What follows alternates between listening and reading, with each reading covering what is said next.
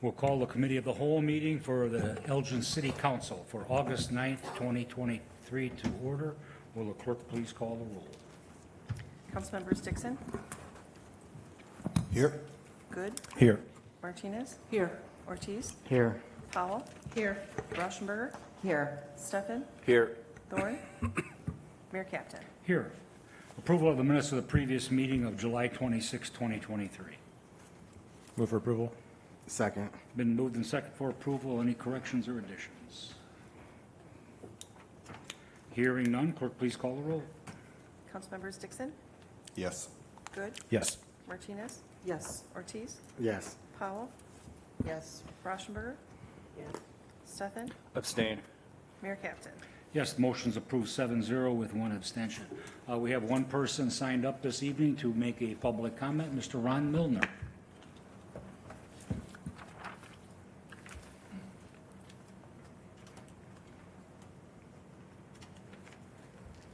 Good evening, Mayor Captain.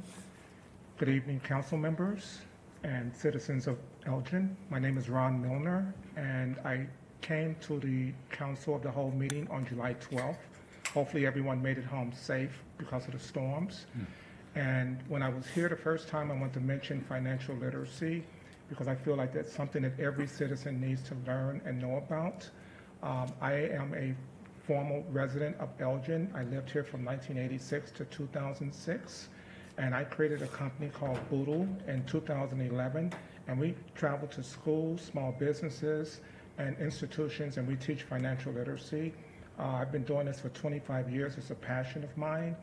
And when I made my first presentation, I asked the residents of Elgin to reach out to me because I'm here on a fact-finding mission. And I'm here to say that someone very prominent in this city did reach out to me. They said, Mr. Milner, we couldn't agree with you more. We need to meet. So on Monday, August the 7th, I had a 60-minute meeting scheduled, and the meeting lasted for about 90 minutes. It was very impactful, and we're moving forward. So once again, I call out to the citizens and people of Elgin to reach out to me. You can text me at 815-793-6059, and I would love to establish a relationship with this great city. It's a beautiful city. And Mayor Captain, I have to tell you, the citizens here have been very nice to me. I just love Elgin, and I appreciate this opportunity. Thank you, everyone. Thank you for what you do. Okay. Mr. Manager. Thank you, Mayor. This evening we have two presentations, and the first one up is an Illinois legislative session update. Dan Schoeman and Corinne Bradley, both of Dan Schoeman Incorporated, will be reviewing the Illinois General Assembly's 2023 legislative session with a focus on initiatives affecting municipalities. Mr. Schoeman, Ms. Bradley, that one will work if that's okay for you. Thank you. It's good to see many of you that I know again, and thank you for having us here today. I'm Dan Schoeman. I am the CEO of Dan Schoeman Inc., Government Relations, and I want to introduce Corinne Bradley, who is Director of Government Relations at Dan Schoeman Inc. Corinne and I work as a team with all Elgin area lawmakers, especially Senator Castro and Rep. Moeller, but also including others like Representative Ness, Senator DeWitt, and Rep. Ugasti. We communicate with lawmakers on a daily basis during session and at least weekly during non-session. We also work with our federal delegation led by Senators Durbin and Duckworth and Congressman Krishnamurthy, who actually used to work for me in previous positions. We also work with Kane and Cook counties, labor unions, and not-for-profit organizations to be a liaison when issues arise. We had tremendous success for the city of Elgin this year, which is good for taxpayers, gaining $2 million to focus on the neediest folks who need their lead service lines replaced. This funding will help reduce the burden on taxpayers and improve public health. We also have a history of success with nearly $10 million for the promenade in downtown Elgin and millions of other projects for improvements. We were the only community to get a lead service line grant in the fiscal year 2023 budget. There were some other communities that got special grants, that got special loans through the EPA, but we were the only ones in this year's budget to get a grant. This year, we also, and I have to thank, by the way, Senator Castro and Rep. Moeller, who made that happen. Each of them were able to appropriate funding. This year, we also helped lead the fight to stop job-killing legislation that would restrict the ability of municipalities to use tax increment financing districts, which is really the main tool that suburbs have for economic development. This year, we also helped obtain modest gains in the local government distributive fund, which is the state's share of the local share of the state income tax. Going forward, we would appreciate the council's continued input to the city administration on issues. So please weigh in on issues of concern to the city manager and staff, which they communicate to us. Corinne Bradley is now going to speak about her work as a liaison with the legislative caucuses. And Corinne, up to you. Okay. It was right behind you. Good evening, Council. My name is Corinne Bradley, and I have been a full-time lobbyist in Springfield for 4 years. Perfect, thank you. Sorry, you're a little taller. Representing Elgin and other municipalities among our clients. Caucuses are gaining a lot of power in Springfield as the diversity of the legislature increases. For example, our newly formed Asian caucus now has 9 members, which is amazing considering our first Asian American lawmaker was Rep. Teresa Ma, who was elected in 2017. I am also Asian and African American, Filipino and Black. And so this is incredibly integral in my relationships with our caucuses in Springfield and has been great with our work with the municipalities. The growing strength of the Asian, Black, and Latino caucuses are the reason why it's critical to continually consult with caucus leaders and staff on key issues, which is something that we do every day that we're in Springfield and then weekly when we are not. As we look to the future, planning, for example, the Black Caucus has its own 4 pillars, and they're the guiding principles for the legislators for the state of Illinois. These are criminal justice reform, education and workforce development, economic access, equity and opportunity, and healthcare and human services. Each pillar for the Black Caucus has a leader, and we often engage with them to advance the causes of Elgin and other clients. In conclusion, we are excited to work on a lobby day for the city of Elgin in 2024, where we will engage all of the House caucuses and Senate caucuses. And for example, I know that Rep. Teresa Ma is interested in Elgin because of her work with as an Asian coordinator for Governor Pat Quinn. She has met with the Lao American Organization and members of the Lao community here in Elgin. And many of the Latino caucus members know that are aware of our important needs of our Latinx community here in Elgin and want to help. We look forward to working with you going forward, and we stand ready to take questions. Okay. Any questions for Mr. Shulman or Ms. Bradley? Mr. Ortiz. Thank you both for being here. I'm new to the council, so I haven't met you guys before here. But so I'm hearing that there's supposedly still money from 2019 from the state that's still pending to the city. Do you know where that's at in the process and how much money that is? We can provide that for you. We have focused on the big grants and getting those released. There's a few small ones that are holdovers, some of them from years ago. There were reappropriations. So I'll get you a list of those, and we can still we're continually seeking the release of those funds, but I'll get you a list. Okay, thank you. That's a good question. And then with you guys talking about your relationships in Springfield down in the General Assembly, do you think your relationships are strong, like with the Senate President and the Speaker, to allocate and lobby for more dollars that come to the city?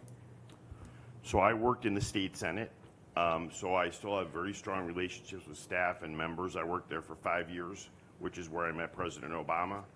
And so we meet with the staff on a regular basis. As far as the Speaker's office, the Speaker likes me, but he loves Corinne. So he said, and actually, believe it or not, one of the projects that we did for Kane County is we've got $30 million over the last couple of years for Long Meadow Parkway because of Corinne's relationship with the Speaker. So we've had very good success from the Speaker with projects and our local members. So yes, we do have a regular, and we go meet with them regularly. Okay. All right, thank you both. Thank Okay. you. Do you have any other questions? Way down this way. Ms. Powell? Thank you, Mayor. Thank you for being here today. Nice to meet you, Corinne. Dan Showman is a familiar face. Good to see you again, Dan. And just thanks for all the work that you both are doing. Dan, you've been our legislative person, our lobbyist in Springfield and at the federal level for a long time. You've done amazing work bringing back tangible grants, dollars, and help with legislation back to our community. So I just want to publicly thank you for that. I think to answer your question in terms of his relationships, Councilman Ortiz, Dan has great relationships in Springfield and obviously great relationships with our federal officials. And that is apparent based on what comes back to Elgin. So I definitely appreciate that. I'm also excited to see that we're working on a lobby day. It's something that I brought up the last time you were here. I think the last time we did something like this in Springfield, goodness, was probably back in 2011, 2012. It was quite a while ago. So as soon as you get that scheduled, definitely push that out to us. So since most of us are part-time and work full-time, we want to definitely put that time aside so that we can plan to attend, because I think that's very fruitful for all of the council to come down for Lobby Day. Well, that was one of your suggestions, and I think it's great. And we do attend all the Metro West lobby days, but this is a great idea. So we'll have the dates of the schedule of the session in November, and then we'll get back to you. We'll figure out a date. It'll probably be February, March. Perfect. Thank you. You mentioned some of the specific legislation that you are working on and continue to work on in terms of lead pipe replacement funding, TIF legislation. Can you maybe speak to what we may be able to expect moving forward in terms of any more dollars to help with our extensive lead service line replacement? Sure. So I've been disappointed with the federal government and its allocation of funding on lead service lines. So we're trying to work on getting our share of money from the feds. A lot of money went to Texas and Florida, which aren't exactly the homes of older communities, whereas the older cities are the ones that have the biggest problem. So we're going after the federal money.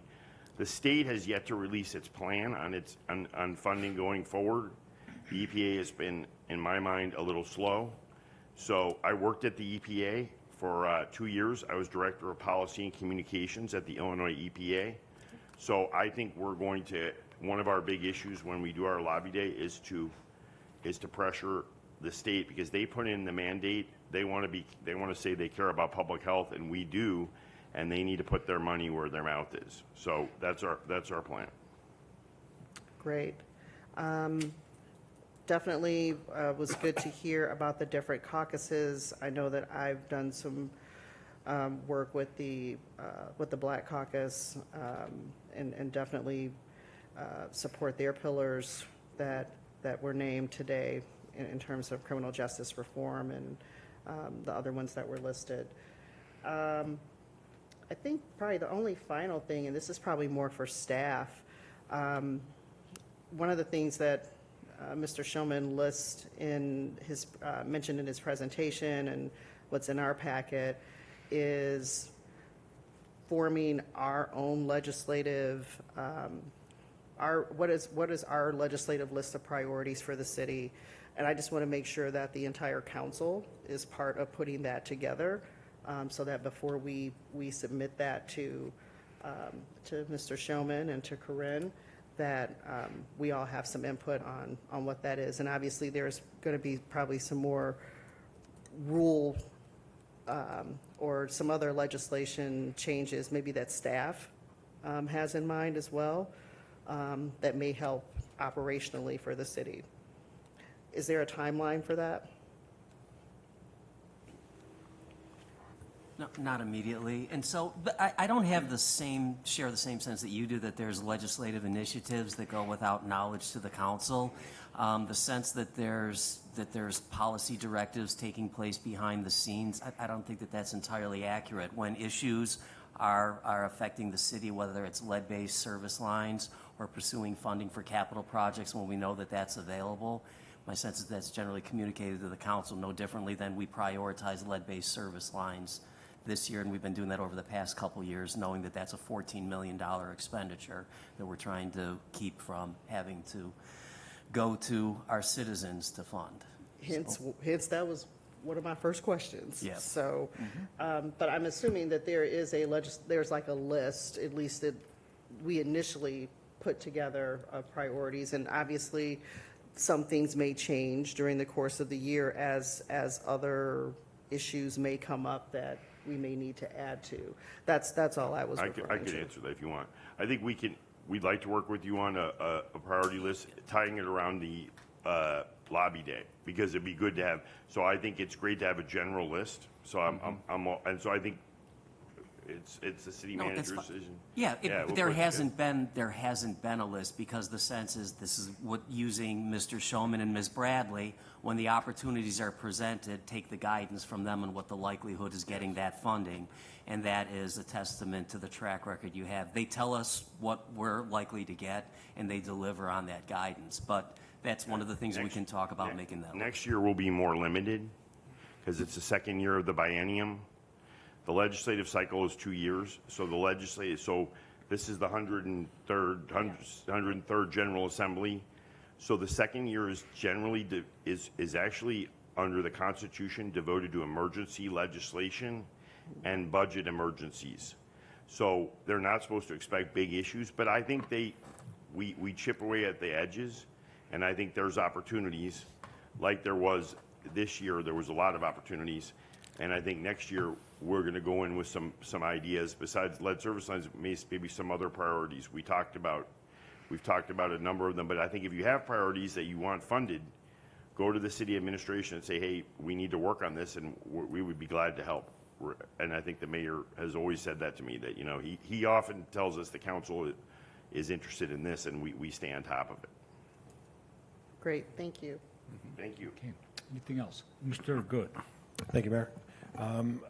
I guess as you just laid out, the next year is really going to be dedicated to emergency legislation. We're going through our strategic plan process right now.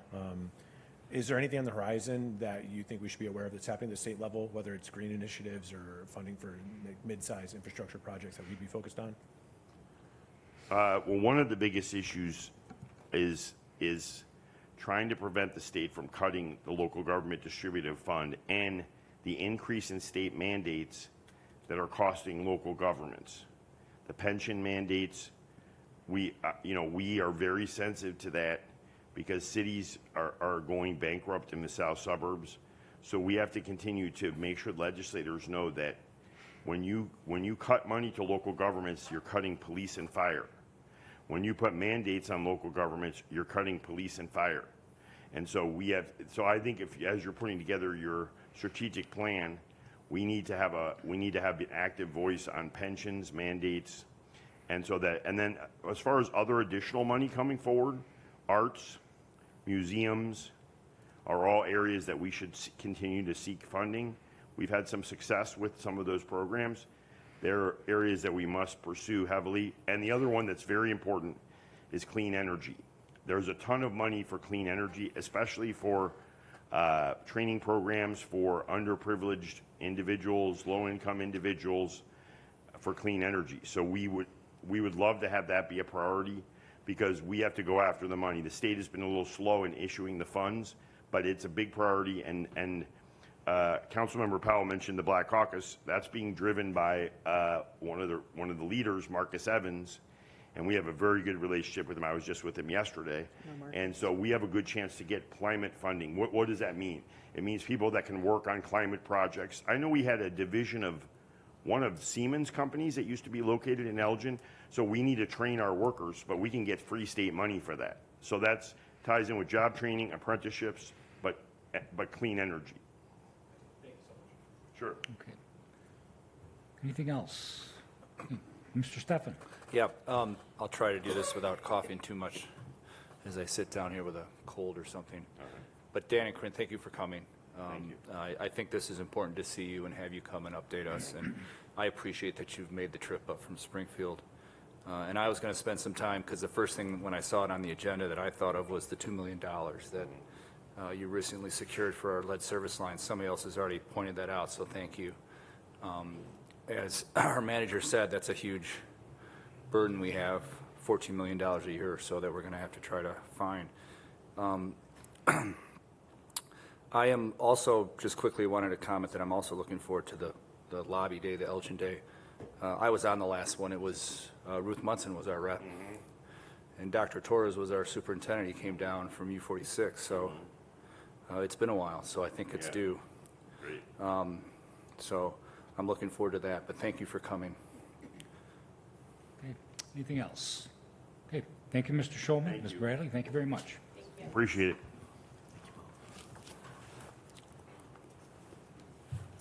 Item B, Cultural Arts and Special Events Strategic Plan Update and Focus Group Findings.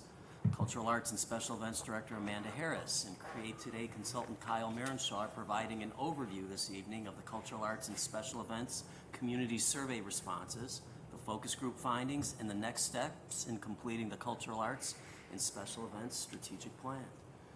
Good evening. Hello and thank you. And now that Dan and Corinne have given us all the arts money, I'm happy to follow that up. So yeah, we're here to give council an update on the work that we've been doing for a little over a year on the Elgin Arts and Events Market Study and Strategic Plan. And Kyle Marenshaw of Create Today is one of our consultants, and he's going to dazzle you with graphs and data, and it's going to be lovely. So Create Today is the consultant that we selected in the late spring of last year. We've been working with them just over a year. And the objective given to them was to exactly what this says, analyze the arts and events that we host as a city, figure out what we're doing right, what we're doing wrong, what the community is responding to, what they want more of, what they want less of, and then look at the communities around us and see how we compare. That includes everything from events to public arts to venues, and everything in between.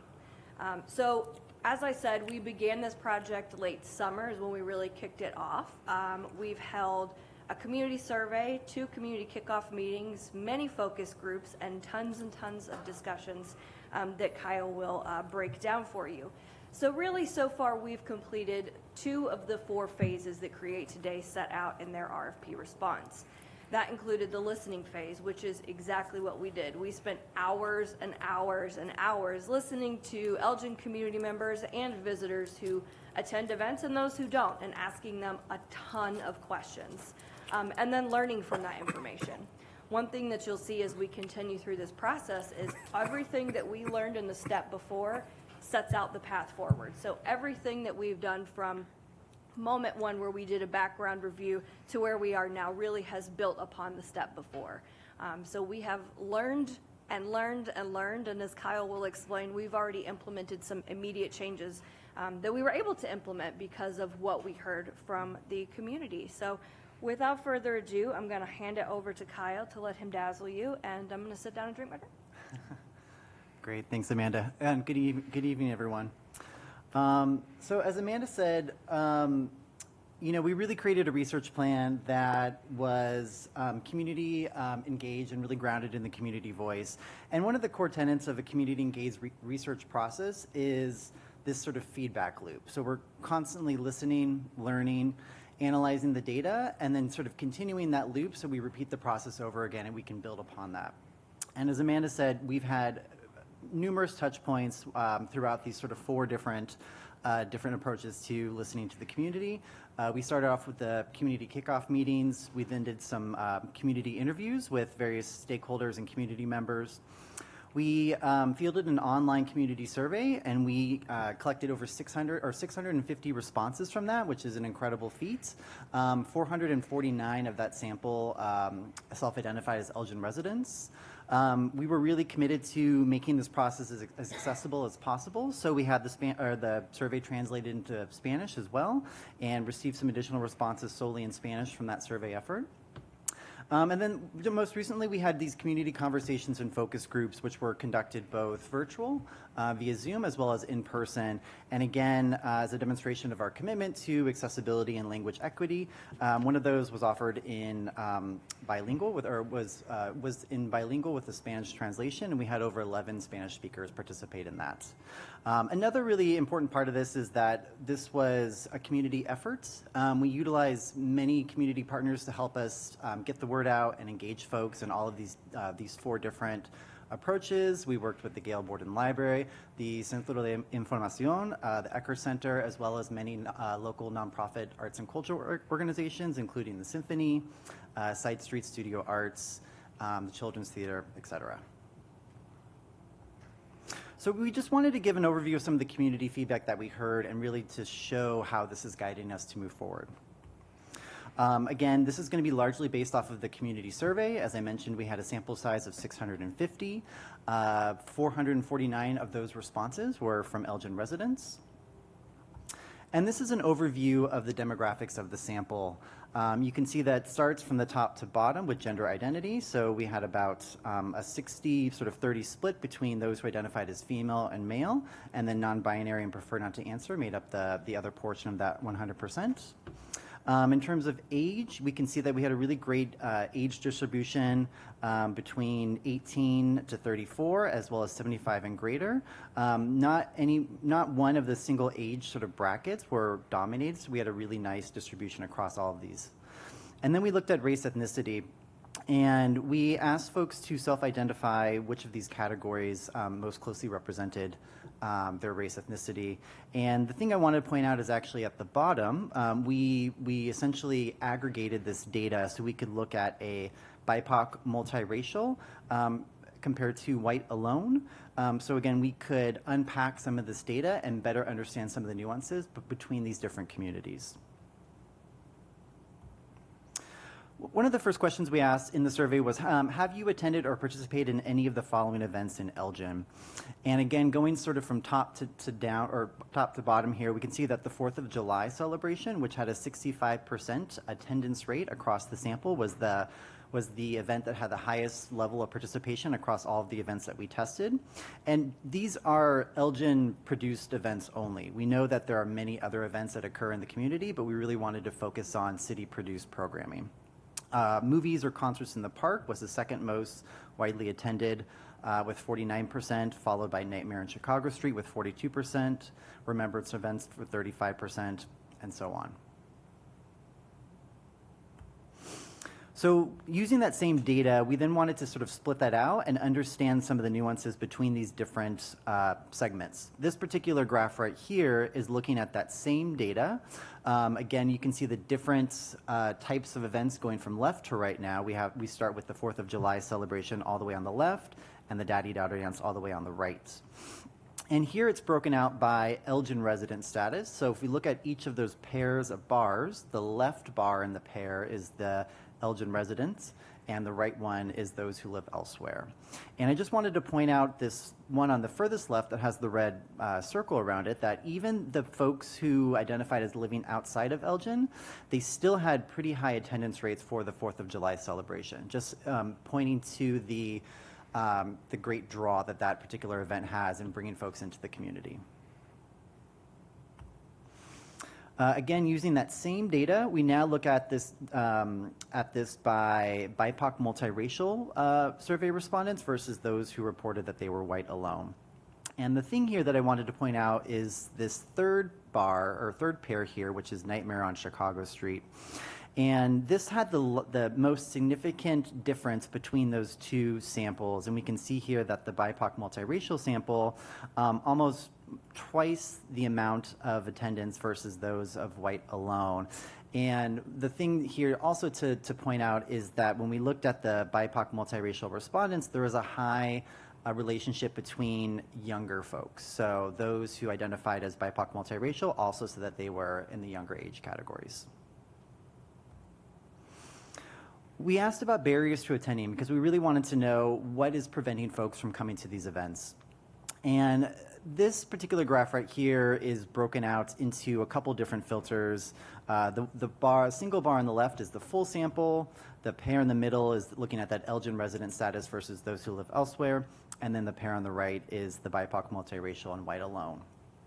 And I think just a few things to point out here are some of the sort of key differences. When we looked at the Elgin residents, they were much more likely to say that costs or ticket prices are too high compared to those that live elsewhere. And we looked at the BIPOC multiracial sample. We saw that twice as likely than the white alone to say that they don't feel welcome at the programs, as well as difficulty in getting there and transportation. And again, these are really important things because this has helped us to dig a little bit deeper in some of those the community conversations, and also to really help support the city staff to better understand how they can make the events more welcoming and really make them more accessible to the community. We wanted to know about the city's role in supporting the arts and culture ecosystem. So we asked, what do you believe are the most important roles for the city of Elgin? And we can see that funding to support local organizations and artists was the top priority here at 44%, but also provide free and open programming to the public at 38%, and then showcase world-class artists at ticketed events. We took that same data and again sort of broke it out by BIPOC, multiracial, as well as white alone. And the two things I wanted to point out here are again sort of circled in these red ovals here. And the first one is at the very top, and that's to provide free and open programming to the public. The dark green bar represents the BIPOC multiracial sample, and again, you can see here that this, in fact, was the top priority for this community, whereas what we saw with the full sample, funding to support local arts and organizations was the top one. The other one is opportunities to learn about and experience different cultures, which is going to be the third pair from the top. And you can see that the BIPOC multiracial sample was much more likely, almost 3 times, to say that this was a priority for them than the white alone sample. And then lastly, in thinking about support, we asked specifically about how the city could better support artists and arts organizations. Grants or funding opportunities was the top item. We also heard about this in several of the community conversations. Marketing support, right? Building greater awareness about the types of programming that are going on here. And then performance, rehearsal, or studio space. So making sure that folks have access to creating work, to rehearsing that work, and then presenting it. So all of that data right there really helped us to focus in on programming. We wanted to better understand what are the preferences of the community, what are the needs of the community, and how can the city create programming that, again, it does really resonate with the community and creates that warm and welcoming space for them. So we asked about which types of programs or events they would like to see more of in Elgin. We started with sort of a predetermined list that are things that are already occurring in the community, and then we expanded upon that from the survey data that we collected. So the first one here, concerts of touring companies or artists, had the highest level of interest from the community survey, followed by large-scale outdoor concerts in parks or open spaces, visual art in public spaces, so public arts, street festivals, fairs, or block parties, and then events that showcase Elgin-based artists. Again, we took that same data and applied a filter or a crosstab to better understand the nuances between the different segments of the sample. And this right here is looking at the Elgin resident status versus those who live elsewhere. And the one thing I wanted to point out is this one that's circled here again in the red, and that is around visual art in public spaces. Elgin residents said they had much higher interest levels in this particular type of programming, again, because there's a lot of pride around public art, and they see the value in it creating these warm and welcoming spaces, but also this perception of spaces that are safer, better articulated, and really sort of enlivened with art and culture. And then this last one here, again, is looking at that same data, but looking at it by BIPOC, multiracial, and white alone. And again, this also is a data point that we saw earlier that respondents who identified as BIPOC, multiracial had much higher levels of interest in events that celebrate their or their family's cultural. So we took all of those and we conducted 6 different focus groups and community conversations. We had 3 virtual and then 3 in person, one of which was the bilingual and had Spanish translation. And we essentially used all of those program ideas and we put up these giant boards. We also had some boards here in City Hall as well as in the center. And we asked folks to go around and essentially prioritize these boards and then tell us what they liked about them or what were some challenges or opportunities about these particular types of programs. The first one that received the most sort of green dots or the highest rating of preference, these concerts or performances of touring companies, bands, or artists. One thing that people really said is that they don't have to travel outside of Elgin to see this type of program. They can really keep their spending and economic impact here in the city. And they would like to really see a range of events, including, sort of big name bands, cover bands, bands that are culturally specific, such as Ballet Folklorico, but also to continue to see things that are already taking place at the Hemin. So the symphony, children's theater, and those types of nonprofit arts performances. Some of the challenges or opportunities that they saw was that this could further centralize programming so that it would only take place in downtown because that's where the large cultural spaces are. And just really the need to ensure that programming is accessible, that it takes place in different venues, neighborhoods, both indoors and outdoors around the city. The next one was visual art in public spaces. This had the second most green dots, or sort of second most rating of preference. People really like this because it's a way to engage folks, draw them in through art. And again, it has that sort of beautification effect of the city, both physical environment, also that sort of perceived perception of the space being safer, more accessible, and more welcoming. Some of the challenges and opportunities that we heard about this particular one is that this requires funding, right? And how will this really be supported in an ongoing and consistent way so that it is not just sort of a one-off type of art installation, but it's something that is sort of a through thread throughout the programming. We heard from artists that they would like to see a more streamlined permitting process and a way to apply to be an artist that creates this work. And then really just thinking about what is public art and what is the role in the city supporting this. Because we know that public art can happen in a variety of spaces. Private businesses can also have, murals on their walls, displays in their front windows. So just thinking about how the city can support that as well. Events that celebrate and showcase the different cultures of Elgin. This was the third highest rated option. Many folks really identified with this and said that this really helps to celebrate the diversity of Elgin's communities. There's a lot of opportunities for community building, both at sort of social bridging, in that you can learn about new cultures, but also social bonding. So there's meaningful interactions within cultures. A lot of folks talked about that generational gaps within certain cultures and how this could be a really wonderful opportunity to bridge that gap.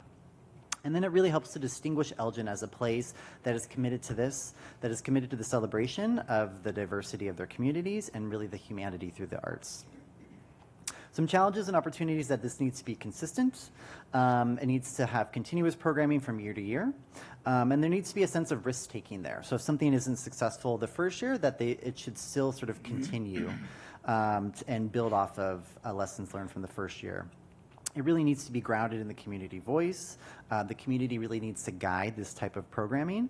And also that the community, certain communities aren't just a monolith. There's a great diversity and breadth, even in the Latinx or Hispanic communities. And that was really important to a lot of folks. And then just thinking about the multifaceted nature of these. So not just a performance, but it can include food, clothing, dance, and interactive activities for kids. Large outdoor concerts or performances. So people really like this because it's a casual environment. They can bring their family, their dogs, they can make a picnic. And it really has a low barrier in terms of an entry point here. It can be free, they can be family friendly. Some challenges and opportunities is that there is around accessibility. Several people identified a lack of parking and accessibility specifically at Festival Park. Folks would like to see more culturally diverse artists that represent the breadth of Elgin's diverse communities. bilingual events in Spanish or other language. And again, as Amanda said, this is something that the city is already implementing with the most recent La Banda, which I know was had subtitles or was in bilingual, and I know was a huge success as well. So again, a lot of this feedback is already being incorporated into the programming. Immersive entertainment experiences. So this one was specifically testing this idea around Nightmare at Chicago Street. The interesting thing is that a lot of people resonated with this less as an interactive sort of, installation, but more as something that's participatory, that could be active. You could have healthy types of classes such as Zumba, things for the kids, for family-friendly programming. A few challenges and opportunities with this is that they would like to, we heard from several folks who would like to see this type of programming, but also options that are without alcohol. So again, it does have more of a family-friendly nature to it.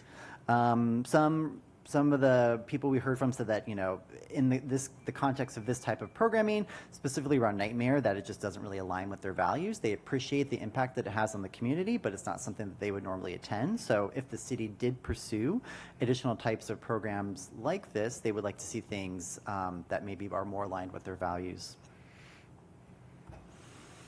And then programming that takes place in different neighborhoods. This is sort of similar to the block party. That was really the impetus for this type of program.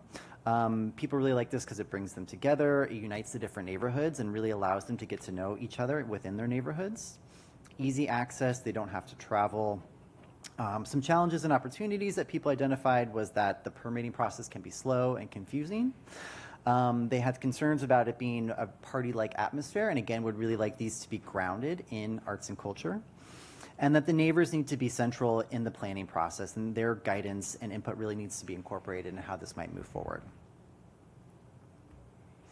So in terms of next steps, we are, as Amanda mentioned, looking at some comparable communities just to better understand how Elgin sort of fits into this larger arts and culture ecosystem around resources, types of programs. We will be doing additional meetings with our advisory committee that is comprised of local Elgin residents, artists, some city staff. We will have additional meetings with city council, specifically around the financial models that we'll be preparing in terms of like how these types of programs could be supported moving forward. And then we will have additional opportunities to engage with the public, get their feedback on the draft plan, and then again sort of finalize that and present it one last time to the city. And that's it. Thank you all very much. Okay. Any questions for Ms. Harris or Mr. Marenshaw from the council? Mr. Good. Thank you, Mayor. I think I may have missed it. What was the makeup of the group that was in person? For the demographics? Yeah, I think we did not collect specific demographic information for those groups. Okay. I do know that we had 12, or I think it was 12, Spanish speakers for the in-person one. Oh, 11, yeah, 11. So again, I don't know the demographics of that. I know that their primary language was Spanish. Okay. Yeah. Thank you. Mr. Ortiz. Thank you both for this. I'm glad to see that Ms. Harris started working on a lot of this stuff, like with the concerts over at Festival Park, the concerts at Wing Park, and a bunch of the other events that she's already putting together. So I'm glad you guys are being proactive with your survey here and already implementing a lot of the things you're already doing. Okay. Mr. Dixon. Thank you. And thank you for the presentation. I thought it was very thorough. I also like how you highlighted certain things that really stood out to you. A couple of questions.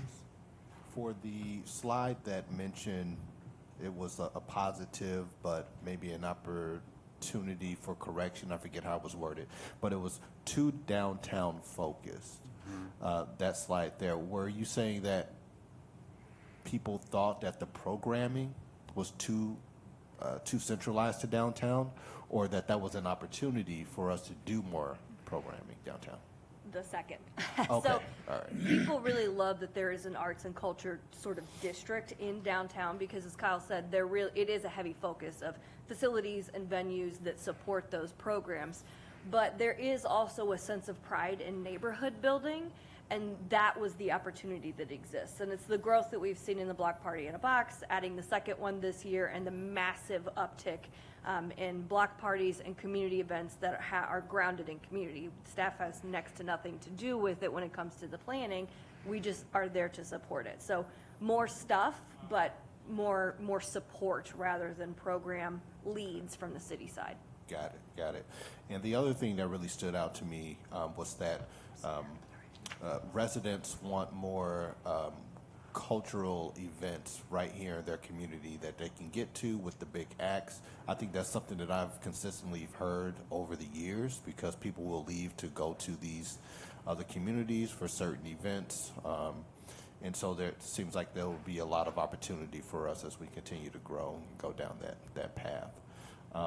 And one other thing, the access, that was the word I had in mind, because some of the BIPOC individuals, families, they wanted to have more free events. And so it didn't look to me like they weren't interested in the other things, but they were saying, yeah, we'll go, but we just don't want to pay all of that money. So just something else I wanted to highlight. You were getting ready to say something. I was just going to say, Okay. we've had a lot of conversations about what it means to be welcoming and what the word access means. So Yeah. while it does have something to do with ticket price, it's also about how a person perceives the event by itself, whether it's indoor, outdoor, how do you walk into the event? And so one of the questions that we asked in the focus group, as he was saying, it's kind of this loop in feedback is, okay, we had some of these in person at the Hemmons. We had some of them in person at the center. How did you feel walking in here? Did you feel welcome? What was your perception? Yeah. Really kind of digging in further. And we will continue to kind of explore that concept to make sure that people do feel welcome regardless of however they identify at indoor, outdoor events, and so on and so forth. Okay. But didn't they specifically say we want free events? Free events, childcare was one, and so was travel and timing. Those were more general across the board, but free events was certainly something that Yeah. was highlighted. Yeah. We all want it free, don't we? We all do, yes. Yeah. All right. Thank you. Good job. Okay. Anything else? Ms. Powell? Thank you. Thank you for the presentation. One of the things, and I just echo what Councilman Dixon said about the cultural events. That's something I hear from our community a lot. I'm glad to see that some of those are starting to come back. I think it's definitely a sense of pride for our very diverse community to be able to partake in those types of events right here in your hometown. So any opportunity that we have to do those here and to expand what we're doing, I think is something that will be a win for Elgin. What I wanted to ask about is, I saw that one of the areas that scored pretty high was the ability to attend concerts from, well-known artists here locally, ticketed concerts. And obviously, we're making a big investment in the Hemmons right now. Can you speak to how that investment may help us to accomplish what we're seeing our residents asking for in this survey? Certainly. So one of the things that we are investigating as a department and as city staff is how to best utilize that investment in the renovation of the Hemmons. There are renovations being made. Part of the renovations being made are specifically to make the building more accessible for those larger acts. So it does become a more attractive venue for them. Obviously, when we bring in those types of groups, those types of performances, there's a cost associated. So some of the work that Create Today is doing is looking at what are the other communities doing? How can we make sure that we are competitive but not overly competitive? Making sure that we're bringing in stuff that people are going to come and see. So that we will work together to find that programmatic mix balance, and that will include the financial model. Great, because I think that's one thing that I do miss from when I first moved here to Elgin in 1999, 2000. We had more of a mix of concerts, comedy shows, things like that were offered at the Hemmons versus what we have right now. So I just wanted to bring that up as something I did see in there. as the liaison to the Cultural Arts Commission, working with you on that, I was giddy to see the people responding to the public art piece and really appreciating that and wanting to see more of that. And the feedback from the artists wanting to see less barriers to the public art. I think that's definitely something that we've heard a lot as a commission, that we can continue to work with our staff on, because I think that there are hopefully some opportunities there that will allow us to do more murals and the public art piece. So also glad to hear from Dan Showman in terms of, potential grant opportunities there. I know that there have been some grant opportunities that we've taken advantage of and applied for. It looks like that's something else that the state is recognizes as a benefit to local communities as well. So thank you so much. Really appreciate this work. Okay, anything else? Ms. Martinez? Thank you, Mayor. Thank you for the presentation. I just want to make comments on some things that have already been commented. Like, for example, that people like free, and it's true, they do, right? But nobody wants to pay for it. The other thing is, as Ms. Powell mentioned, there used to be a lot of fun things that happened here in Elgin, and it's true, but at that time, we had more monies coming in from the riverboat, like $30 million a year. We don't have that anymore. But I think it's creative how we're trying to get this information and see what we can do to provide. And as was mentioned, the state recognizes how important that is. And so that's such a plus, because those were great groups that came and people still talk about them. It's just unfortunate that it's very expensive. The other thing is with the Hemmons Auditorium, it's about time that we did that. And I know some people are kind of upset that it's expensive, but you have to invest to get some money back. So thank you. Okay. Anything else? I have just a couple questions for you. And one thing that I think is we have to be inclusive is that Elgin Community College offers a lot of programs as well. And did you differentiate them as well as part of the entertainment for the city of Elgin? And the Gail Borden Library also puts on a number of different programs that can fit into this. And do you allow for people to comment on those as well and how they fit into our overall scheme? Since we really focused on city programming, what we did instead was used those folks as partners for this. And so bringing them into the fold and having some interviews with them and saying, hey, you're on our advisory committee. Let's talk about what you're doing and what we're doing and how we can make both of our lives better and both of the programs that we're doing better. So it wasn't necessarily for the survey and the community to input on the programs that they offer, but rather direct communication with those partners at Judson, at ECC, at the Gail Borden Public Library to say, what are you doing? How can we help? And that's something that we're already doing this year. So for Canta con Orgullo, which is taking place in September, we brought the library and said, hey, you're doing great stuff. How can we help? And I think that's probably what we will begin seeing more and more of, rather than stepping on one another's toes. Let's collaborate more and do good stuff very well. Yeah. And I think you mentioned marketing as part of this, and I think that the marketing should include those venues as well. And so people understand that there's more here in Elgin than just what the city does, that we have other organizations that are doing things as well. Okay, Ms. Powell. Yes, and one of the things I meant to bring up in my prior comments, and you and I, Amanda, have had some of these conversations, and other folks in the community that are here today, making sure that we are cognizant of bringing and inclusive of local vendors, making sure that we are inclusive of our BIPOC community in the creation and execution of these events.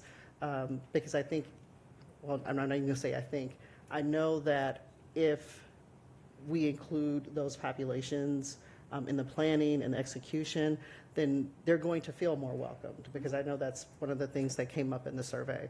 They're going to feel more welcome, they're going to feel more a part of it, and obviously using local vendors, feeding into our economy, that only makes sense. So that's something I want to make sure that we're cognizant of and making sure that we're executing as well.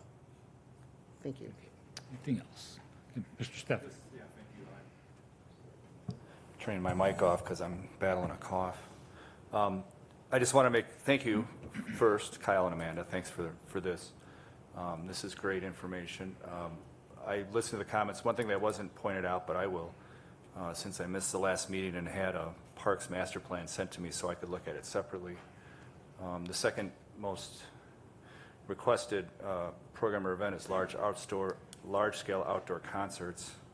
And I know by looking at that Parks Master Plan, there certainly is some effort to be made to upgrade the Wing Park band shell, which essentially is just a shell right now, and do something at Festival Park where we just took the first step and put a cement pad in.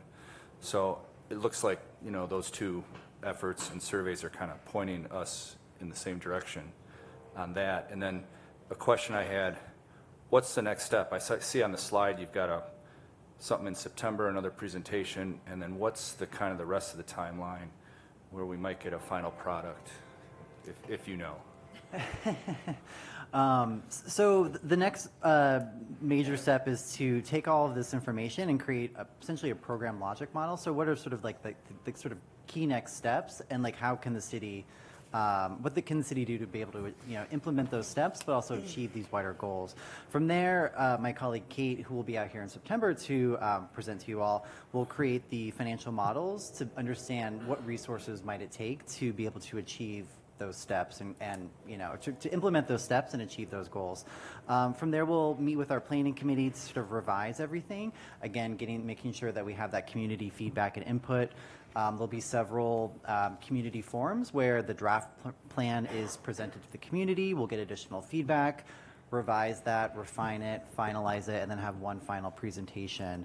I don't know if we have a final date in mind, but no. No, one thing that we have learned as we've gone through this is to not rush. We want to make sure if we don't get the response that we think is necessary, that's representative of the community, we're going to pause and go back out and redo. So the timeline has extended a little bit, but even so, not as much as we kind of would have assumed. People want to talk about this, which has been great. And I think one of the other pieces that is probably important to note is, staff took this year to try some stuff. City Council approved some things in the budget that gave us the opportunity to try some things. We have the co-sponsorship program. We're doing some Festival Park concert series. We tried some different programs out at the Wing Park band shell. So a lot of what we heard is stuff that we're already doing. So I think a lot of what we will get back in the programmatic mix is just going to kind of reinforce some of the steps that we've taken so far and kind of tweak and up the ante, which I think is really exciting and totally overwhelming. But yeah, so you'll see Kyle, Kate again in September, and then depending on council's response and what we hear from the community, hopefully before the end of the year, we will have a final strategic plan to present. Fingers crossed. Okay, thank you. Anything else? So you said by the end of the year, so we won't necessarily have this in time for budget? The as we plan for programmatic mix and the financial model you'll have in September, so it will Okay, be. then. Yeah, and we are already working, saying like, okay, here's the high level stuff, what can we dig into? We worked really hard, poor Kyle and Kate, I've been blowing them up and saying, hey, if you see this, quantify that for me. And part of the other thing is us going out directly into the community as staff and attending the events and seeing with our own eyeballs what is working and what is not. It's working really closely with those co-sponsorship folks and saying, okay, Pride, talk about it. Let's figure out, we're in it together, what worked, what didn't, how can we all be better. And the banda that came to the Wing Park Band Show had 3,500 people show up. It was cuckoo bananas and amazing and beautiful, and we need to do more and be better and keep growing. So we are already planning a lot of the things for the budget. Give Deb a hug next time you see her from me. So, and then the financial model and the programmatic mix is just kind of they go down, they break it down and say, you're going to need this much staff. This is how your venues compete. This is how your events compete. And kind of just gives you that extra data, that extra background. So when you do hear from us at the budget season, you understand and you have that scope. Perfect. Thank you. Okay, Great, anything thanks. else? Okay, thank you very much. Yeah, thank you, guys. Mr. Manager? Thank you, Mayor. Item C is an agreement with Lane for a well motor. The city has 10 deep wells that it uses in conjunction with the water it draws from the Fox River to supply the drinking water to its residents. In 2019, staff purchased a spare well motor for the Airlight water treatment plant wells that is stored for emergency use. In 2022, 3 years later, well 5A at the Airlight water treatment plant failed shortly after it had been replaced, but the spare motor was there to be used to return the well to operational status in a timely manner.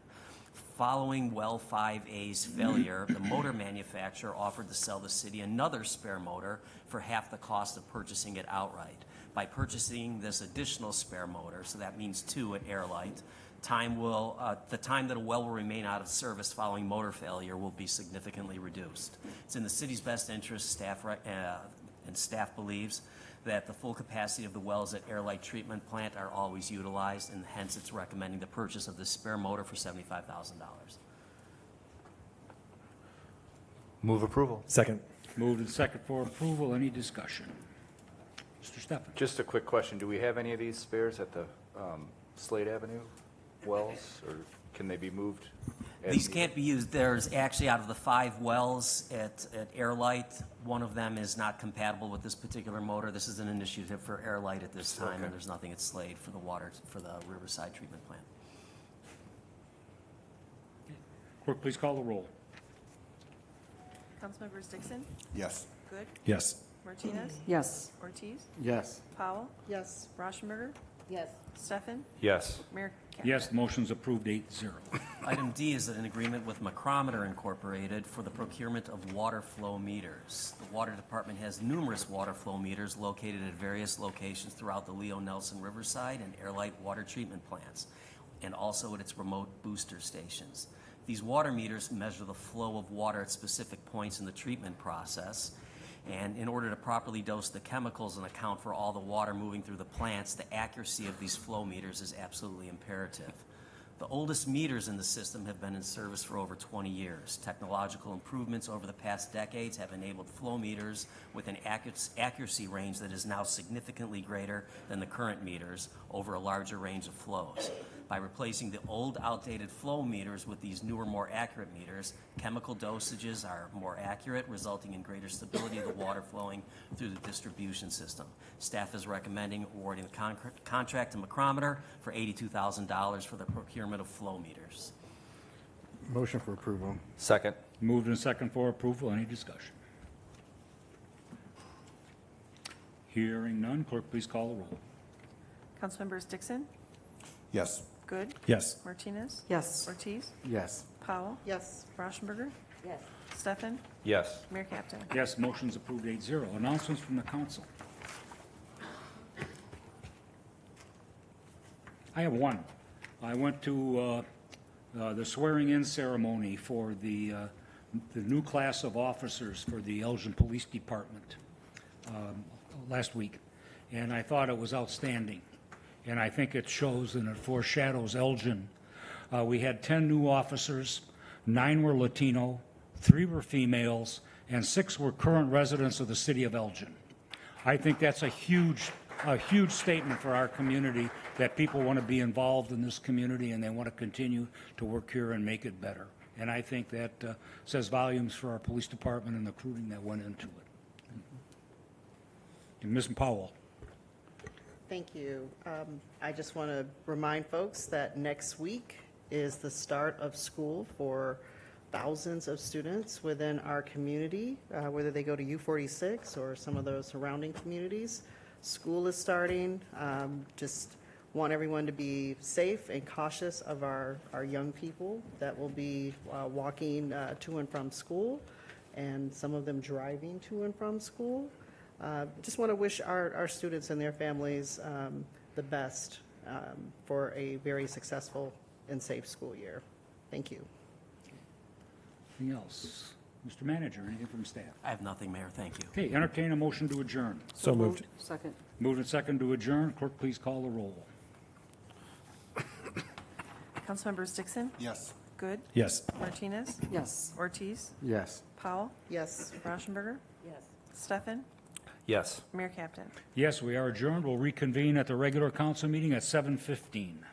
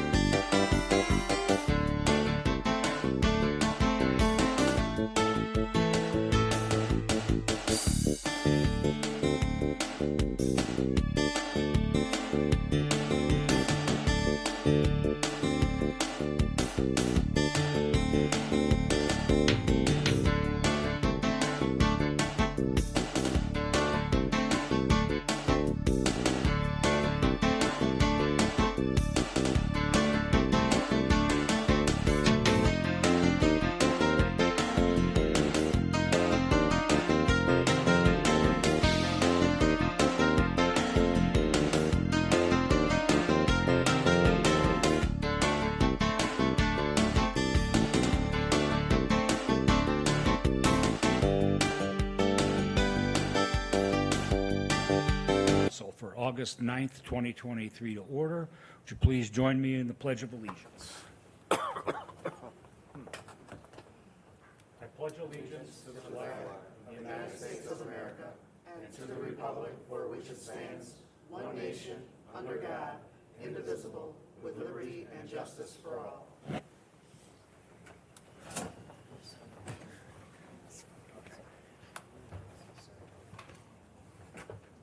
Okay, will clerk please call the roll?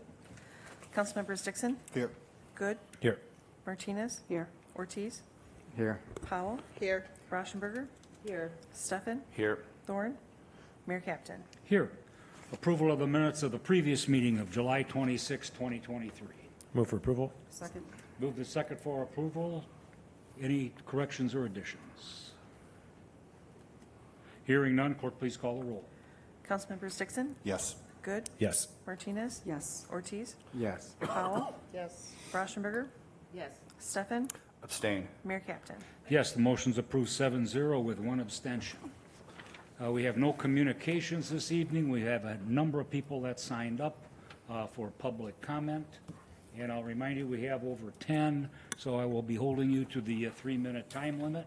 The first one is to sign up is David's, I believe it's Spadivas. Oh, I'm sorry. Sorry, bear with me. First time ever speaking or addressing the council, so thanks everybody. Hello, my name is David, or D-Kid, as everybody knows me possibly on social media. I'm the owner of Leaf to Bakery LLC. I started in late 2019 here in Elgin and spent the last 3 years making sure that I am legally allowed to do business in the city I live and surrounding areas. I spent the finances to obtain my LLC, pay my EIN taxes, business license, business insurance, health permits, inspections, vendor fees, and other requirements needed to have a locally owned small business. I've lived here for 12 years, and I have a 9 and a 10-year-old who go to school here also. The reason I'm addressing the council today is about awareness. I want to bring awareness to the lack of inclusion that some small minority business owners in Elgin have experienced. The city of Elgin says that we are a city of inclusion and diversity, and we're proud to live in a melting pot of different cultures and give a lot of credit to the city of Elgin for portraying this message. But we are not feeling the inclusion or diversity that the city speaks of when it comes to allowing us to be a part of events in the city as vendors. Unfortunately, we get more support in business from all the surrounding cities that outsource to us to come to their locations because of the exclusion that we are experiencing. Worst part is that we do reach out to Elgin first before we outsource to other locations. We do a lot of work with the at-risk part of the community, but we want to be included with the at-large community also.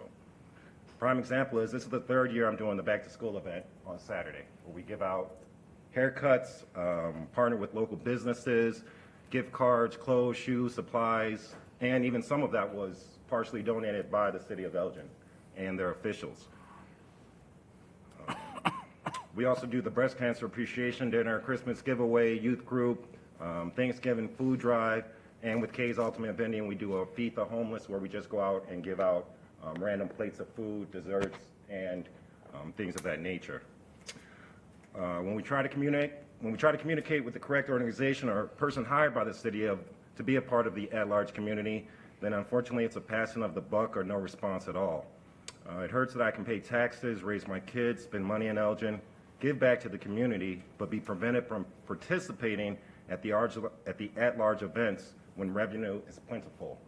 Prime example is everything that the gentleman and the young lady was speaking about with the events that are occurring in Elgin. We actually did try to be a part of a lot of that. Movies in the park. We did Juneteenth. We were able to do Pride, but that's because we reached out to the promoters directly and spoke with them, and that was unfortunately a little bit outside of the city. Basically, in conclusion, I'm just coming to you guys to help remove this invisible barrier that is stopping us small business owners from growing in our own city. Give us the priority to do the events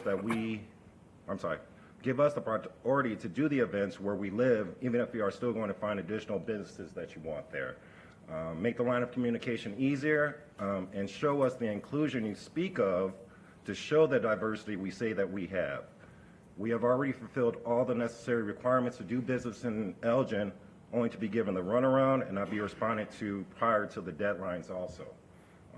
This is hurtful to our business and also does not portray the message that the city, I believe, wants to give of inclusion. Thank you. Thank you. Thank you. Marcus Banner. Good evening, Mr. Mayor, Council. I'm Marcus Banner, the People's Champ, and I come to you as one people, one voice, one community. We talk about supporting small businesses a lot, but not with our local startup small businesses in mind. We have all heard or read that small businesses' success is tied to their access to capital. We are here to humbly ask this council and the mayor to help remove the barriers preventing our local minority-owned startup businesses from having access to our city's at-large events, which would give them access to earn greater revenues, which in turn gives them access to more capital that will help grow their businesses. As our local minority-owned businesses grow, with a special emphasis on our Black-owned local startup businesses, they inspire our at-risk population and the youth in a way that words can't explain. This type of inspiration sends a ripple through the community that begins to change the face of our forgotten neighborhoods, putting us on the path toward equality. So once again, please help our locally owned minority businesses, with a special emphasis on our Black-owned businesses, gain access to our at-large events so they can gain access to some of that at-large revenues, and our city can live up to its motto of diversity and inclusion. And I'll leave you as I always come, as one people, one voice, one community. Thank you. Thank you. Jack Peterson.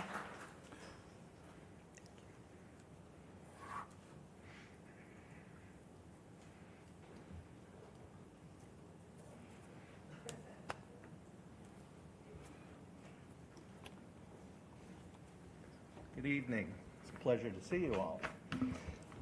My name is Jack Peterson. I'm a 40-some-year resident of Century Oaks West.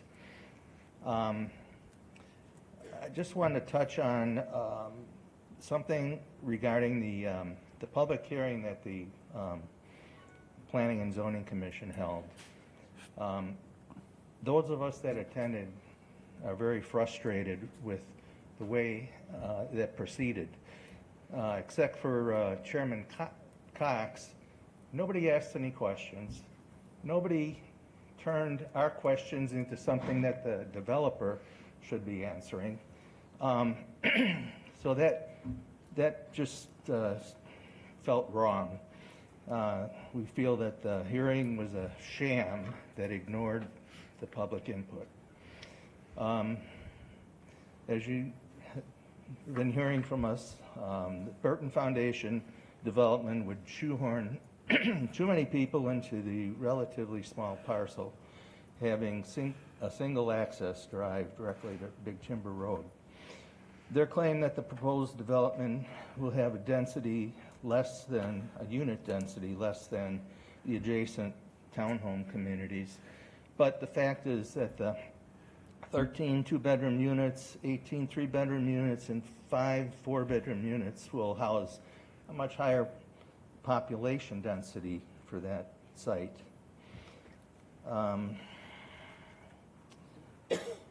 Subject property was designated in the city's 2018 comprehensive plan as single-family detached.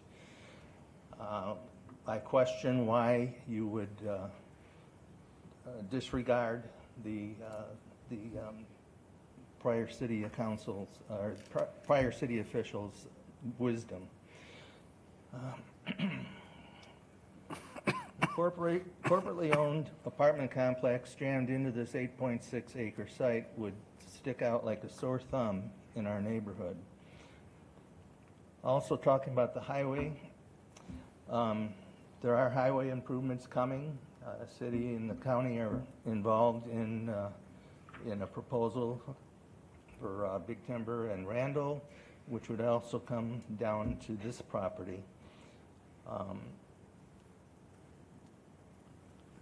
The the property improvements or the roadway improvements are going to require some right-of-way acquisition from this parcel.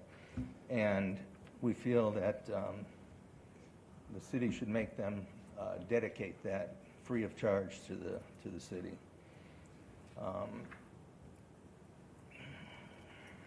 I thought I was so prepared.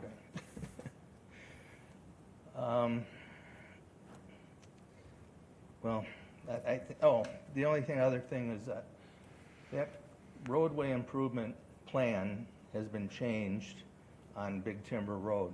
There, at one time, it included left turn lanes going into Jansen Farm Drive, which will be the same location as the proposed driveway for this development.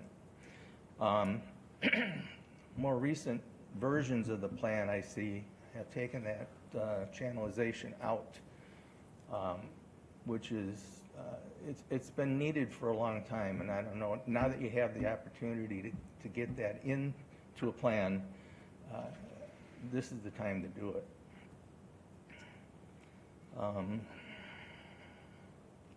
I think I'll just say that. I don't know how many times. Oh, I'm done. Thank you. Thank you.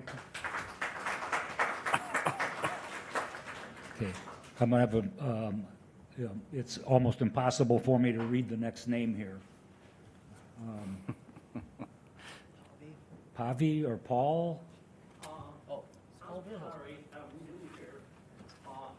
I really put it down. I didn't want to say anything until I find something about the 11.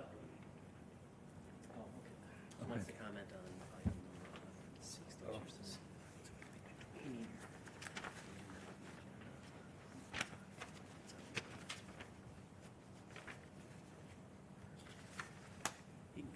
Okay. You can comment now.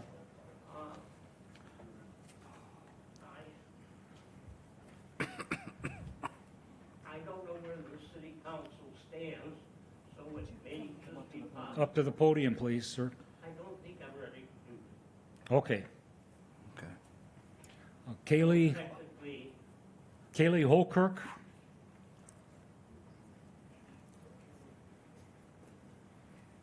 Good evening, Mayor. Good evening, council members.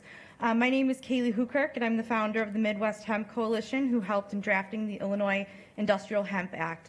I'm also the co-founder of Mood Brewers, a low-dose Delta-9 hemp beverage for adults. Although I am in retirement now, I was also a vendor for the Elgin Farmers Market and have been selling these products openly in Elgin since 2016. I'm not only disappointed with the proposed ban we are here to discuss, but deeply disappointed with the City Council for its lack of engagement with somebody who was born and raised in doing business in Elgin. Thank you to the few exceptions on the council who did engage. As we deliberate the proposed THC ban, I implore you to lend your ears and gravity to the matter as it impacts your citizens, your business, and the greater hemp community. The facts and opinions I share today are not just my own, but an echo chamber of the businesses we represent. As a resident of Elgin and somebody deeply involved in the cannabis industry, both as a social equity cannabis infuser, hemp brand producer, and nonprofit advocate, I had the opportunity to review the last council discussion. I've considered the recent discourse surrounding the THC ban, and it is with this context that I share my perspective, one that seeks to illuminate vital aspects that may have been greatly overshadowed. Number one, hemp products and THC content. It is essential for us to recognize that virtually every single hemp product will carry traces of THC. As we contemplate a sweeping ban, let us confront the logistical complexities that come with implementation. The lines between harm and benefit are not as clear-cut as you have been led to believe, especially when products that are considered non-intoxicating could inadvertently test positive. The fact that only hemp products that do not contain the only hemp products that do not contain THC are products derived from the ultra-processed hemp isolates, which are widely known for being less effective than full-spectrum counterparts. A sweeping ban would eliminate 70 to 80% of the products on the market shelves right now in Elgin, including low-dose CBD products that test under 3% THC by dry weight basis. The other thing I want to address is synthetics. I heard the word synthetics used multiple times throughout the last committee meeting of the whole. I am curious if the mayor and council are aware that both D8 and D9 are naturally occurring substances in both the hemp and cannabis plant. In fact, D9 is a naturally occurring byproduct of CBD, in most cases is naturally produced without being synthesized. A naturally occurring hemp cannabinoid ban is conflicting with the permissions given in the 2018 Farm Bill as well as the Industrial Hemp Act. D8 is also a naturally occurring substance. Even more concerning, the actual synthetics with no plant identical compounds were never even discussed in this committee meeting. Collaboration with hemp advocacy organizers is next. Our valued hemp advocacy groups such as the Midwest Hemp Coalition, Illinois Hemp Growers Association, Canna Equity Coalition, and Chicago NORML are diligently shaping regulations behind the scenes. Collaborating with these organizations and respecting the ongoing efforts that our representatives can provide a comprehensive framework that addresses the concerns surrounding child safety, labeling, and testing. Premature risks undermine the cooperative spirit and effective policy making. We currently have drafts and works that are being led by Rep. Nichols with support from Rep. Ford and Collins that we plan to introduce this veto session. Oh, I am so sorry. Okay, thank you. I appreciate that. So we've been working with Rep. Ford. Is that possible, Council, to take somebody else? It's not usually allowed, no. So please start wrapping your comments up. Okay, sure. As we've seen from the cannabis industry framework, a patchwork of policies makes things confusing for business owners alike. Supporting a state plan instead of a city ban allows us to seamlessly integrate regulations that are applied equally. I have a state from Rep. Ford on the work that we are doing as well. I was also concerned that we accused fentanyl being in these products. As a retail hemp products, there's no presence of fentanyl. We've had no deaths from children. These strong claims should be supported only with evidence and being investigated thoroughly. And if there is actual instances of children being harmed or fentanyl in these products, I urge the mayor and the council to make this public knowledge because it is not. We're concerned with the well-being of our community and we want to ensure product purity. Accountability is paramount. Most major reputable hemp brands do contain a certificate of analysis which would prove for any impurities or contaminants in the product. So sourcing is already something that is transparent, and I urge the City Council that if purity is a concern, that we could request these COAs to be on record for retailers. Most people can't afford a 40% Please start wrapping up. Okay. Most people can't afford a 40% tax, so taking away these products also affects our most vulnerable populations. And I just urge the City Council to, reconsider the ban and become more informed leaders, setting regulations based on facts, honesty, and common sense. We have a shared goal here, and we want Youth Council to understand that the hemp industry is equally concerned about these things, but we can work together on common sense regulation and be truly a leader for the rest of the state of Illinois. Thank you. Thank you. Thank you, everyone. Phil Montgomery.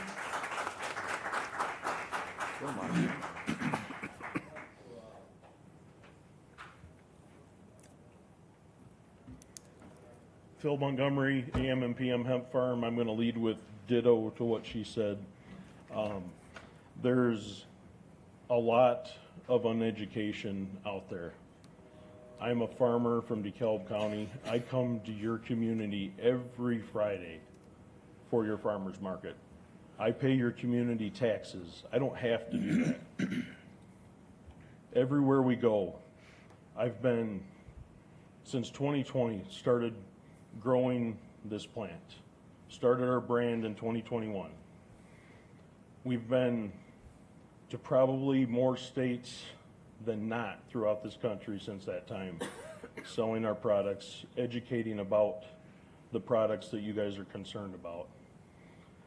I've put on a 2.5-hour interactive presentation that probably could have gone twice that long, and I'll gladly come do that with you guys if you'd like. But a lot of the problems in this industry comes down to education. And there is more good in this industry than there is bad. And to Kaylee's point, anybody that thinks that 2 forms of THC that clearly you guys were misinformed are synthetic, there's only 1 form of THC that we're aware of that's not naturally occurring in the cannabis plant. And it's not Delta 8 or Delta 9. THCO is the only one that I'm aware of. So I'm coming here to try to help guide you, try to help educate you, reach out. I'll gladly come and sit down with any of you. to give you the guidance and the education that we've found throughout this. There's so many people clearly here in the audience tonight that are concerned about this, and none of us want the problems that the mayor is hitting on. You know, nobody wants children to be harmed. Nobody wants fentanyl in these products. Everything that we do goes through a stringent process of extraction, testing, all the way along the way. Certificate of analysis. If that eases your mind to be able to say, here, you know, make that required to the smoke shops, make that required to the gas stations, make that required to anybody that's selling these products. Most of us are already doing that. It's not required. There isn't a law that says that we have to do that, but most of us are. We want to know that what we're selling to the public is a safe product. There's many, many benefits of these products, keeping people off of opioids. There's people out there that refuse to take their prescribed opioids that have been able to utilize these THC products. And like Kaylee said, not everybody can afford to pay that 40% dispensary tax. And you guys want to still make it available in the dispensary, even if it is synthetic. It seemed like your basically the leg you were standing on, Mayor, that this is a synthetic product, but you're okay with it still being sold in a dispensary, and that's not right. So, like, there's a lot of education that needs to be done in this room and throughout this whole entire country. Let me clarify something for you and for everybody else. Synthetic means that the product that you grow has been treated to increase the amount of the material that's in it. It's distilled. That's and not the definition of synthetic, Mayor. It is synthesizing a new product by changing that, and you've concentrated it down to the point that it can become hazardous to people. That's not. And it's not like chewing the plant. That's not And true. the You've been FDA was looking misinformed. at it like that. Yeah, but the FDA is the one that's supposed to regulate this, not you guys. And that will be talked about tonight. Yep. Yeah. So, but Thank you so any- much. Any other questions? Yep. Thank you. Rachel Berry.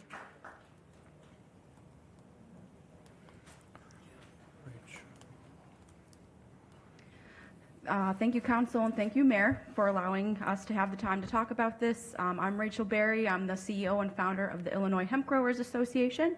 I am also here to talk about THC and Delta-8. That's the big one in the news, so that's the one I'm going to talk about. A big part of the discussion surrounding Delta-8 is about accountability. Proponents of market restriction will tell you that these products are completely unregulated and there's no accountability for retailers. This is simply not true. If a safety issue occurs as a result of a hemp product, Illinois already has legal mechanisms for this via defective product liability laws without the need for restriction of the market. Economic opportunity should not be sacrificed in the name of safety when conclusive evidence supporting restricted market is lacking.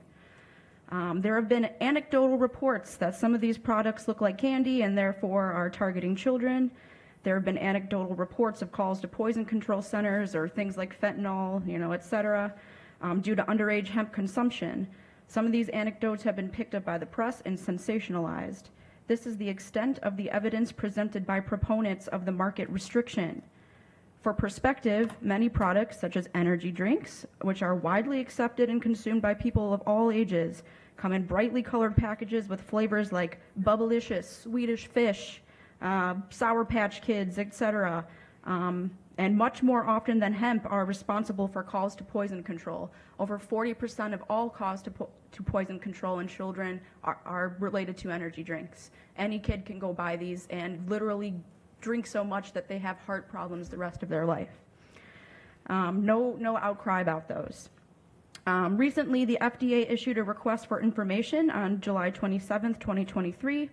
One of the questions they ask is literally, what is the public health impact of these novel compounds? So 2 questions for the board today.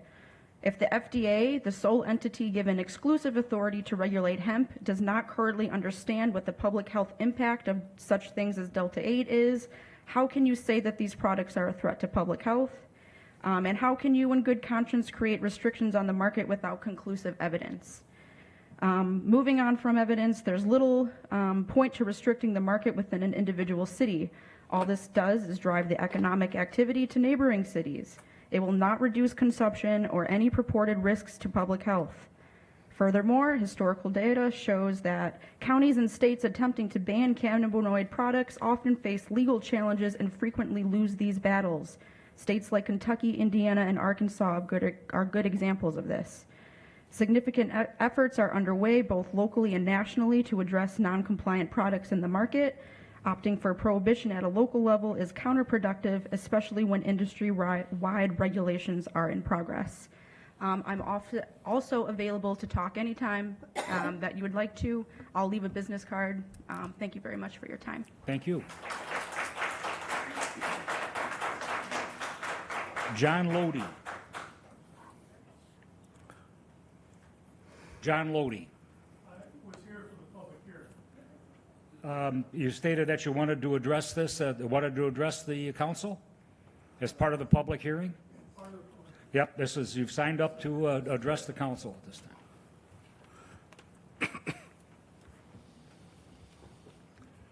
time. Thank you, Mayor and City Council. My name is John Lodi. I live at 17 White Oak Lane. I am here tonight to speak on behalf of the residents of Spring Oaks, which is a small subdivision along White Oak Lane built in the mid-1980s. It is immediately west of the development Gifford Crossing that you'll be considering later. We are very proud of Spring Oaks. It's a quiet neighborhood with mature trees, plenty of wildlife. We like to think it's one of the best kept secrets in Elgin. Private street, many people don't know we're there. The development you are considering tonight will most definitely have an impact on us in Spring Oaks. You are more aware than anyone that development has both good and bad impacts.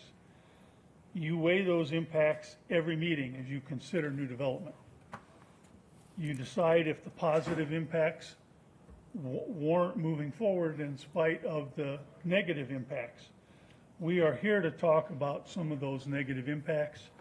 We have provided written comments to both the Planning Commission and to you before tonight's meeting. The new development at Gifford Crossing, or new development in any development, results in more roofs, streets, and other hardscapes that then result in more stormwater runoff. The stormwater ordinance that you ask developers like Burton Foundation to comply with is in effect damage control. The higher flows are still there. All you do is retain them to slow them down. The property that's being developed is 10 to 12 feet higher than the backyards in both Spring Oaks and to the east in Windstone. In a perfect world, that slowed down runoff in the pond will be directed away from those yards. But in the real world, storms of ever-increasing intensity and duration and maintenance problems that occur over the years, the water seeks its own path. And everybody knows water runs downhill. Well, that's where we're at, downhill. And the stormwater detention pond that's being built is on the side of that hill. And it's within 150 feet of homes on the east property line of Spring Oaks that have walkout basements.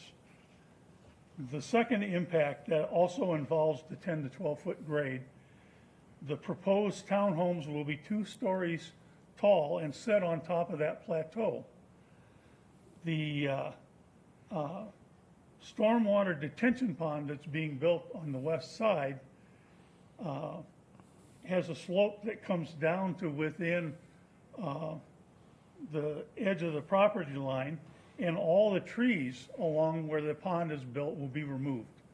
So imagine the difference that will make to the views and the privacy of the homes along that east property line in Spring Oaks that all have basically second story decks. So tonight, as you weigh the positive and negative impacts of this development, please keep our comments in mind. Thank you. You'll also have a chance to speak at the public hearing. Tom Clemenbush, if you wish to speak at the public hearing and pass your time now, you're able to do that as well. Yeah, I was going to ask. If you'd rather wait till the public hearing and speak at that time, you're welcome to do that as well. Thank you, Mayor, Council. My name is Tom Kozewski, and I live at 2008 Jeffrey Lane. It's in Whinstone. Rather than to bore you with repeating what John just said, he said everything. And the one thing I was going to say, that in addition to everything John said, along our the east end of Gifford, the west end of Gifford, which is the east end of our property, Whinstone, that water, there's a slope, and it's just going to find its way into Whinstone. We requested that that Gifford put a berm up there to guide the water down to the retention pond, and that culvert that takes it to the retention pond. And one thing, we understand that you're considering approving the Gifford property. When you're doing that consideration, please consider not flooding Whinstone in the process, and White Oaks as well. Thank you for your time. Thank you.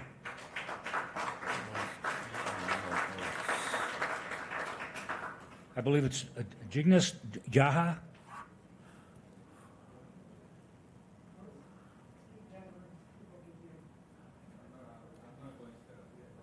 You want to speak?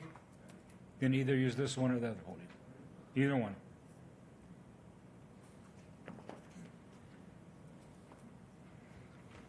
Okay, my name is Ruchit Patel. I own a business here, CBD dispensary it's called, and 80% of my products we sell over at the store are all hemp-derived products, Delta 9, Delta 8, and if the city bans this, it's going to impact my business. And all my other friends there, they own all smoke shops too. We have over 7 or 8 smoke shops in town, and all of us will get very affected and lose a lot of revenue. We all pay taxes, and some of the claims that the city's claiming are not true. We don't let anybody under 21 enter in our building. We have all products are tested. I brought test results for some of the products. I had started a petition. We have all my customers sign this petition that please allow to sell these products. It's helping them with anxiety, pain relief, better sleep for them. I get a lot of these medical patients. They come to my store because we have lower taxes. It's more affordable for them, and it's giving them the same kind of relief that they're getting from the dispensary.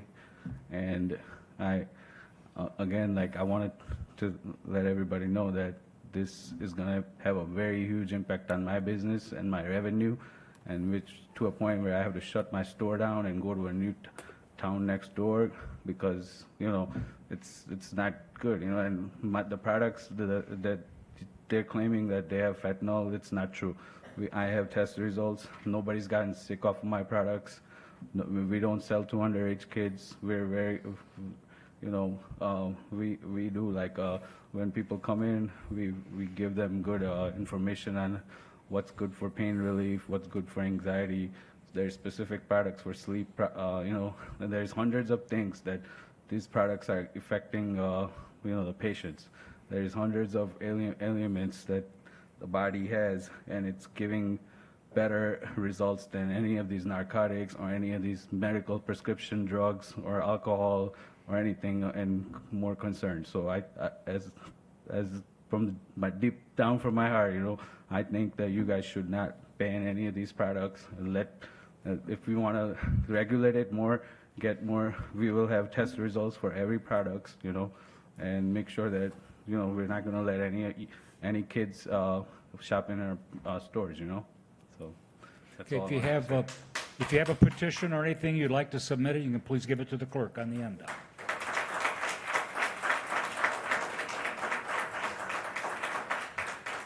Melissa Young.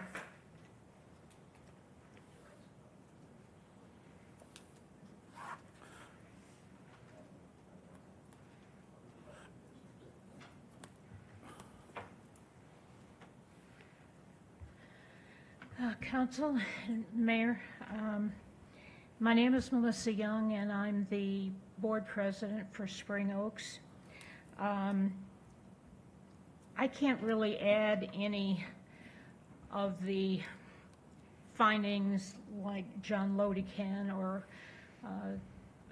a lot of the comments that were put forth at the Planning and Zoning Commission, but a little bit about my story. I lived in Naperville, went to Texas for 17 years, and when we moved back, my brother and sister both lived in Elgin, and it seemed like a good fit. I've been block captain. I've seen the mayor there many times.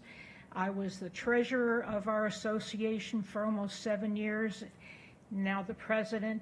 I'm all in about Elgin.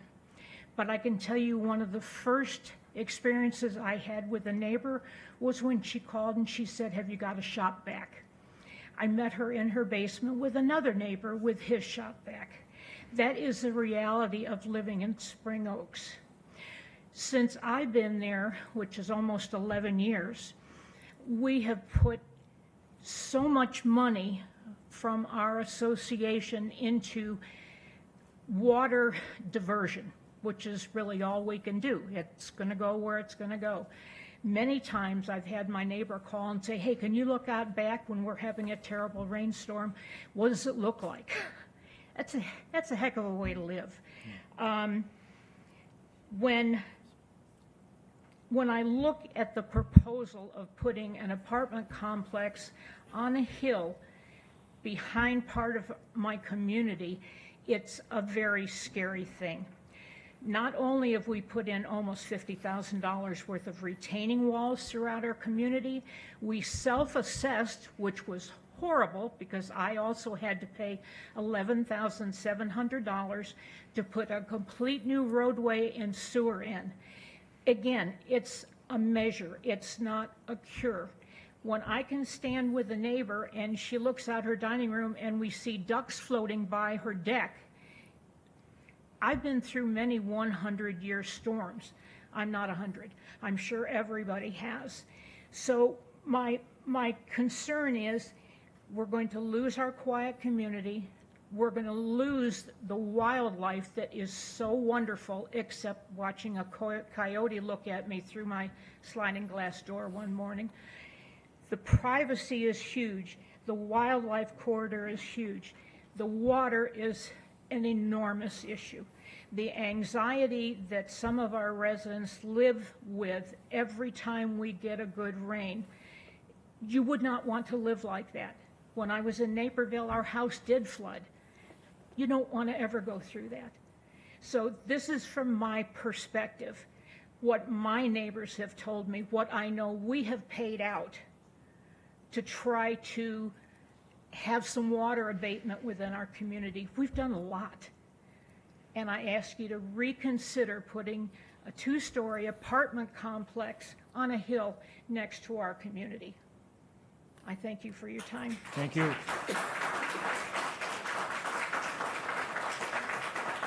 Jeffrey Garber.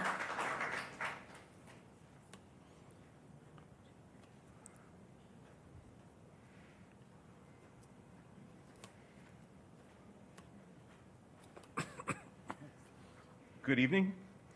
I would like to speak about the Giffords Crossing proposed complex as well, petitions 5721 and 5821.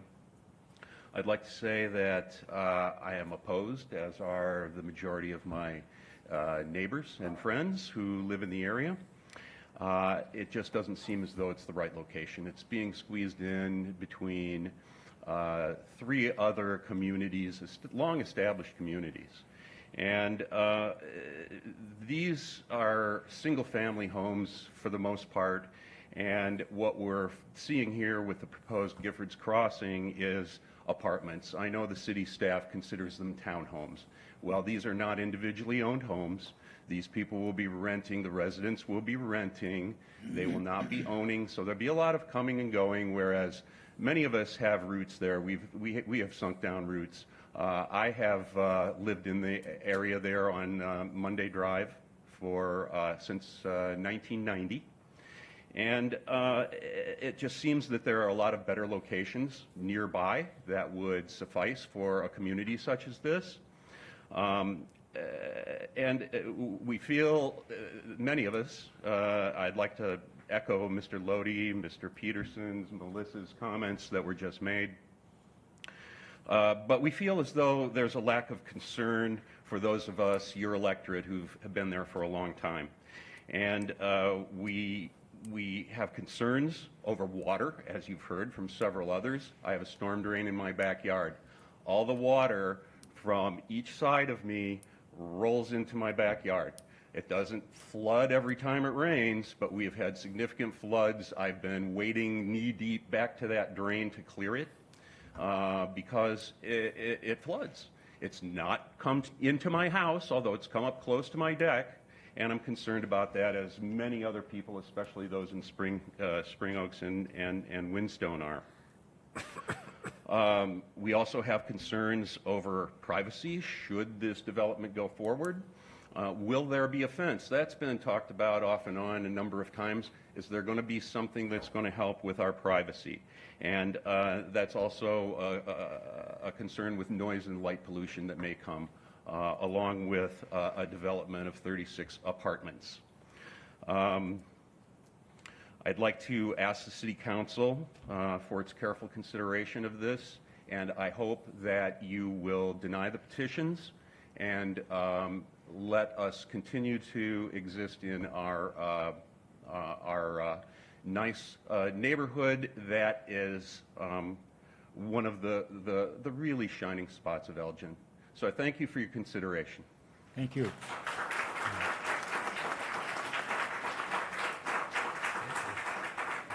Jose Garbe? Yep. Your petition is coming up first. If you'd like to wait till then, you could do that. Your petition is coming up next on the agenda. If you'd like to wait till then, or you can speak right now, whatever you'd like to do. Okay. Hello, my name is Jose Garibay, owner of U.S. Taekwondo Academy.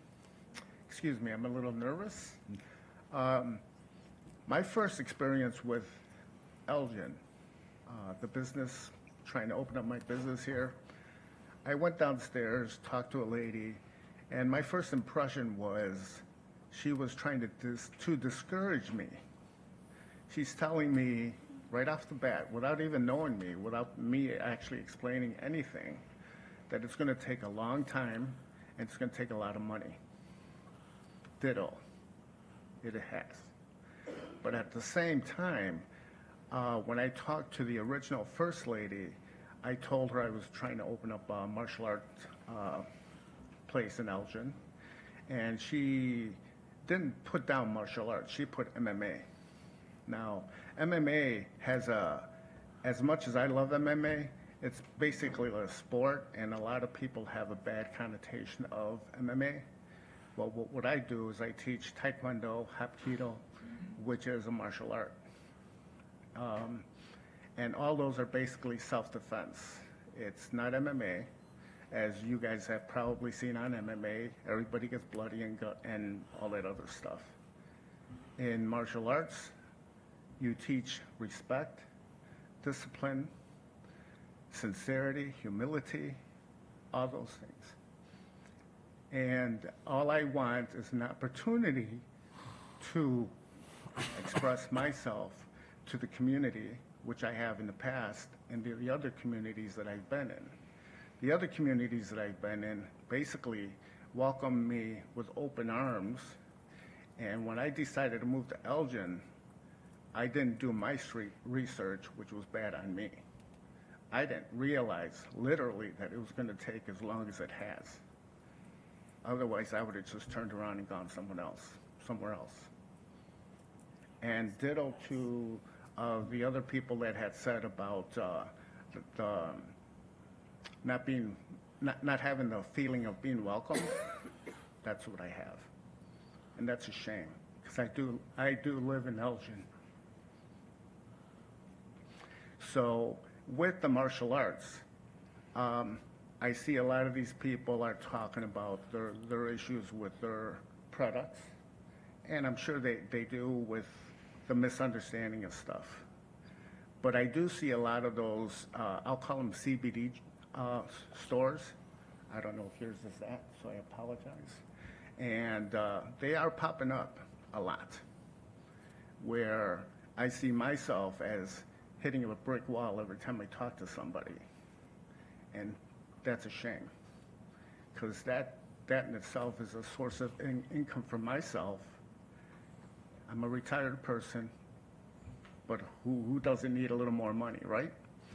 But at the same time, that's what I'm trying to do. I'm trying to help the community, just like these people are with their products. I'm trying to help them out naturally with coming in to work out, learn a few techniques, keep their mind healthy, keep their body healthy, and provide a service that I think is really needed in the community. And again, when I express that, nobody seems to care. That's all I got to say. Thank you. Raul Nieto. Mr. Nieto.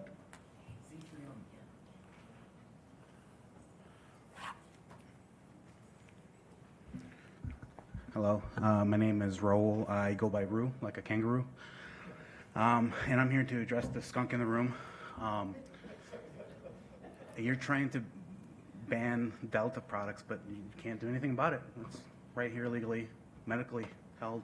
Helps me with my PTSD, my TBI, my ADHD, quite a bit. And in a language that maybe you can understand is tax revenue dollars that I drove 2.5 hours so I can see how they function, so I can check out how they responsibly sell their product and allow me to consume, because I have nowhere to legally consume but my home. So that's another thing. You can't ban it because medically you can't. It's already being consumed in your homes. You can't ban it. You're missing out on revenue with Kaylee. Kaylee actually helped open up this store. So a lot of these small business owners have been part of the industry and know what it takes to be compliant, because everybody wants to keep their business. Because I ran pounds of marijuana through your city in college. You're not going to stop it. I have then since turned around to the legal market. And I am being ostracized on either end, even if I wanted to stop consuming so that I can pass a drug test, so I can work in a normal business. Just because my job history has over a decade of legal cannabis marketing, I can't work in that market, and I rely on these small businesses to help me sell their products. In fact, I had a meeting with Alderman Scott in DeKalb yesterday for 5 hours on how we can save the bars. Where's the revenue from the bars? Where are the young kids? We're in a college town, and the bars are empty because they're at home getting high. Medically or not, my youngest patient, because I've worked every part of the industry, from working with Kaylee with her hemp products and trying to help those that can get access to medical marijuana. And when they couldn't, because it was taking 3 months for people to get their cards, Kaylee and her hemp business helped save a lot of lives in between. My youngest patient inside a legal marijuana dispensary was 3 years old. You're allowed, you're not going to stop it, because the parents want an alternative to their children.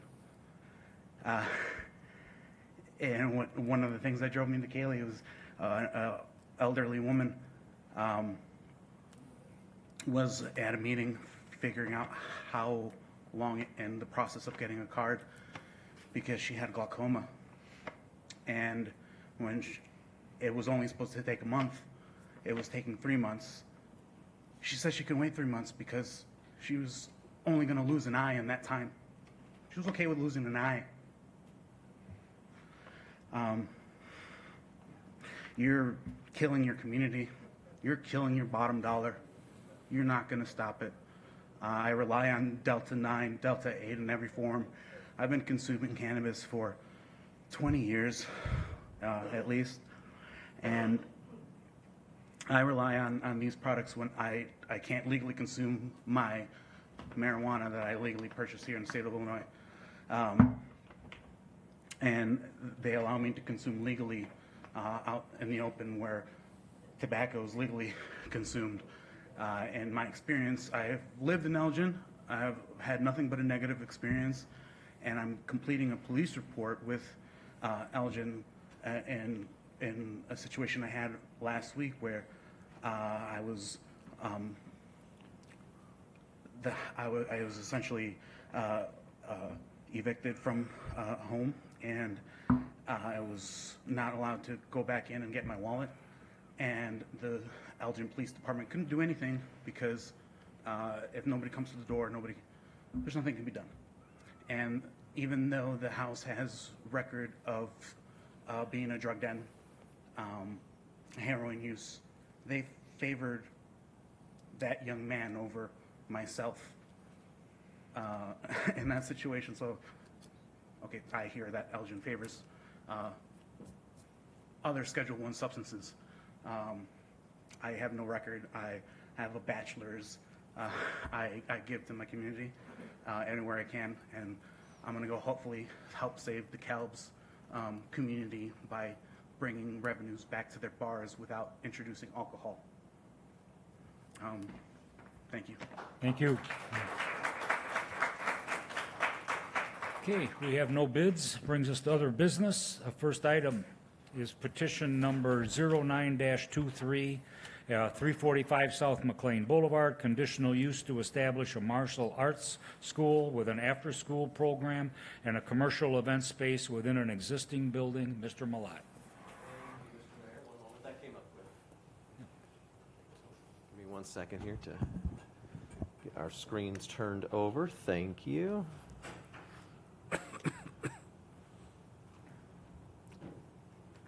All right.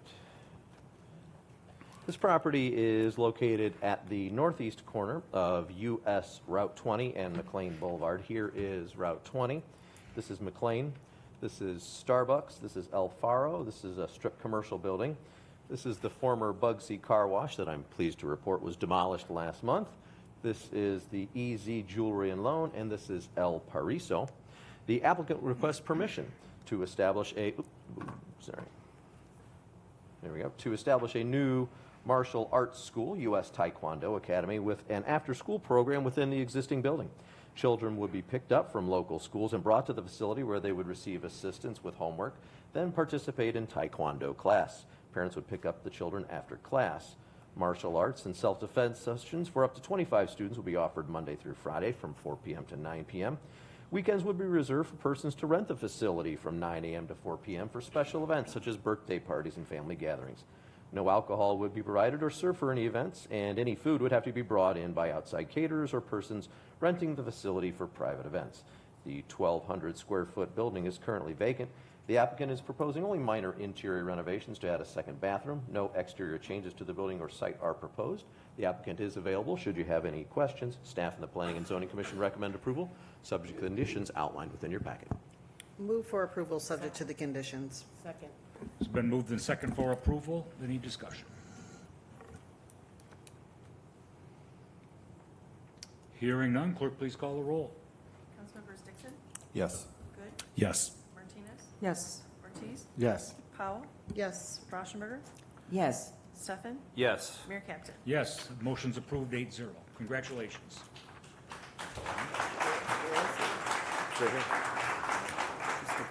Item 2 is consideration of petition 12-23, 450 Shepherd Drive, conditional use for a planned development to construct a 6-foot-high fence in the street yard. Thank you, Mr. Mayor. This property is located at the northwest corner of Shepherd Drive and Berkeley Street, south and west of U.S. Route 20 and McLean Boulevard intersection. Route 20 is here. This is McLean. Take Fleetwood to Shepherd, and this is Berkeley. This is the Wendy's, the Shell Circle gas station and convenience store are here, and this is Elgin Lanes. Grand Legacy Group LLC requests approval of a 6-foot-high fence for a cannabis craft grower at 450 Shepherd Drive. City Council granted the zoning approval for Grand Legacy to establish a cannabis craft grower within the existing building in December 2022. Grand Legacy has since determined that the proposed fence is necessary to provide an additional layer of security for the operation. The proposed fence will be 6 feet high, black ornamental, and open, like recent fence installations on many light industrial properties throughout the city, including at R&L Carriers trucking facility 1 block to the west. The proposed fence would extend around the existing parking lot south and east of the building within the street yards where only a 4-foot-high fence is permitted by the zoning ordinance.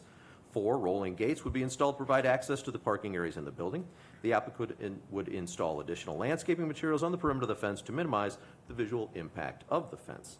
The applicant has applied for the building permit to renovate the building. Consideration of the proposed fence does not impact the building permit and the building renovation. The applicant is present. Should you have any questions, staff and the Planning and Zoning Commission recommend approval, subject to conditions outlined within your packet. Move for approval. Second. Moved and seconded for approval. Any discussion?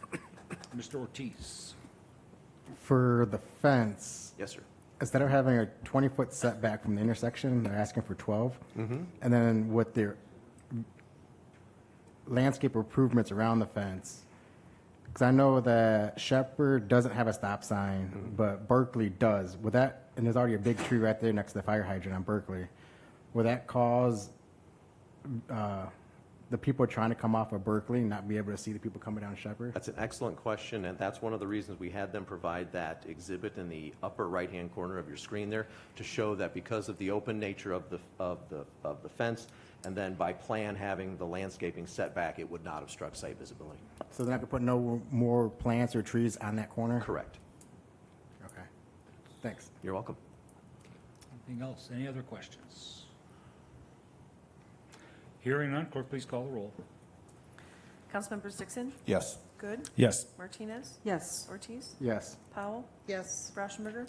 Yes. Steffen? Yes. Mayor Captain? Yes, the motion's approved 8-0. Item 4 is a public hearing of petitions 57-21 and 58-21, 36 West 380 Big Timber Road, annexation agreement, annexation and plan development as a map amendment to construct a 36-unit townhome development on an 8.6 acre property. Declare the public hearing open. Mr. Millat. Thank you, Mr. Mayor. If I could offer, I think we skipped number 3, which was 1624 North I'm Airline sorry, Street. I That's did. I okay. had it checked off. That's all right. I did, I'm sorry. That's all right. That means I have to read the next one twice. Item 3 is consideration of petition 05-22, 1624 North Airlight Street. Conditional use for a planned development to construct a new 3-story mixed-use building with 16 residential units and approximately 2,000 square feet of commercial space. Mr. Millat. Thank you, Mr. Mayor. This property is located at the northwest corner of Airlight and Foothill Drive, north of Larkin Avenue. Here is Airlight, this is Foothill, and this is Larkin. These are office buildings. This is the city's Airlight water treatment plant. This is Ascension St. Joe Hospital. These are more office buildings, and this is a self-storage facility located in unincorporated Kane County. The property owner requests approval of a new 3-story mixed-use building with 16 residential units and one 2,000 square foot commercial space at 24 North Airlight Street. The proposal represents Phase 2 of the Airlight Square project that was approved in 2007. Phase 1 consisted of the adaptive reuse of a 7,200 square foot former furniture store into a 3-unit commercial building at 16 North Airlight Street. Phase 2 originally called for the construction of a 15,000 square foot 1-story office building with an underground parking garage. But amidst a difficult office market, the applicant never commenced Phase 2 and is now proposing a mixed-use commercial and residential building instead. The ground floor of the proposed 3-story building would include the commercial space at the front facing Airlight, with 32 garage parking spaces in the back. 16 1,100 square foot, 2-bedroom, 2-bath apartments are proposed on the second and third floors of the building over the garages. Each unit would have its own two-car garage in compliance with the zoning ordinance parking requirements. The market rate units would have modern appliances, central HVAC, and in-unit washers and dryers. Site improvements would bring the total number of parking spaces in the surface parking lot to 63, to be shared between the 3 commercial units in Phase 1 and the 1 commercial unit in Phase 2. A second full driveway would also be added to improve access to the property and on-site traffic circulation. The exterior of the new building would reflect the exterior of the Phase 1 building, with arched windows and primarily stone and brick masonry on the exterior. The applicant is present. Should you have any questions, staff and the Planning and Zoning Commission recommend approval subject to conditions outlined within your packet. Move for approval subject to conditions. Second. It's been moved and seconded for approval, subject to conditions. Any discussion?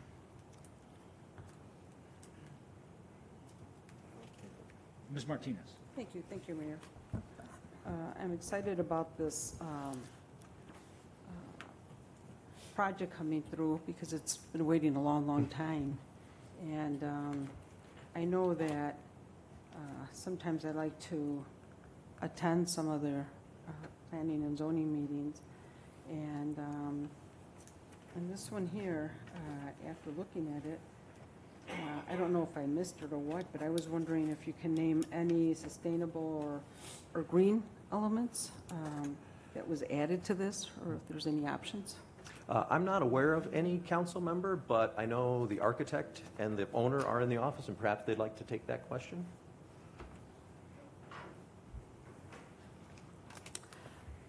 This is David Jarina. He's commissioner of one of our sustainability commission. You know, I want to sincerely thank you for that, for being a commissioner, because it's on a volunteer basis. From a sustainable standpoint, one of the things that we first looked at is not creating as much on-site parking as possible. So basically tucking the parking underneath, it would decrease the amount of surface area for the site. And so that was one of the first and foremost things that we programmed into the project. One of the things that we will be looking at is looking at possibly on the south side, we have open roof where we could add solar panels. The other thing that we would like to do is make all the garages EV ready. So basically we would be piping in, stubbing in for EV charging for all the garages and for the tenants. Mm-hmm. And so those are the main alternative energy things that we would be looking at. How about recycling, anything like that? Well, recycling was one of the original program issues that we were trying to get in. It's hard with multifamily residential. Unfortunately, the tenants aren't always cooperative in recycling. It takes a little bit of education and urging. What we originally had done is in one of the stair alcoves, we originally proposed to do some recycling bins, and then they could be pulled out. We found out with staff that we were going to have to enclose these. We were going to have to, and then there was another issue that the developer had, was that her tenants had a tendency to, instead of using the dumpster at the end, they might use it as a refuse. So what we really came down to is we could double up the recycling with the refuse at the end that we're providing for the dumpster enclosure, which is at the west end of the building. So that could be done. An alternative could be we could mirror another dumpster location or a enclosure on the opposite side of the building where you would separate both the refuse and the recycling. So as it is right now, there isn't really anything, right? I mean, it's spoken to about in the future, right? But not now. The current dumpster at 16 North Airlight is it's a 10 by 10 dumpster enclosure, and it has 2 commercial-sized dumpsters in it. We're providing the same thing for the apartment building, where it's going to be at the west end, and it's basically a 10 by 10. So they would be side by side and could be pulled out. So like I said, the other option would be to create a second dumpster where you would put it on the opposite side, and so you could put refuse all on the interior drive and then put recycling on the outside drive. Okay, thank you. Mm-hmm. But thank you. Any further questions while Mr. Jurin is up here? Okay. Hearing none, clerk, please call the roll. Councilmembers Dixon? Yes. Good? Yes. Martinez? Yes. Ortiz? Yes. Powell? Yes. Rauschenberger, Yes. Stefan, Yes. Mayor Campbell. Yes, the motion's approved 8-0. That brings us to item 4. Public hearing of petitions 57-21 and 58-21, 36 West 380 Big Timber Road, annexation agreement, annexation, and plan development as a map amendment to construct a 36-unit townhome development on 8.6-acre property. It's a public hearing. Declare the public hearing open. Mr. Malat. Thank you, Mr. Mayor. This property is located along the north side of Big Timber, east of Randall Road, across from Jansen Farm Drive. Here is Big Timber, this is Randall, and this is Jansen Farm Drive. This is the Spring Oaks Townhouse Community. This is Burnage Woods Park. This is the Windstone of Century Oaks Townhouse Community with the former Bank of America on the corner. This is parking for Metra's Big Timber Station. This is Corporate America Family Credit Union, and this is Elgin Industries. The 8.6-acre property at 36 West 380 Big Timber Road is currently improved with a one vacant single-family house. The property is unincorporated but surrounded by properties within the city of Elgin. Those surrounding properties are zoned community facility to the north and northwest, planned residence conservation to the immediate west, two-family residential and planned multifamily residential to the east, and general industrial to the south. The property itself is zoned F Farming District in Kane County, as are the unincorporated parcels you see further west toward Randall Road. The Burton Foundation is requesting approval of Giffords Crossing, a 36-unit townhome development consisting of 4 buildings, each with 9 units. The Burton Foundation is a not-for-profit affordable housing development organization established in 1992 and based in Elgin. The foundation's mission is to create and preserve high-quality affordable housing for families and seniors of low and moderate income. The foundation has developed 20 affordable housing developments, including in St. Charles and Geneva. Giffords Crossing is estimated to cost more than $23 million. The gross density of Giffords Crossing is 4.17 dwelling units to the acre, which is less than Spring Oaks immediately to the west at 5.67 units per acre, and Windstone immediately to the east at 6.85 units per acre. The unit breakdown of Giffords Crossing provides 13 two-bedroom units, 18 three-bedroom units, and 5 four-bedroom units, with unit sizes ranging from about 1,900 square feet to almost 2,100 square feet. Each unit features 2 full bathrooms, a washer and dryer, dishwasher, and central air conditioning. 5 units would be handicap accessible, and 1 sensory unit would be for sensory impaired residents. All units will be handicapped adaptable, and all units will be fully sprinklered. The community design and orientation continue the desirable residential land pattern found in most recent townhomes developments west of Randall Road. The 2-story buildings are oriented along a walkable, well-landscaped central street called Crossing Drive, and the building elevations are well-designed and highly articulated, featuring brick, stone, and fiber cement siding, 6-foot deep front porches, and bay windows. Each townhome would include a 2-car attached garage accessible from a rear alley with 2 more parking spaces on their driveway. 32 on-street parking spaces along Crossing Drive provide parking for guests, deliveries, and the like, and serve as an important visual impediment to slow down cars moving through Gifford Crossing. Overnight guests parking on Crossing Drive would have to have a pass. The entrance to Gifford Crossing from Big Timber would align with Jansen Farm Drive. The entrance was changed from a right-in, right-out to a full access at the request of the Planning and Zoning Commission. Crossing Drive and all alleys would be private and meet city standards, including curb and gutter, public sidewalks on both sides of the street, street trees, and standard city streetlights. The sidewalk along Big Timber would be reconstructed and connect to the existing sidewalks to both the east and west. Staff confirmed via the December 2022 Kane County Department of Transportation Project Development Report that no additional right-of-way from the subject property is required at this time for the intended improvements at the intersection of Big Timber and Randall. The community would include a privately owned neighborhood park with a 10-by-12 picnic shelter and playground. The applicant would preserve 144 mature trees along the west, north, and east property lines to maintain a mature landscape buffer between the adjacent townhome communities. This tree preservation effort also saves 12 of 22 specimen trees identified on the property, including a 45-inch red oak and a 32-inch bur oak. The Burton Foundation would plant 122 new trees throughout the development. To ensure the appropriate green transition was provided from the large canopy trees along the street to the semi-private space along the new buildings, the Burton Foundation would also plant more than 1,500 shrubs and perennials around the 4 buildings. The preliminary engineering of the stormwater system complies with the Kane County Stormwater Ordinance.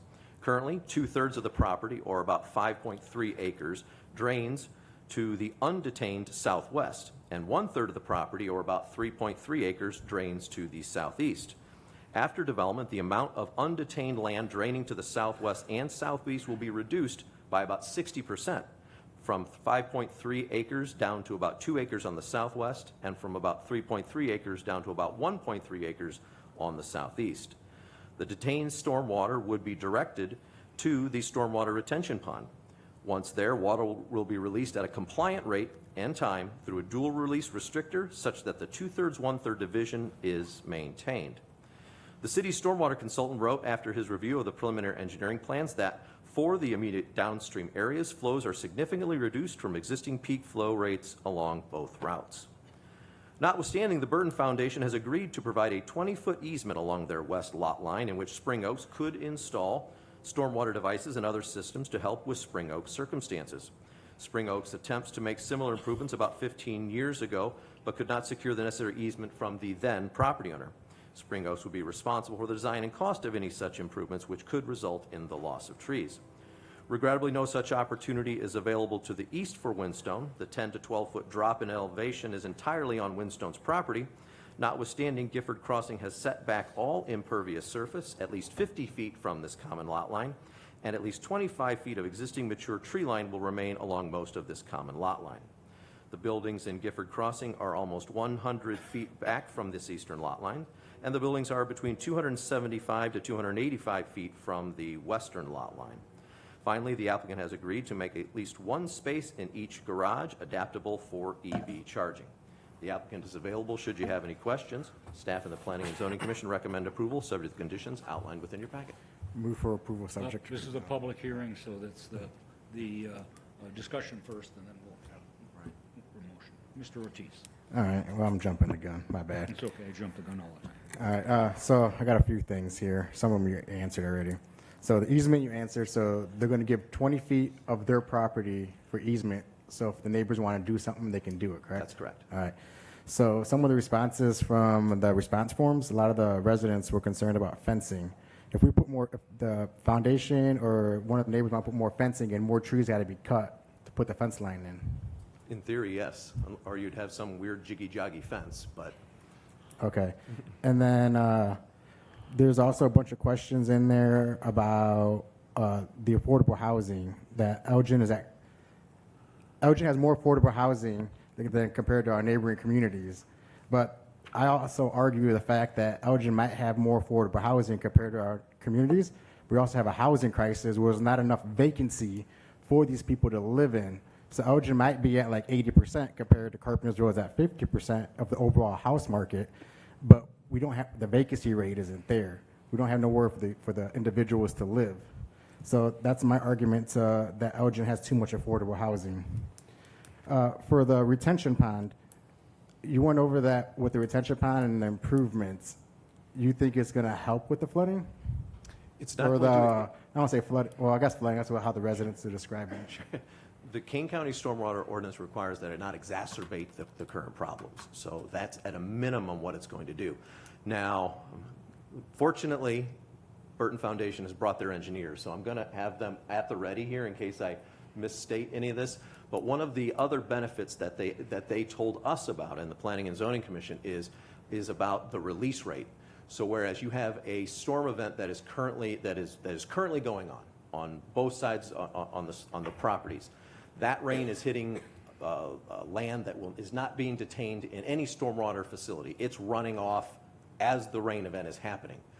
But by detaining as much water as Gifford Crossing is proposing to do and holding it, then it releases it typically 12 to 24 hours after that stormwater event, which improves downstream flow. Did I get that right? I'm seeing a thumbs up from the engineer. So. Okay, thank you. And I think this next one's more for our deputy chief. So sorry to put you on the spot, man.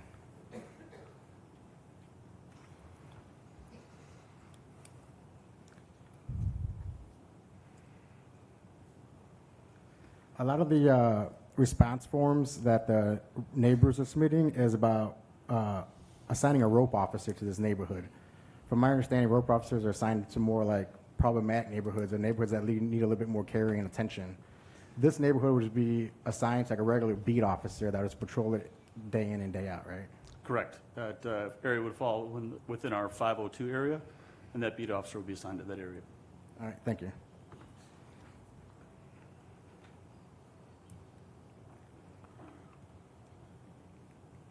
And then during the zoning and planning, the right in, right out, the commission didn't want that. I seen that the foundation also made that change. Yes, sir. So it seems to me that the foundation and the developer keep tweaking the plan, and then the plan being, I think, like a 2020 or 2019 date on it.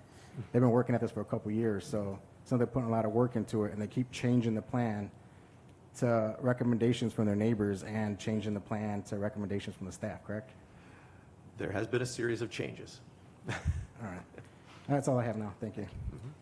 Any questions before we ask the public? Any further questions? I'll follow up on some of those. Mark, if we go back to the slide with the arrows, I think it was, yeah, there it is, existing grading and proposed contours. Because I think I wanted to allow you or maybe the engineers from Burton Foundation to explain the stormwater situation, since that seems to be one of the major issues being raised by people living around this proposed development. If I'm understanding what you just described and what this portrays up on the screen, excuse me, on the left side is the current situation where that downward facing arrow on the bottom shows that roughly 1/3 of this site flows freely down, basically mostly south but a little east. And the new proposal is it'll all be regraded, so all the water will flow to the detention pond. Correct. From this site. To the extent that it is improved. So if there are any areas that are not touched, the grading of those areas will not be touched. And so what and you're that doing specifically means that green stripe, the light and dark green stripe. that is one of those areas, except for an itty bitty little spot down in the lower left. But for the most part, yes. Okay. There'll be a little grading in there, but especially in the dark green area, that's where the existing trees are, so that would not be touched. And then if I can go back over to this slide, Councilman. Sorry, I got to back up some of these arrows. The large green area then all the way around, especially on the north and on the west sides, those areas that grading would not be changed in those areas. So when we talk about the 60% change from the current circumstances to the developed circumstances, that's that difference. Okay. So essentially that top northwest corner of the site, which will remain untouched, most likely will not go into the detention pond. That'll just continue flowing like it does now. If there happens to be any natural flow that takes it that way, it'll make its way there. You'll probably get a lot of natural water infiltration, but. Yep, also, if I might add. Yeah, please. The flow that's going to go to the southeast, that while we're not developing it, when it's all grass generally, we are going to be providing a rain garden in the southeast corner to also clean up the water a bit and also serve as some detention, so as to not overwhelm storm sewer. Would you state your name for the record, please? Jim Meyer. Okay, thank you. And just one other follow-up question at this point that I've got. We're requiring Burton Foundation to put this detention pond in. Are we going to get an easement to maintain that in case they don't, like we do with most other subdivisions with detention ponds? Is that kind of the standard arrangement? Well, we've discussed that on a preliminary basis throughout the preliminary engineering process. I think it's in the annexation agreement to provide that. Once we get to the final, we'll be providing plats of easement with language granting the city rights. So in other words, it's a special service area, if I recall correctly. Yeah, that's right. We can then levy and maintain it ourselves if they don't. If I mean, that's essentially what we do with other subdivisions. Correct. Because there were some comments about detention ponds or areas failing in other areas. If that happens and we step in, we basically do it ourselves and then charge the subdivision. Okay. Those are all my questions for now. Mr. Good. Thank you, Mayor. First, I want to say thank you to some of my colleagues who did some outreach within your community. Mr. Dixon provided the feedback. I think that's something we were trying to share with us. Also, I was informed, and this is what I want to get an update on. Was there a recent change to the King County stormwater ordinance? Does anybody know that off the top The of their- ordinance has evolved over time since it was adopted in, I think it was 1993.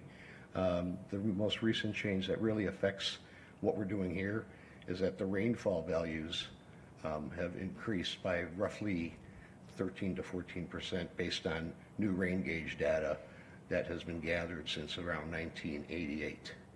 So 1988 was Bolton 70 rainfall. Now we're at Bolton 75, which is a significant increase to reflect the, the increasing storms. Yeah. So that was obviously one of the main considerations was water and impacting the existing residents. So, I used to work in natural landscape restoration, and one of the things we used to say is, hey, this buffers your water runoff. It holds your shoreline retention together. As you just mentioned, you're going to install a rain garden on the southeast side. So removing the forestry that's there, is there calculations that you are able to run to understand the impact that those trees currently provide in terms of absorbing the water versus what's going to now be there with the retention and Yes, so from elevation? from an engineering perspective, what we'd use is the a runoff curve number, as we call it, and then we develop an existing flow rate versus a proposed. And obviously, the proposed is always significantly lower than what the existing is. Okay, I was curious if that was taken into consideration with your calculations. Aside from that, I think that covers my questions for now. Thank you. Thank you. Ms. Rauschenberg? Thank you very much.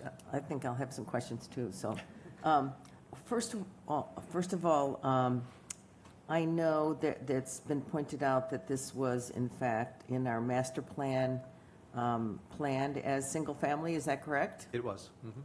And you want to give your explanation for changing that? Well, when you look at a proposed change to a land use, you first start with the surrounding land uses, and you look at the size of the property and the trend of development.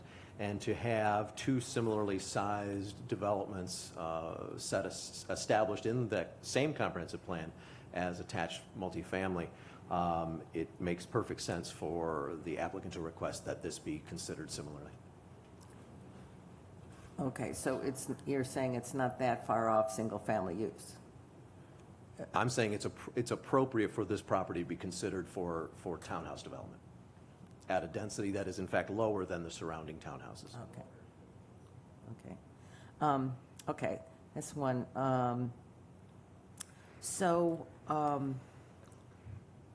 I know that we've been just talking about this runoff. So I don't know if you can confirm this or not confirm this. I'm going to ask two things. Will the way you're grading this and with the detention pond, and some of the property will remain green, am I correct, right? That back corner? Yes. Do you feel that you will be in any way helping the runoff that happens to those other communities now? Absolutely.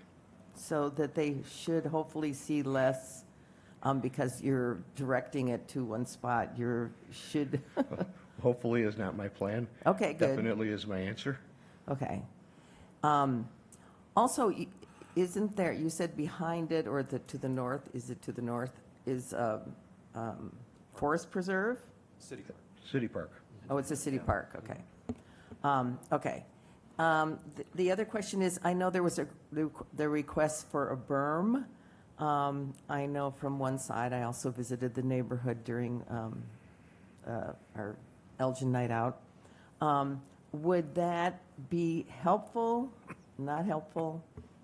I think it's to the east, where the request was. Well, to the east, and our staff did prepare a cross-section through the site that shows that because of our setback from the property line, the residents to the east in Whinstone will not even be able to see these buildings, not even the tops of them. Okay, I don't know if the berm was for visual or the berm was for also just the mitigation of water No, movement? No, the berm is generally on the Windstone property. We are not proposing to grade any higher along the property line, except in certain instances where natural grade just, prohibits us from doing, doing certain things that we'd like to do. Okay. If I may, Councilmember. Sure. Is this still? Because they've asked you about this berm already, Yes, right? ma'am. One of the 2 points I would offer, anytime you have a berm and you're trying to direct water and you're trying to stay within that 50-foot easement, the only way it could go is essentially north-south. So where you may have water go one way, it's going to have a downside, and it's got to go, and the risk would be it would be going the other way. But to enhance the opportunity for visual screening, the Burton Foundation agreed to take a look at some of the street trees that were especially contemplated along the very north road, and then perhaps down a little bit along the western side, where you're already abutting preserved mature forest. And we've talked to them about taking some of those canopy trees, turning them into pine trees, and putting them on the very, let's just say, the left-hand side of the light green area right up along that road, to provide an additional year-round screening in that area. Okay. And you've proposed that to the residents? I don't know that that was discussed with them specifically, but it's certainly in addition to anything else that's been talked about, notwithstanding the preservation of the existing tree line, the 50 feet of buffer, and the buildings being about 100 feet back from the lot line. Okay. The last thing is, this is an issue for me, and I know it's come up from those neighborhoods, is light pollution. I believe that we have way too many lights in our community, and not good for ourselves, not good for our environment, not good for the creatures that lived here before us. So is there do you feel as though there's going to be like parking lot lights coming down? Is that something we can consider? These would be standard street lights on any residential street. These are not going to be the tall Cobra heads illuminating fields of parking lots. Okay. Thank you. Those are my questions. You're welcome. Okay. Any further questions? Ms. Martinez. Thank you, Mayor. I have three things. One is the Burton Foundation. You've done 20 affordable housing projects. You're good at what you're doing. Nobody's disputing that. Just me, by myself, I think about, we talk about affordable housing in Elgin, and we're like above, like 58% above, which is good. My concern is that a lot of these housing projects are getting old, and we're not updating them, and we're not doing, I'm concerned about what we have now, and how come we can't update them? I wish we had a Burton Foundation that would do like updates of affordable housing we already have. I'm not blaming you for it or anything. I'm just saying that it's about time, because it is needed, it's about time that maybe other communities should step up to the plate and have affordable housing in their area. And I know that people say that here in Elgin it's conducive because you have transportation and you have a lot of things that the community needs, and that's good. But I'm just saying other communities should step up to the plate too, because I feel some of the housing that we have, it is outdated. It is, and what's going to happen with that? Okay, as far as the water, I'm not an expert with water. We can say all these things are going to happen, just like with the other project that we just approved. Is it really going to happen or not? I really don't know. It's like you have toothpaste and you let it go out of the tube. You can't put it back in.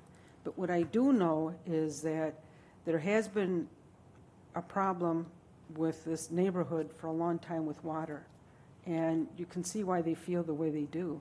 I can understand that, yes. Because in 1987, when this neighborhood was built, the Spring Oaks, people, like they said, this is like a hidden gem. There's a lot of things that they took into account.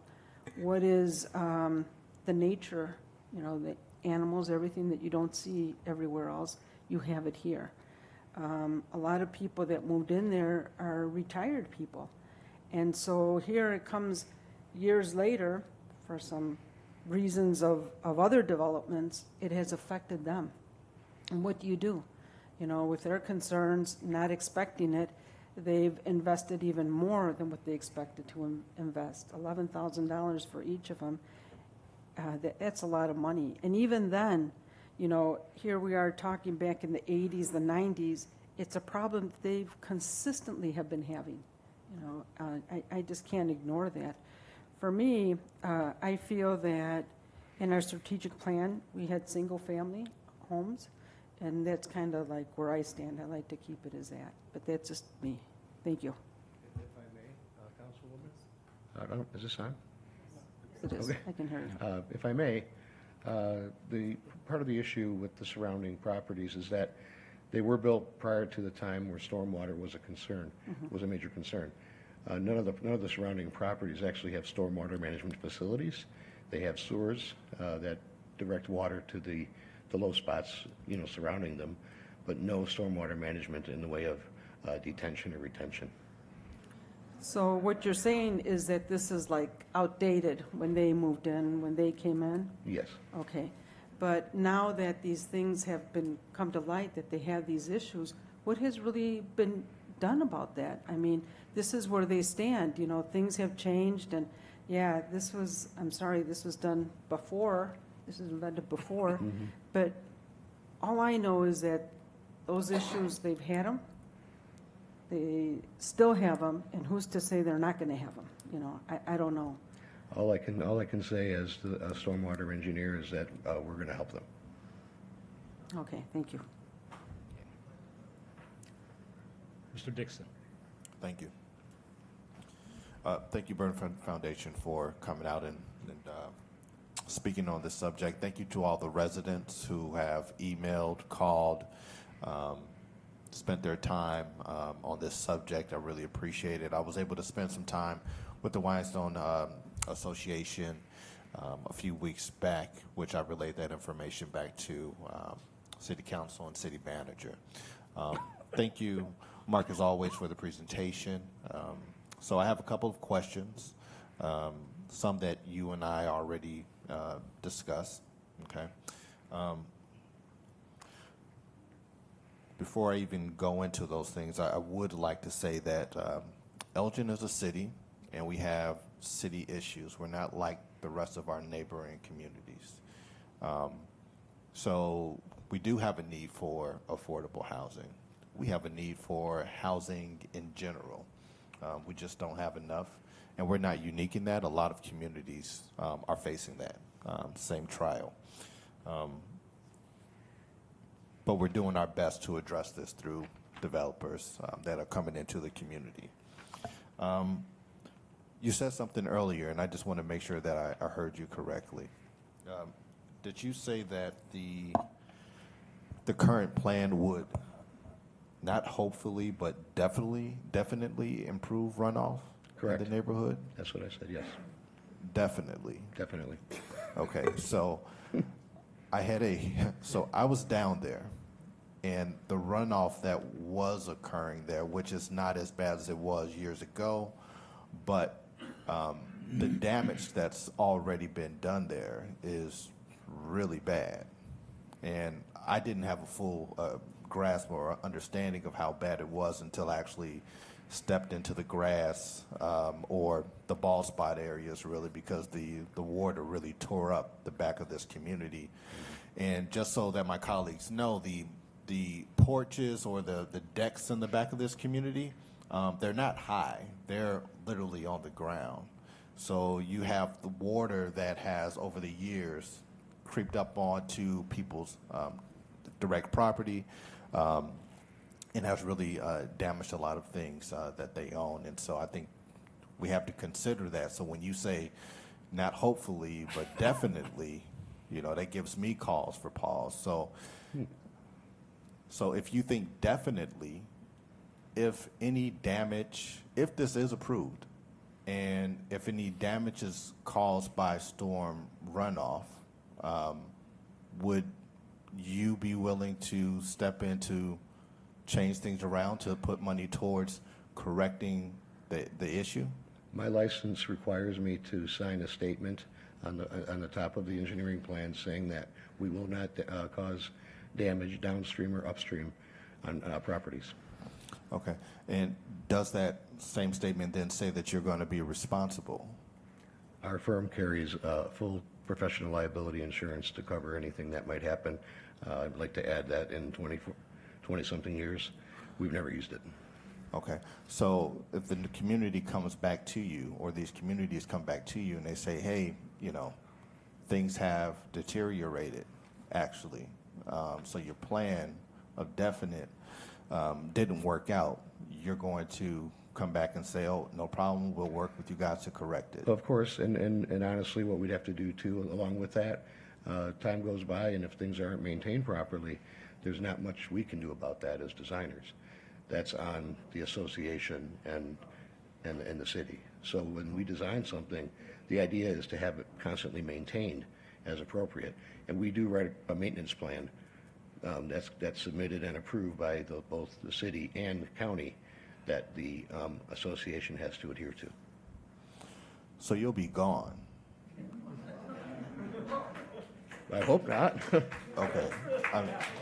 Well, I'm just looking for clarity, because if they do try to come around, you'll be gone. Is what I'm hearing. Well, no, I mean, anybody can come after anybody at any time. Okay. But I mean, our responsibility as a firm, is to provide plans, and as civil engineers, we have ethically, to not harm, the community. Yeah. And I don't believe that's your intent. So. Thank you. We talked about trees. Mark, you had specified the number of trees that are going to be there. What is the number of pine trees? Because on behalf of the communities, I specifically asked for these pine trees. So can you tell us a little bit about that? I don't have an exact number, Councilman, but they'll be planted in a manner so that they'll be. You've got to allow for some. Let me back up. There's a balancing act of how big you put them in at installation. I mean, you can't obviously put in a 40-foot pine tree. It's just, it's cost prohibitive to put the number of 40-foot pine trees in there. So typically they are going to be in the 8 to 12-foot high range at installation. You have to allow for some opportunity for them to grow, or they'll inherently die. But we will space them at the best spacing we can to recognize that they're going to grow, to get as best of a screen as we can sooner, at recognizing they're going to grow into more screen later. Does that make sense? No, that makes sense. Would you be able to provide like an estimate of just looking at the square footage of how many? Yeah, I don't have that. I'm sorry, I didn't do from north to south. Okay. But the foundation, could you be responsible for doing these pine trees? Did you do a count? I'd like to call up the landscape architect. Oh, okay. That's no problem.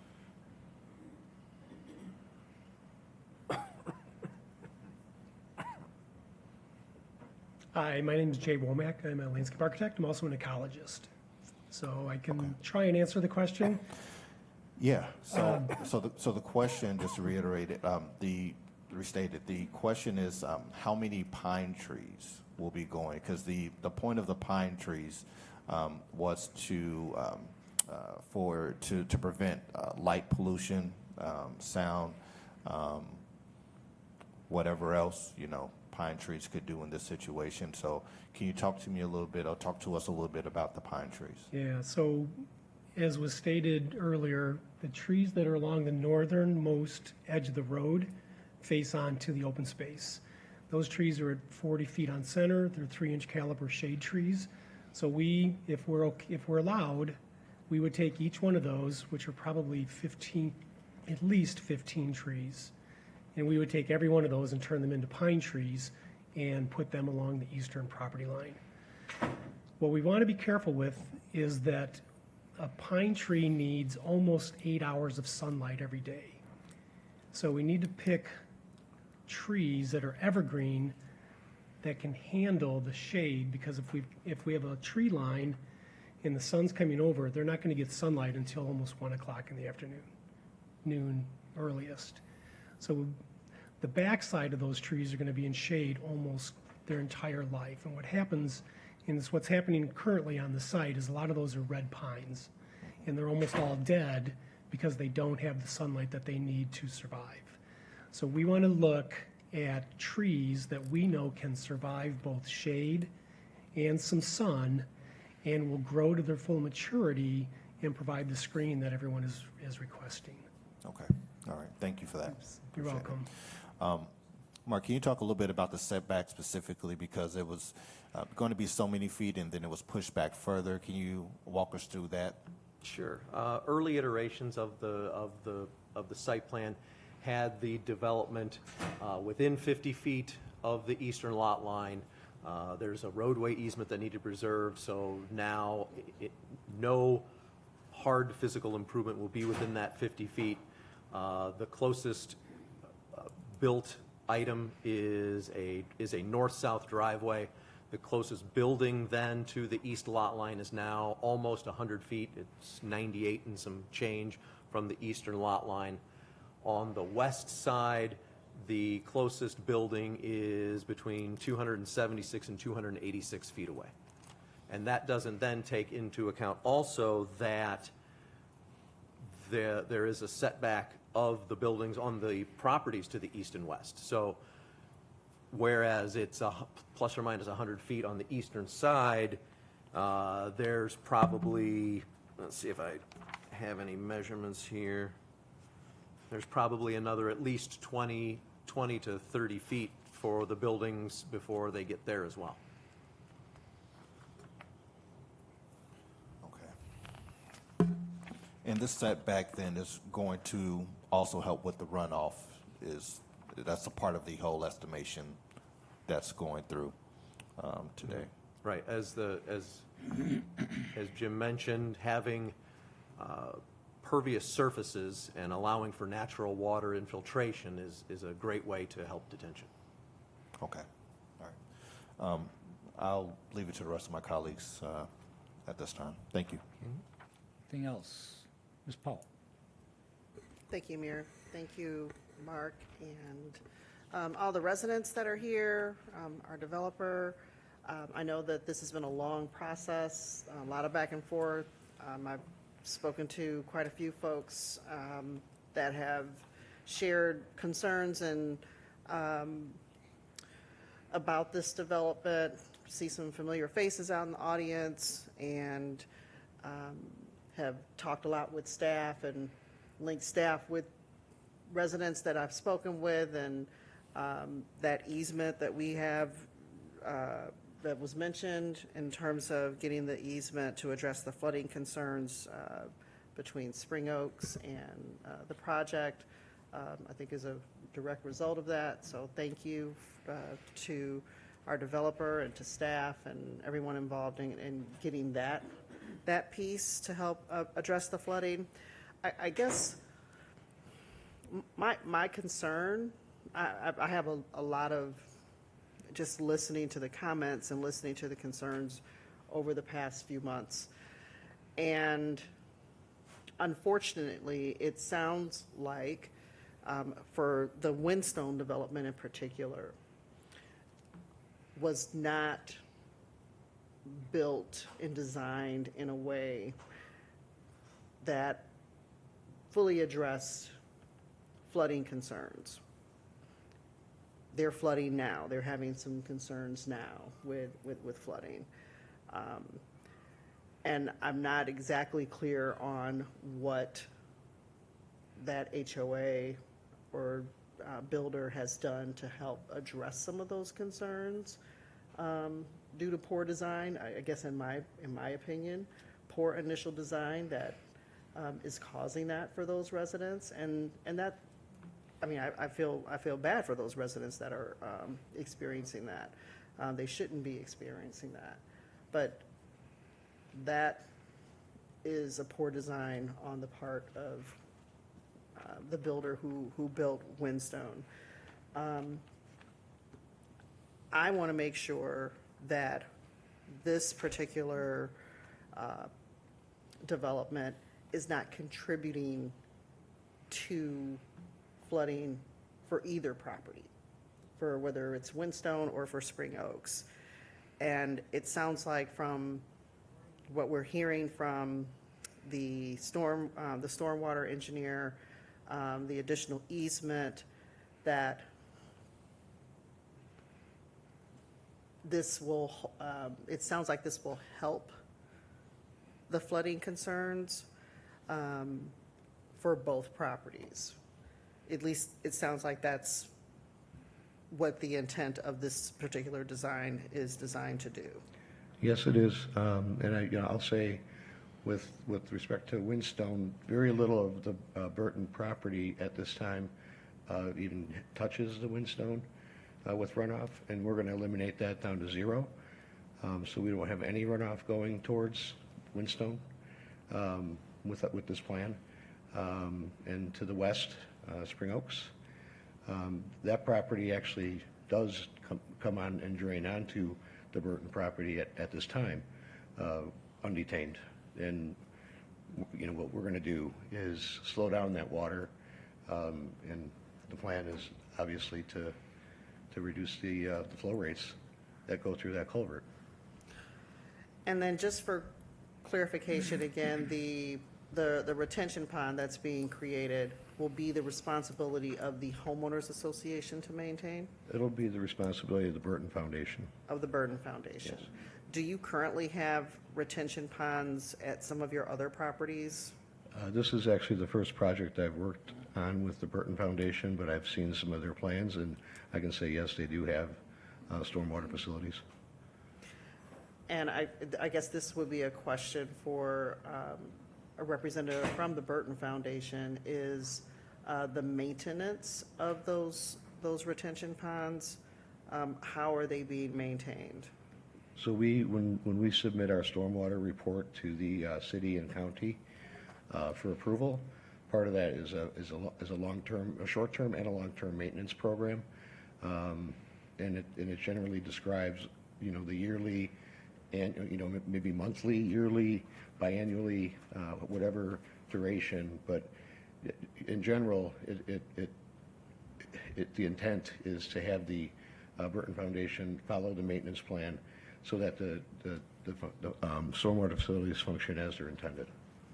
Got it. And I see someone here from the Burton Foundation. Thank you. If you could state your name. Tracy Manning. Hi, Tracy. Hi. Thanks for being here. So Thank you. for your you do have stormwater detention ponds on other properties. Yes, we do. And are you actively following the recommendations on maintenance for those stormwater ponds in those properties? We do, and that's the property management's job to complete that, and we actually work with the landscapers to continue the maintenance plan as well, where we need to do that. And are they functioning as anticipated? Yes. Okay. One of the things I do want to state, and I think Councilman Ortiz mentioned it earlier, we have a problem in our community and just across the state period with low inventory for single-family homes, for multifamily homes, just for homes, period. One of the things I noticed when I moved here over 20 years ago, coming from a college town in Michigan, are the lack of apartments in Elgin. And at that time, we actually prided ourselves with the fact that we didn't have a whole lot of apartments in this community. And I think over the years, we're now kind of full circle where it's kind of worked to our detriment. And a lot of the development that we have approved just recently over the past few years has been multifamily development. when we talk about affordable housing, and I'll turn it over to Mr. Malat and to the Burton Foundation as well. Can you kind of talk about what that means in terms of income level? Sure. For folks that would be eligible to move into these homes? Because I want people to hear this out loud. Sure. Thank you. And this is information that Tracy graciously provided to us. So again, Tracy, if I misrepresent anything or misstate something, please jump in and correct me. The affordability component of this project is achieved by using low-income housing tax credits. These are not vouchers.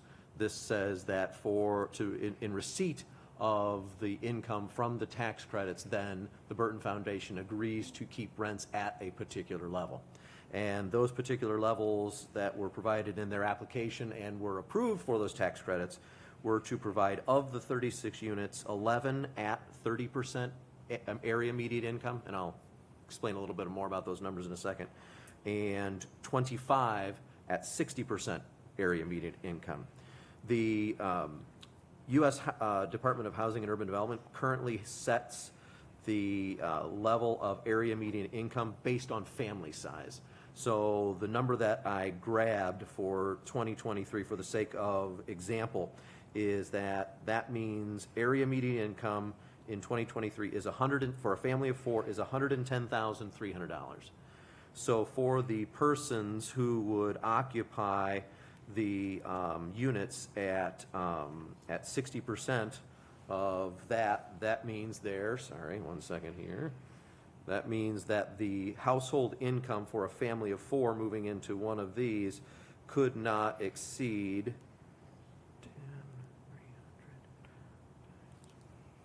$66,100.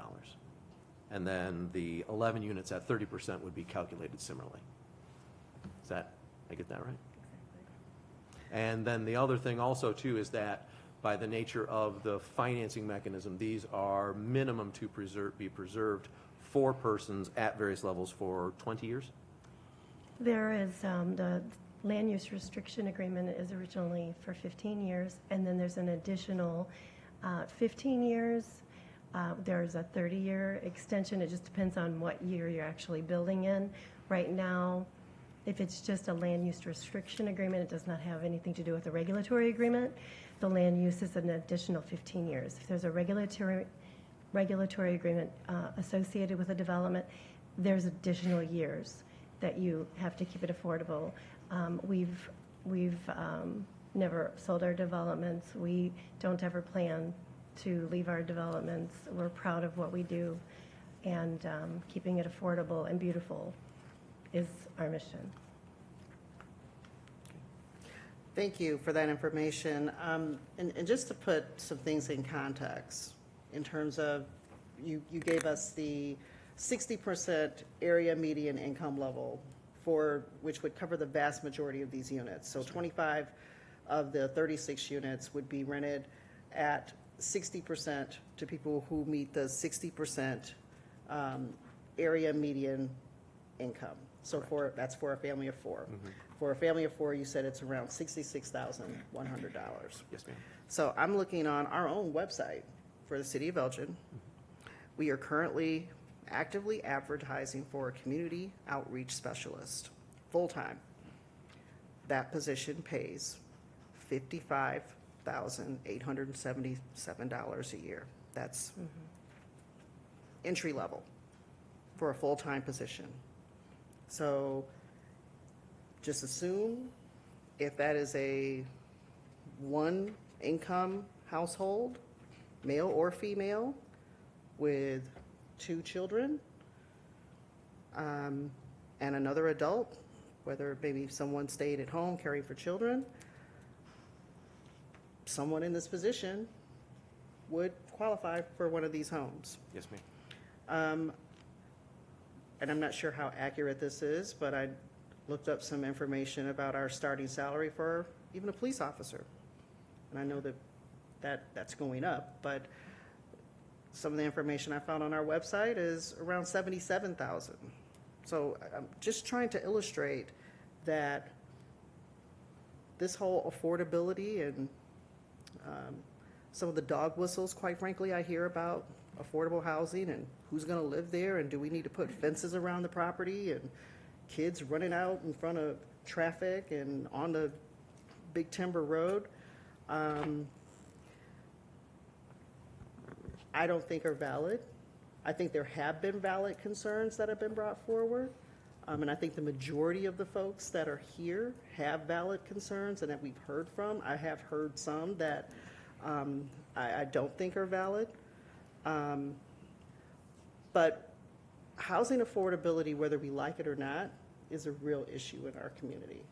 And we're talking about people who work every single day that don't make a whole lot of money. These are the people that are serving us meals when we go out to eat. These are the people that are working in some of our factories, or maybe even working here for the city of Elgin in hourly or entry-level management positions.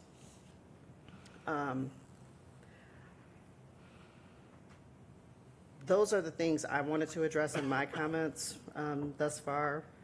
I do have the concerns about the flooding, but it does sound like that has been addressed, because that was a genuine concern that I had about what was being proposed. Was it going to contribute to the flooding that's already there? Is it going to help mitigate it? Those were my primary concerns. Some of the other stuff, I wasn't convinced that as much of that being an issue. So those were my comments, and I'll yield my time to some of my other colleagues. Thank you.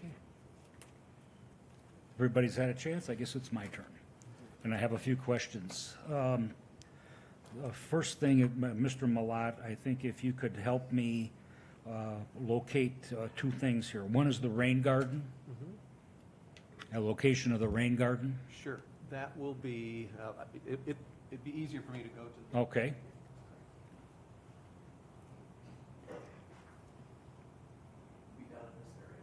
Okay. And the playground. Yeah, I have that on a map. Thank you.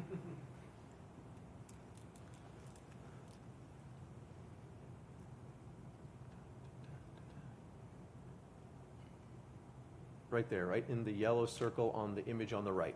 Okay, thank you. At the end of that short little street. Yeah. And this is for Mr. Meyer. You stated in the at the public hearing for the Planning Commission that it would be physically impossible for water to drain to the east. That's a pretty bold statement. In relation to what? That was your statement. You said it would be physically impossible for water to drain to the east on this property because of your design. As far as to Windstone? Yes, that's correct. Yeah, to the east. It won't happen. Yeah, you said it's physically impossible. Yeah, because there's too much grade separation. Yeah, and I appreciate you've been doing this for 30 years. I've been doing it for 50. And that's a bold statement because that's not true. There is a point when there will be enough rainfall on this property that it's going to drain that way, and you won't be able to stop it. Correct? There's a point in your design that you have designed this property to handle a certain amount of rainfall. Well, yeah, and when that's exceeded, this will drain to that property. Pretty much anything goes after you reach out beyond 100 That's degree correct. Yep. So it's incorrect to say that it's impossible for that to happen. Yeah, it's impossible under the design criteria, yes. That's correct. And I have a question. I asked about the rain garden because that's going to be a storage area for snow, correct? The majority of the snow will be pushed towards the retention pond. Okay, but the rain garden is also an area where you're going to store snow, correct? Well, hopefully not a lot of it, because we don't want to pollute that with too much salt. Okay, and I guess my point here is frozen ground is not a person designing a storm system's friend. Right. It's in my business and your business. The time when people think that April showers are the time when flooding occurs. That's not when flooding occurs. Flooding occurs in the wintertime. in February. Oh, yeah, we've seen some more. Or risky in events, big yeah. rolling thunderstorms in August. Those are the times when the flooding occurs. And so I have a concern there. You're going to stockpile snow in the rain garden, and the rain garden will be frozen and will not absorb any water. Anything that comes on will be on that rain garden will flow someplace. And I would think it will flow into the neighboring community, would be my guess. Another concern for me is that the stormwater plan of the Kane County looks at the surface water. It does not look at the natural drainage and the flow of water coming from other areas. Farmers look at that a lot because that's why they install drain systems, drain tiles. There's not a drain tile on this property, but this property is really drains almost the entire park. Flows through that property and eventually into where that culvert is at White Oak, flows into that under the highway, and then into Tyler Creek on the other side of the creek. When you construct this, have you interrupted that water flow? Just by digging in there, putting in sub-basements, putting in subsurface, how's that water flow going to change? Has anybody looked at that? Yes. The water flow is going to go, there's now a system of drainage that is naturally occurring. Now you're going to change that. Where's that water, where's that undersurface water going to go? Well, right now, there's an existing drainage ditch that flows to the culvert that goes under Big Timber Road. Yes. That area right now is designated as a wetland. Yes. So there's not much that can be done in that area unless it's strictly maintenance. We'd have to get approval from the county and possibly the Army Corps of Engineers to do any work in there, as would anybody else. So the plan for us, and what we did with our hydraulic model, was develop a headwater condition at that culvert crossing, and that is at where we set the outlet elevation from our retention pond, so that we didn't have any backwater effect going into our retention pond from off-site areas. Water also could be redirected more to the eastern side.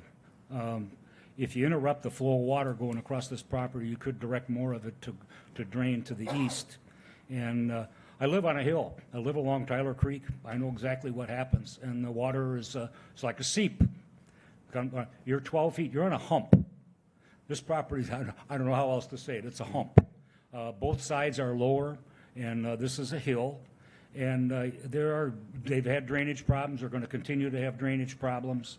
And whether, how it was designed 50 years ago is important, but to this issue, it's not relevant because they already have flooding problems that they have to deal with.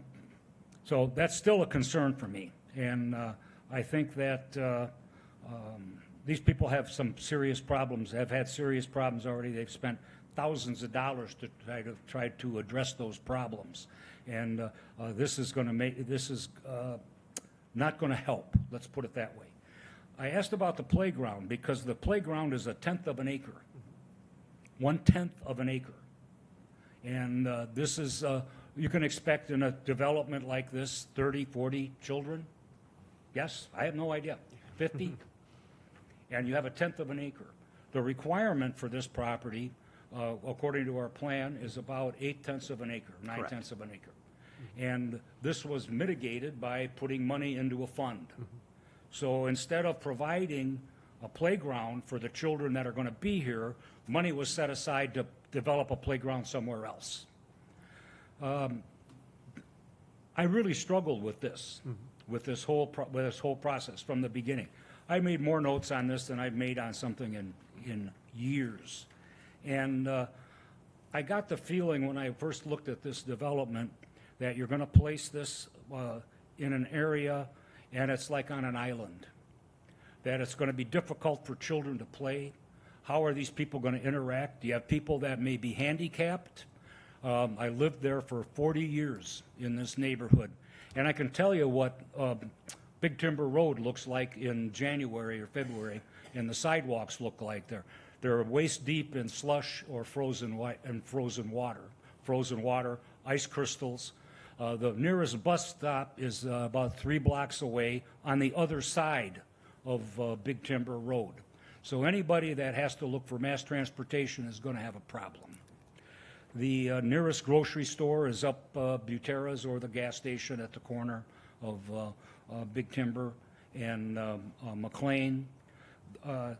So to me, it was a concern about the life quality of the people that were living here and going to live here.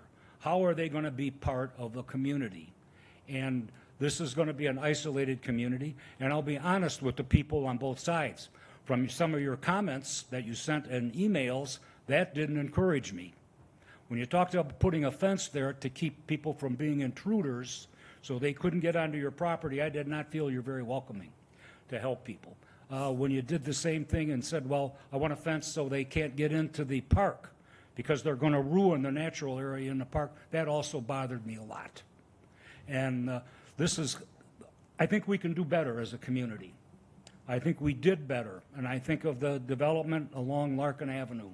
We've had people come from other parts of the state to look at that development, low-cost housing, high quality, in a mix of a neighborhood, to allow the people to interact and become part of this community. I don't see that happening on this property. I don't see it ever happening on this property. The idea here has been to separate this and separate the people so that they have a buffer of trees. A nice thought, but how does it, for the people that are going to be living here, how does that affect their quality of life? And that kind of stuff bothers me. How do they, if you're going to have handicapped people here, how are they going to get to the grocery store? They can't walk in the wintertime. They're going to have a real problem doing that. If they have no car, and many people with low income are challenged for transportation, how are they going to be able to get any place? So I think that the location of this bothered me a whole lot. And looking at these kind of things for a long time. And I'm still struggling with that part of it. I did ask for the charging station in the garages. When you're starting talking 4 and 5 cars or 6 cars at each of these homes, that's a lot of cars. And that means there's a lot of adult people living here as well. But I'm looking at a quality of life here for people as well, and from both sides, from the people that live on both sides and from the people that don't live here yet. And I think that's,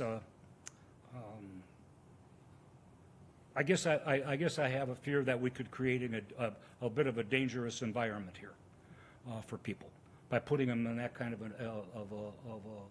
on an island, so to speak. And I guess those are my feelings on this. I've been tossed on this thing for 2 months, and raised a number of issues just like other people have. But I look at people, I'd like to see them be part of this community, and I'm really struggling to see that here. Okay, that's my comments. Anything else? Ms. Powell? Yes, I guess in response to some of your comments, Mayor, I have a question for the Burton Foundation. Is there a limit on the number of adult people that can live in the homes? No, it's all fair housing, so we follow the same rules as a market rate, and it's so many people per unit. So we don't. Because I know a lot of adults, that again, don't make a whole lot of money.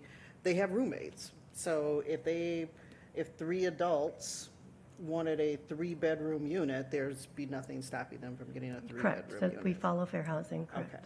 And I'm assuming, based on the fact that you have some of these other properties in other communities, you see that. We do, absolutely. So I guess, and I bring that up to address the mayor's concern about the small park space. As a parent of a 17-year-old, my kid doesn't go to the park that much. So depending on how old these children are, I think you'll see parents of younger children, probably maybe younger as in under the age of 10-ish, wanting to take their kids to a park.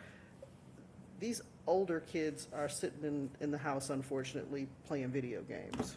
Shameful to say, but they're not really going to the park that much. So I'm not as concerned with the lack of the smaller park space. You talked about the fact that the Metra stop is across the street. Have we tried to work with Metra to put a stop on this side? The pace stop, I think you mean, the pace pace stop, stop, sorry. Because I think that came up during the planning commission meeting. I mean, intergovernmental cooperation is a real thing. I mean, I think we need to work with PACE on some of these issues. We can certainly do that. Reach out to them. Because I think that's a valid issue. I did hear Burton Foundation say that, I believe you said 5 of the units are handicap accessible. They are. We just completed and leased up 45 townhomes in Geneva, and there are about the same amount of ADA units, and there's not a real high demand for those. So we have folks living in there that do not need the ADA, but they do understand that if another unit becomes available and we need that unit, that we might have to, move them into another apartment. They don't have to go, but we'll ask them. Great, thank you.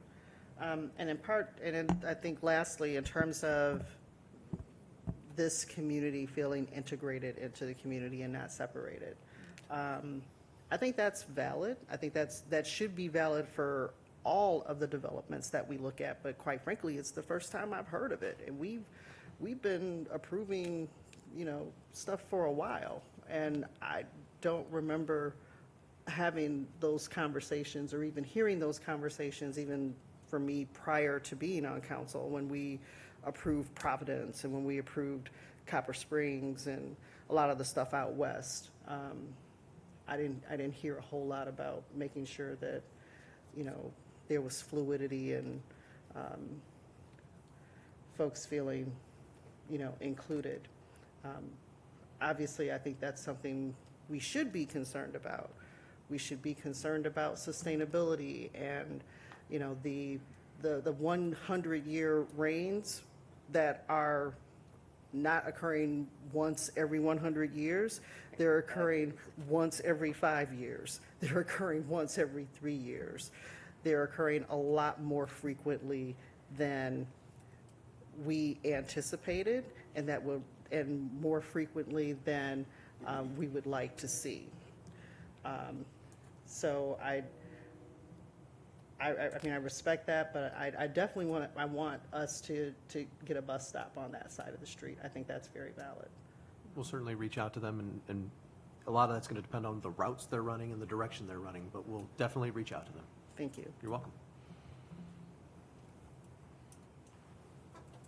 Okay, Mr. Ortiz, then Ms. Rauschenberg. So got me thinking about the recreation for the kids and youth that do want. So the green space you have on the map on the northwest side, is that going to be like playing space? Or is it be more like trees and like a foresty kind of vibe space? The latter, the trees, foresty kind of vibe space. Okay, all right, thanks. Okay, Ms. Rauschenberger. Yeah, thank you. So, so similar question. So the green space that's there. So the green space that's there that we can see next to the pond, again, that's contiguous with the city park, is that correct? Yes, ma'am. And is it possible to walk to the city park from there? Okay. There are no, is it, Tracy, maybe you want to talk about this. There was conversation early on about perhaps improving at least some of the natural areas on site with walking paths, or perhaps making connections to there, but there is no direct trail that stubs into from the park to Gifford Crossing. Okay. Do you So, wanna- yeah, so. That's correct, yeah. So there is, you know, I feel like it's not a citadel sitting on top of this, you know, mountain that no one can get to except if you drive into that road, right? You can walk on and off from various ways. And then my other thought was just, again, to address the mayor's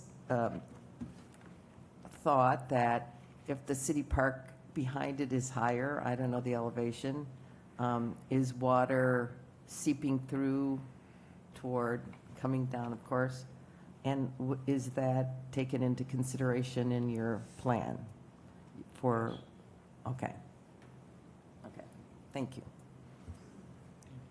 Oh, I guess the last thing I want to just say is, and on behalf of Burton Foundation, I don't know them well, but I was taken several years ago to your facility in South Elgin that supports people with, I think, developmental disabilities as well as low-income families, single mom families. It's a beautiful facility. The Burton Foundation is here in Illinois. It's not like they're coming from California and saying they're going to take care of something across the country. Their facilities are all in the area. That you have an office here in Elgin. I live in Elgin. Okay, thank you. So I think that bodes well for a community organization that will keep its promises. And I believe the Burton Foundation started with this heartfelt need to support people with developmental disabilities because there was no housing, or still is very little housing out there for those kind of people that, you know, age out of school and have really very little options for independent living. So, so I just want to give that bonus, you know, little talk about Burton Foundation. Thank you. Anything else? Anybody in the public wish to speak? We're still under the public hearing portion. Please come up to the podium and state your name.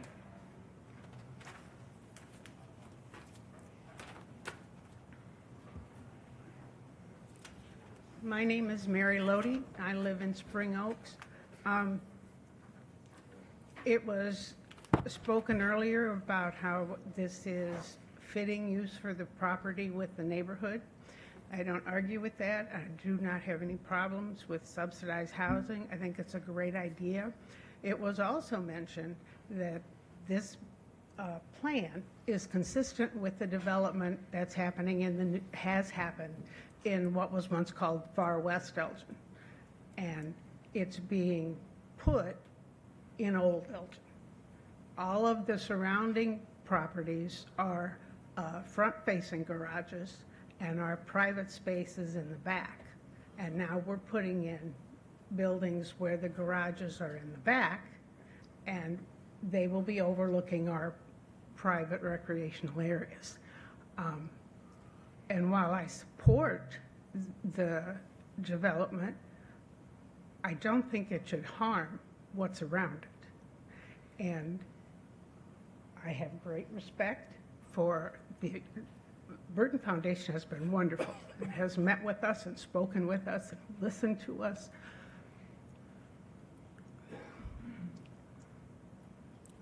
One of the wonderful things about our area is the privacy. And I don't care if they walk onto our property. I'm happy to meet them and party with them, invite them over. But I don't feel like we should be moved from, I'm sorry, I don't speak well in public, taken out of our little area and suddenly we become the entertainment for the new neighbors. And it was spoken about how many trees they were leaving, but there's a greater number of trees that are being removed. And when you currently look to the east of our property, what you see are deer and raccoons and greenery. And we will lose that. And while they will maintain the pond, drainage that comes off the pond and goes under big timber, it's all going to go to one side now, and then there's going to be a mechanical device that splits it. And where will the Burton Foundation be when that fails? Because it happens. And I believe that they are planning and abiding by the Kane County stormwater regulations, as did Sherman Hospital when they rebuilt out there. And if you talk to the people that are around there, despite the brilliant people and the assurances that were issued, the runoff in Spring Oaks is different now than it was prior to Sherman Hospital. And as recently as 18 months ago, Spring Oaks planned to address some of the runoff during that natural drainage way on the side of the property. And we were at first thwarted by the wetland declaration and worked with the Corps of Engineers to get it declared an isolated wetland, and then developed a plan to try to address some of our runoff. And we were prevented by doing that because in order to do that, we needed to move on to what is now Burton Foundation property. We cannot address our water runoff problems without moving off our property. And we get runoff not just from the area that the 8.2 acres that will be Giffords Crossing, but from the city park and from Sherman Hospital and the Burnage Woods Park that's there. At the entrance to your park, you have a lovely sign thanking the Burnage family, and it says that there was originally, when the family lived there, a pond in the middle of what is now the park, and that they enjoyed ice skating and so forth. So the Burton Foundation may indeed address and improve the runoff from that property to the east, but it will not affect all, it's not going to fix our problems, and our problems will still be there. And we appreciate the designation of an easement, but that only allows us the opportunity to once again assess ourselves and spend our money to keep from drowning. There was something else I wanted to say, but I think I forgot it, so I'm sorry. I will sit down. Thank you. Thank you. Anyone else wish to speak, please come up to the podium and state your name. We're going to take turns. Whinstone is going to get in the middle of Oaks. I understand that the builder at Whinstone was somewhat of a character, to say the least, difficult. And it is my understanding that the city of Elgin required the builder to put a French drain around it to handle water issues. And Whinstone's in the city of Elgin. And Tish, I wonder why the city of Elgin approved it. And you know, it isn't case hurrah, hurrah. If it floods, it floods. If Burton floods us, that's not the way it should be. We live there, and we're managing our situation now. When we get those 500-year floods 2-3 times a year, we get a little creek behind our house, but it goes into the French drain, and it goes away. What happens if more water comes down? I don't believe what he said, that the water isn't going to come off, the snow.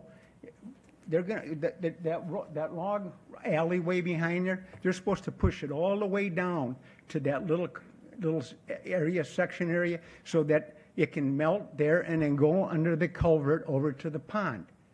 Well, who? Have you ever seen people move snow? Do you think they care if they're going to get it down there or off to the side? And then it's going to be on that frozen little green spot, and then it's going to run off onto Whinstone. So that's all I got to say.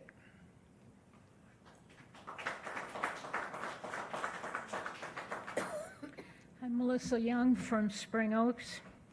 I wish I could find it on my phone. I will if any of you would like to see some of the video clips that I have taken from the water that comes from Burnage Woods and now the Burton Foundation. That corner, that particular unit, the year before I moved in, spent over $5,000 of her own money to try to get the water away from her home. I have been over there and I have taken video clips. Now this is since we did the road, since we self-assessed each of us $11,700 for the road. The boxes that are on the ground, the water comes with such ferocity that it lifts those drains completely.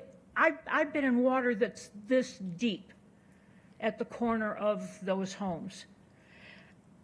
Like I said, I'd be happy to forward these if I can find them. You would not believe. The privacy issue that Mary brought up, yeah, it's a big concern. We have a brand new neighbor that is just moved in to the very first unit. And when she attended the planning and zoning meeting, she said, what in the world did I do? She has, all along that line, they have the walkout basements, upper, lower deck. She'll have nothing to look at but a retention pond. It saddens me that this would even be considered. And believe me, I have nothing against affordable housing. Across the street, terrific, great. Sandwiched in this area and helping others while punishing the people that are already there makes no sense to me. It makes no sense. And if the mayor thinks that there is ever going to be a sense of community, I have a sense of community with my neighbors. When something happens, we help each other. I'm sure Windstone, after meeting those folks at the meeting that we first had a couple of years ago in June, same thing. It's going to be a devastating loss for our community. Devastating. And I still haven't heard the answer to when the lower level of some of these homes takes on water, is it our responsibility to call our insurance company and say, hey, I've got a flooded basement? And yes, the easement is a great thing. It's terrific. And when I heard someone say, I think it was the engineer that said, then the association can do what they want. We don't have deep pockets.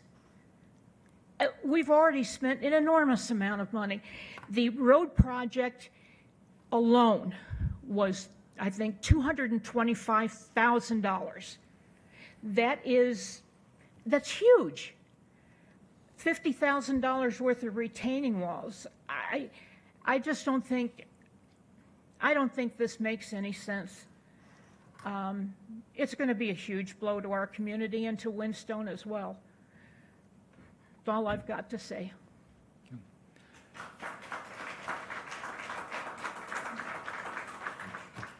Anyone else wish to speak?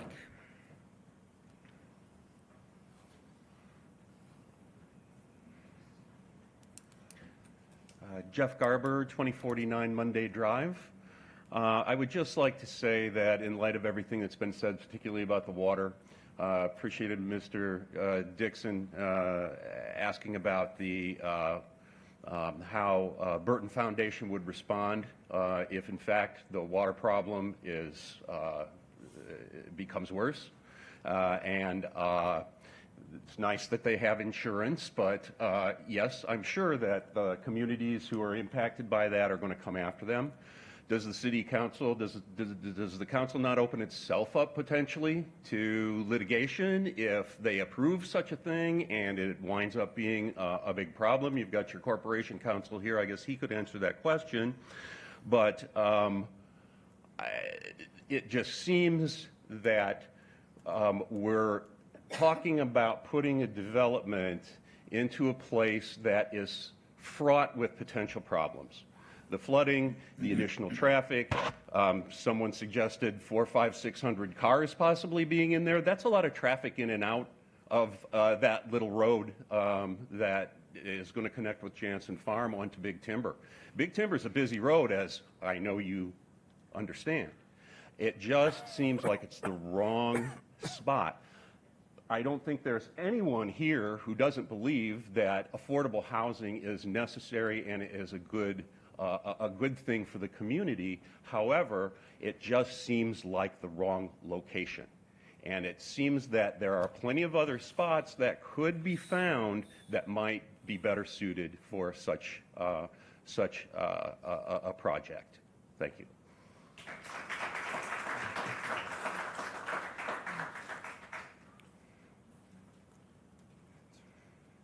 John Lloyd, Spring Oaks. I just wanted to correct a couple things that were said. Councilperson Rauschenberger talked about light pollution. The thing to remember is those standard street lights that will be around that development will not only be 25 foot high, but there'll be 12 foot above the homes on either side, and they'll be unshielded street lights. So when you're in the backyard of those existing homes, you will be looking up and you will be looking right at the bottom of those street lights. So yes, there will be light pollution for the people that live in those existing homes. The other thing is the green area is what they call the tree preservation area. They will be leaving trees that are there, but they also are doing something called woodland restoration. And if you've driven along Big Timber and seen the area on the south side of Big Timber, east of Randall Road, they went in there a couple of months ago with machines and they ground out everything but the big trees. And you went from a wooded area to looking through a forest of telephone poles. All of the ground cover was gone. And so that's what's going to happen in that area. So the woods, the ground cover that we've enjoyed will be gone. And point out again, look at the toe slope on that pond and how close that toe slope is to those houses. And that slope will be a constructed slope that is then seeded with grass afterwards. So there'll be no trees there. They're not planting bushes, they're not planting trees. So those first couple of units there, all they will see is the hill up to the top of that pond. So it will really change the wooded outlook from what it is now. Thank you.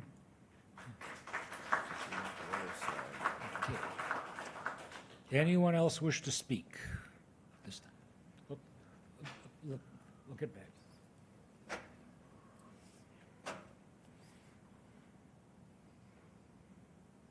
My name is Rich Scarpese. I'm at 2053 Monday Drive. I live right behind it. Beautiful landscape, the woods, the nature of the life there. I can't even describe it unless you live there. Come over for a cup of coffee or a barbecue. You will understand what we're all talking about here.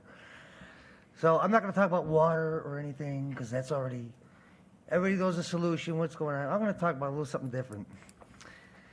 I'm in the construction business myself. Let's find a little bit what's going on. The poor people that live on the side of this development that we want to build here, nobody's talking about the start of the construction. All the rodents, all the dirt and the dust and water, and when it rains, because nothing's landscaped yet, and when they start this, all this water's going to be coming down. Now there's nothing to catch the water. Even though there's starting the retention ponds and everything else, nothing's set yet. The biggest disaster is when they first immediately break ground. The trucks, the traffic, the dust, all the rodents, the coyotes, the deer are going to take off. We're going to lose everything. And I'm just trying to throw that out there a little bit. It's a major disaster going through, I mean, this big building back there. You're going to have 200 to 300 cars. You're going to have truck drivers. You're going to have semis coming up and down the road. It's going to be hell. Let's be honest with it. it's going to be a nightmare for the 6 to 8 months if they start this project. And all the people that live next to it, their foundations are going to be shaken between all the heavy equipment going in and out. Now we have another concern, foundations, you're removing the earth, you're relocating everything. Now, let's get back to the winter now. I plowed snow my whole life, back in the day, many years, and the worst place you can live is behind a school, okay? Because we're in there for 4 hours at 3 o'clock in the morning, all through the morning, with backup alarms. Beep, beep, back and forth, and lights and strobe lights. The people who live next to it are going to be affected by it in the middle of the night. They're going to see lights, they're going to hear plows fall up and down. This is already an established community here. You're going to disrupt everything that these people worked for their whole entire lives for all this commotion with nature and wildlife we're going to lose and everything else, and we will not get that back. As soon as that heavy equipment goes back there, the deer, the coyote, everything, the rabbits, the ducks, they're all gone. Everything's gone. And that's all I got, but I just look at a different perspective view of it from the beginning, not to the end. Nothing against public housing, but it's just like you try to put 10 pounds of shit in a 5-pound bag, and it ain't right. And nobody up here would disagree with me. Nobody. We love it, but not in our backyard like this beautiful little environment we have here. It's gold in there. And what's going to happen? We're going to lose all that. And like I said, I love people. I help anybody I can, but we want to dump all this right on top of us like this, especially all the elderly people that have been retired, have worked their whole lives, and they're all set, and they got to run into this now. This is not right. It's just, love the idea, but the wrong location. Elgin's a huge, huge city, and there's other spots we can find a spot for it. That's my thing, though. But thank you, everybody. Thank you, Mr. Mayor. Everybody else.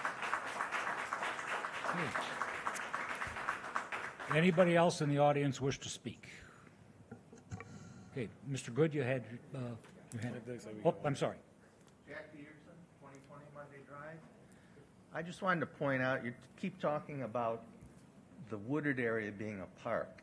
It is not a park as you think of a park. There are no toys, there's no rides, there's nothing there. It's a primitive woodland. There's a little path that goes around the north half of this 20-acre land parcel. The rest is all like it was 200 years ago. And that's why I feared if there's a lot of kids living here and wandering off into the woods, they could do some real damage. Thank you. Okay. Anybody else? Okay.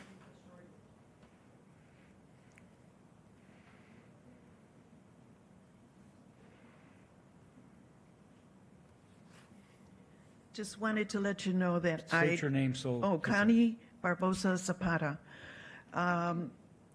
I just wanted to let everyone know that I don't live there anymore, but I lived there for over 20 years there on White Oak. And for all that time, you know, it was so many experiences of anxiety looking out the back of my deck, my upper deck, to see how close it was getting to the house. Fortunately, it never made it in, but I went through a lot of days, even nights, waiting to see when it would end and how far it would get. I was one of those that had to pay over $12,000 in repairs. I'm retired. I'm a senior citizen. I ended up selling my property, and I downsized into the greens. And now I don't have to worry about all that. But my other friends, they were all good neighbors. And I know some of the people on the other side as well, mostly over by Century Oaks. And they too get water problems. And I just wanted to be here to support them. Thank you.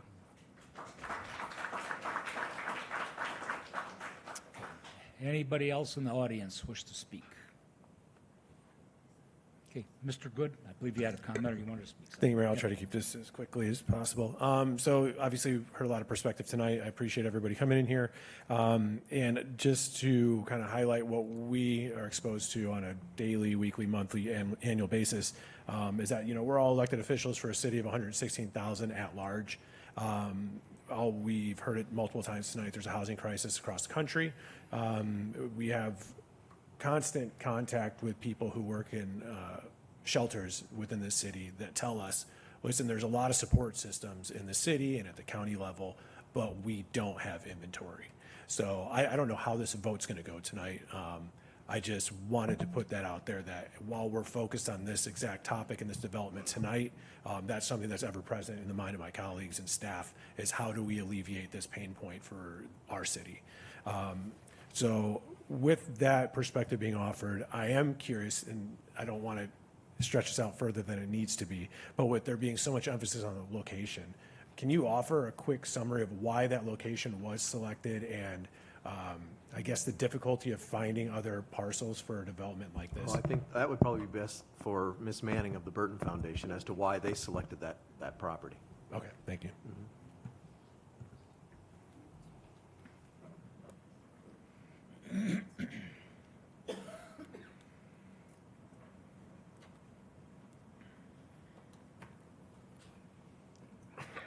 I've been in affordable housing over 25 years, and the conversation hasn't moved the needle.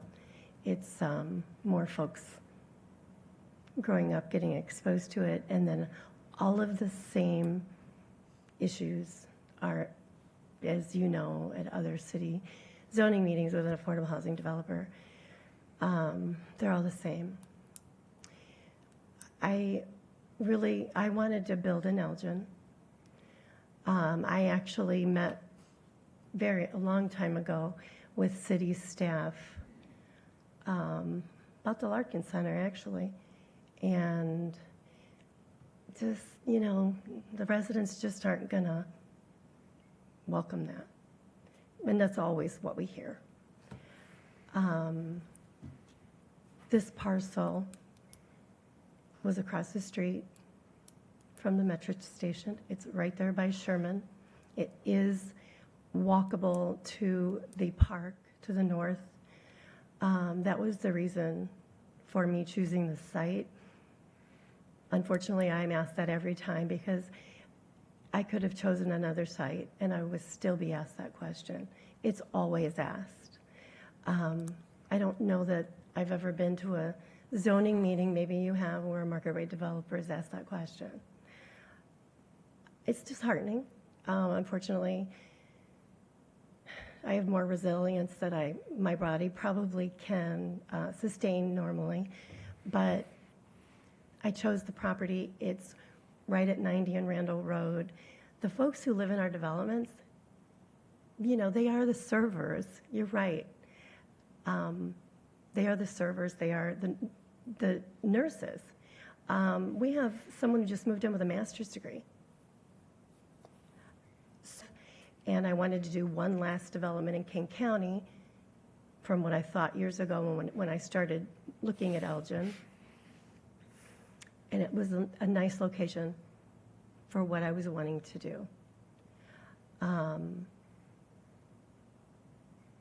The housing stock around it, I was trying to offer the same thing. We worked for years with city staff to be accommodating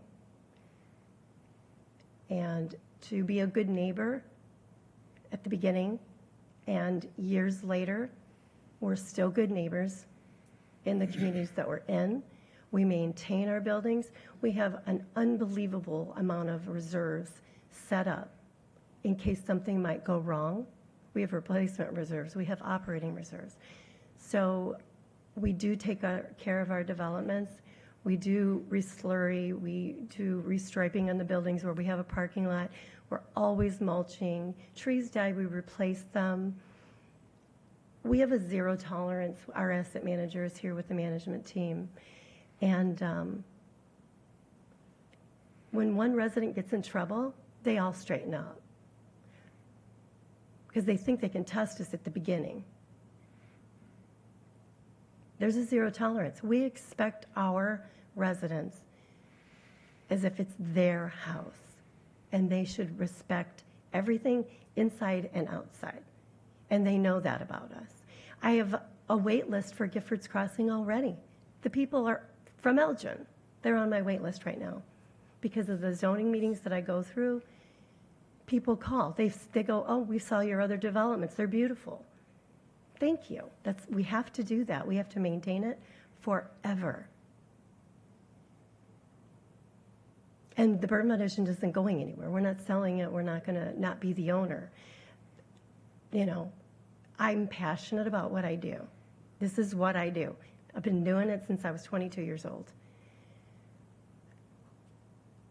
I'm not going to allow one of my developments to not perform beautifully, because guess what? There's going to be another zoning meeting that I'm going to go to. It may not be in King County, but the team that I have that are managing all these buildings, they know to have that zero tolerance and to keep it beautiful all the time. It's inevitable, and it's happened, and if you all have reached out to the communities where we have built, the residents that live there who were so against us tell us, wow, we were wrong. I mean, you can ask other mayors. They're like, they've come to me and apologized. I have personally been walked up to at my grand openings saying, it's beautiful, it's quiet, we were wrong. And it's not just about the construction and the building of it, it's the maintenance and the management. And if you don't have good maintenance and management, it's not going to be good. That's not our policy, and it's not our mission. This is not subsidized housing. We set the rents where they need to be set, max rents, less utility allowances. People have to pay their rent. These are Section 42 of the IRS tax code. They are an allocation of tax credits across the nation. I don't know if I'm telling you everything you already know, but it's not subsidized. I have no rental assistance.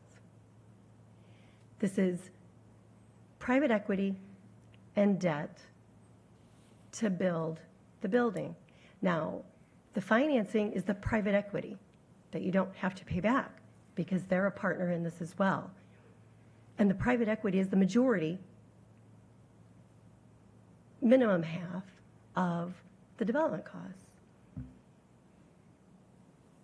So I don't have to pay that mortgage. It's not underwritten. There's no, 30-year amortization of a $20 million loan versus a $10 million loan. I don't have that mortgage, so I can reduce my rents. That's how Section 42 works. It's that simple. And this is all I've ever done since I was 22.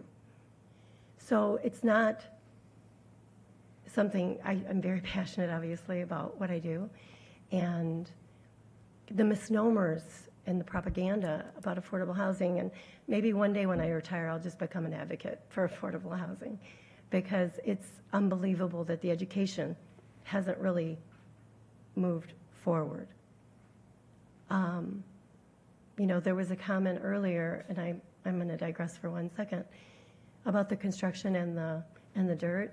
The general contractor has to water that dirt down. They're very aware of when they're building it to not interrupt more than they need to. So they have water trucks coming out, watering that down, so there isn't more dust than there needs to be.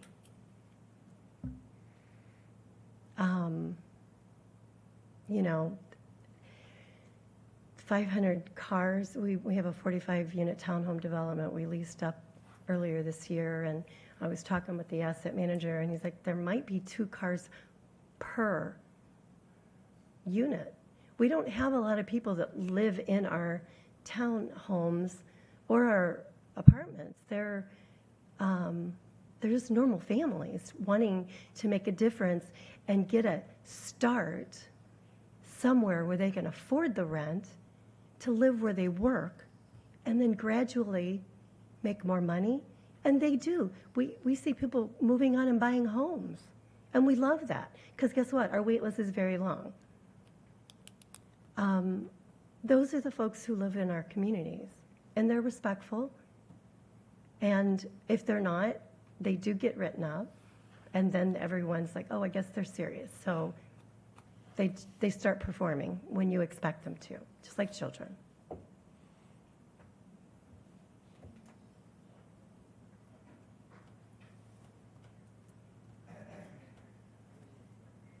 Thank you. Sure.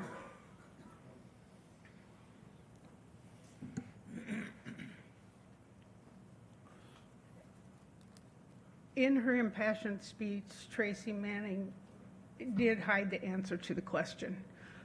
But none of the people here tonight complained about who was moving in, or complained that they would misbehave, or complained that it would not be maintained. We have two concerns: water and privacy. And while I support the work she's done since she's 22, everyone living around there has spent their whole lives getting to the point we're at. And now they're coming in and changing our lives. It's just another way to look at it. Okay. Anybody else in the audience here? Okay, Ms. Powell. Just one quick question to address the privacy issues, and I know that I've spoken with Mark Malat about this. Could you speak to what the concern is and what people will see and what they won't see based on the elevations and how the property is situated? Yeah. Because I know Sure. we went through that a little bit. Yeah, I just think want I think everyone. it might be better as I start to explain this, if I could have Jim come back up, because his firm did study of the elevations and the height of the buildings. So I'll pause my comments after I describe just the distances and what might lie in between, but he'll be able to elaborate that on also with the change of elevation. Yes. So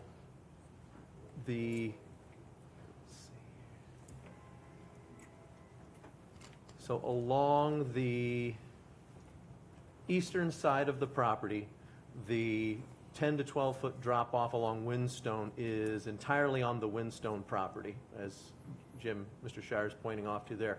So there's a 50-foot green area that's got about 25 feet of preserved mature tree line.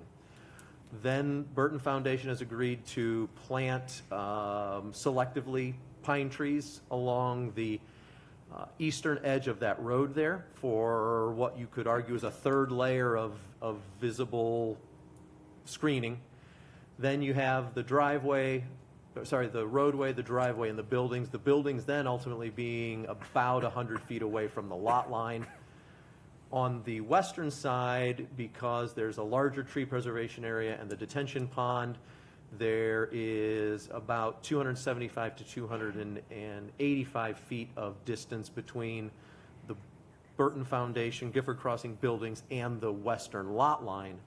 Then further on each of those adjacent properties is anywhere from 20 to 30 feet before their own buildings start. So I'll set that up to then pass it off to Jim to talk about the changes in elevation. Yes, we did do the cross-section analysis. They're cut through section AA and BB, but they didn't appear on the sheet. It didn't make it to that sheet. Let me see what I can do. Yeah.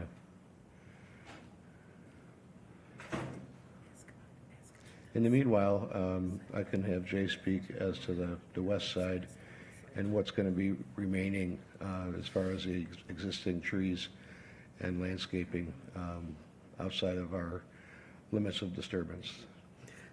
So basically, what is the sight line going to be for, like, on the east side of the property for someone abutting, living, like someone in Windstone? looking west, what will they just see? Berm, trees? What will they see? Yes, that's correct. Okay, now, you're saying that because the back of the Burton property is where the garages are, correct? Yes. And then I think there are decks on top of that or something.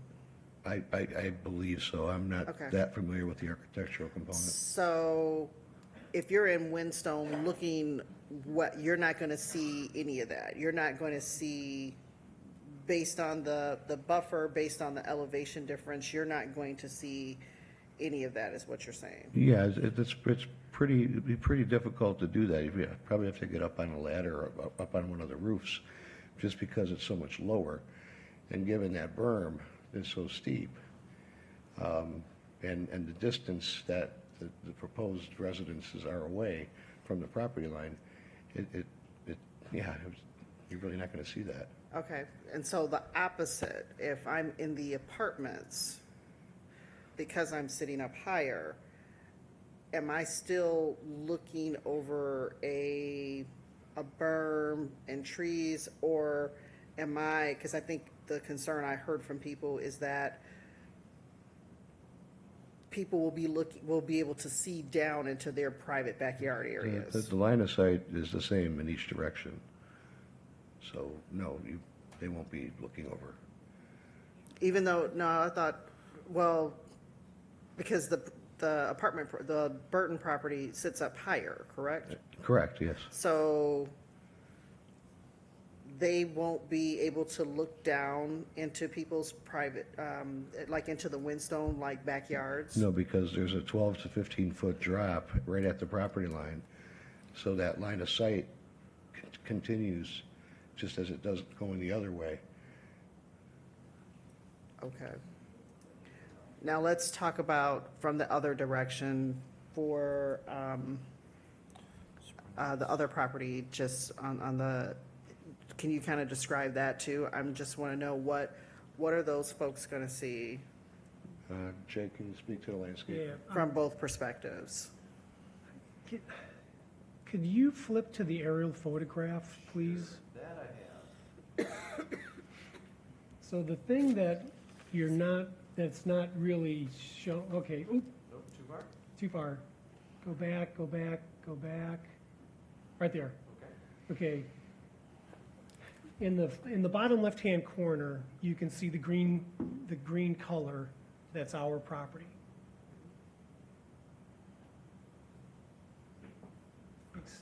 Extending onto the neighbor's property is another 50 to 75 feet of vegetation that's solid.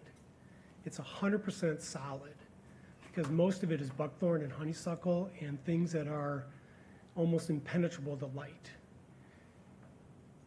So what they're pointing out as a 25-foot sliver on our property is actually closer to a 100-foot sliver, because they're not taking into consideration the vegetation on their own property. Okay. Can you see? It is true, because I can see it on the aerial photograph that I'm pointing at right here in that corner. So what they're saying is that, yes, we are going to take down trees for the detention basin, absolutely. There's about a 25 to 30-foot vegetation zone on our property, and then there's another 50 feet in that bottom lower corner, which is the closest thing to one of their homes. That's another 50 feet minimum. That vegetation is not going to be touched, it's not going to be restored, it's not going to be taken away. There will be a wall of vegetation that they will not be able to see through or penetrate anything whatsoever. For the entire length of the property, or just in that section? In that section. As you move north, the green line gets thicker, where it's closer to 100 feet of trees on our property. There's still a small buffer on their own property that we're not touching. The gentleman who referred to the restoration was a little over exaggeration. We're not going to bring in machinery, and we're not going to take down all the trees. Yes, you did. You said there's going to be machinery that's going to come in, and you're going to see nothing but tree poles.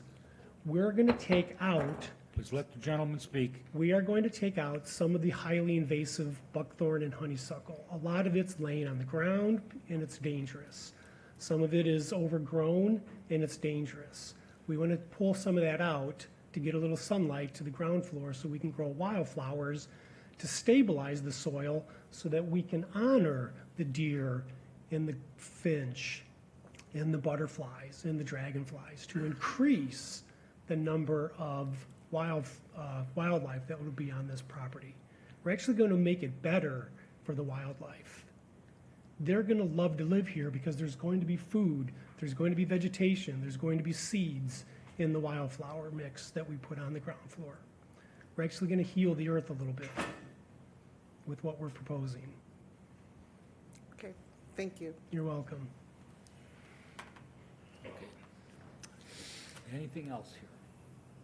Anything else from the council? Mr. Dixon. Thank you. Thank you. There was a question posed earlier by a gentleman concerning liability that was actually posed towards the city. And so if corporate counsel could answer that liability question, that would be appreciated first. As I understood, the issue was presented whether the city would have liability for approving certain stormwater plans for the site here if they didn't function as anticipated or as designed. And Illinois law immunizes the city from liability for that. When we have authority to approve plans and we do so, there is a tort immunity statute that immunizes the city from liability claims with respect to those types of approvals. Thank you. I didn't mention this earlier, but I used to live in that neighborhood years ago as a bachelor, many moons ago, over on Sheffield Court. That's right around the corner from that, essentially. And I used to commute to downtown, so I would walk from my home on Sheffield Court to the Metro and jump on the train and go back and forth. So I just wanted to mention that. And also on the backside, there are bus stops along McLean for that neighborhood, one or two, not a lot. This is a really, really difficult vote. On one instance, you know, I've supported every single affordable housing development that's come before the city council. I've advocated for every single one. The Larkin Center, which started when I came on the council in 2017. I was one of the first council people to advocate in favor of it. I've always advocated for housing in the city, for the poor, the underserved communities. But this situation here, seeing what the impact will be to this community, really doesn't sit well with me. And I know that city staff has done an excellent job with making every accommodation possible, working with the neighborhood, working with the builder, making concessions or asking for concessions, which I'm appreciative of the developer for doing. I don't think that you all are bad people. I appreciate that you've dedicated your career, your life to this work, and I want to see you continue in that work even after your retirement, as you mentioned, because we don't have enough affordable housing in the city, in the state, in this country. And I don't see things changing anytime soon with having a plethora of housing available for the people that need it most in this world and down to this community. So I just want to put those things out there. because we are going to have to make a vote on this. And we'll see what happens. I don't know how everyone is going to fall on this, but this is a difficult one for me personally, so. Okay. Anything else in the public hearing side? Yeah. Ms. Rauschenberg? Yeah, thank you. I just want to say, from my perspective, it comes down to the water situation. And I have to trust that these other developments were built before they considered water and water movement, et cetera, in the neighborhood. And that my feeling is that it might be to everybody's positive situation that you have someone coming in, an engineer looking at everyone's needs, and that you might have a better water situation afterwards. I mean, that's what I would pray for. So that's where I stand on it. Though I know it's a change in your neighborhood, I understand that. Okay. Anything else from the public? Okay, nobody at the podium. One last time. Declare the public hearing closed. Brings us to the last item on the agenda here is the consideration of petitions 57-21 and 58-21, 36 West South West 380 Big Timber Road, annexation agreement, annexation and plan development as a map amendment to construct a 36-unit townhome development on 8.6 acre property. Need a motion to move forward. Move for approval. Second. It's been moved and second for approval. Any further discussion? Yeah, I have a question. Where does this go from here? Is there a second vote on this at a future Correct, this is meeting? just Okay. for consideration. If it gets past consideration, the legislation would come back for your final vote. Okay. Okay. It's been moved and seconded. Question, Mr. No, Ortiz? never mind. Anything else? Moved and seconded. Clerk, please call the roll. Councilmembers Dixon, Yes. Good, Yes. Martinez, No. Ortiz, Yes. Powell, Yes. Rauschenberger, Yes. Steffen, Yes. Mayor Captain. Yes, votes approved 7-1. Okay. Brings us to consent agenda. Mayor? Ms. Powell. I would like to ask that item number 11 be removed from the consent agenda for separate deliberation. Ms. Martinez would like a quick break. Everybody would like a quick break. Thank you, Ms. Martinez. Well, let's take a 5-minute break. There was a motion on the table. So are we going to, can we just at least take care of that first? Are we going to remove Okay, we can. that? Yeah, we can. Okay. It can just be removed by a request from the council member. You don't need a motion. It takes. Okay. So it Got it. doesn't need a motion. Got it, yes. Okay, So we'll take a that's 5-minute break. separate. Perfect.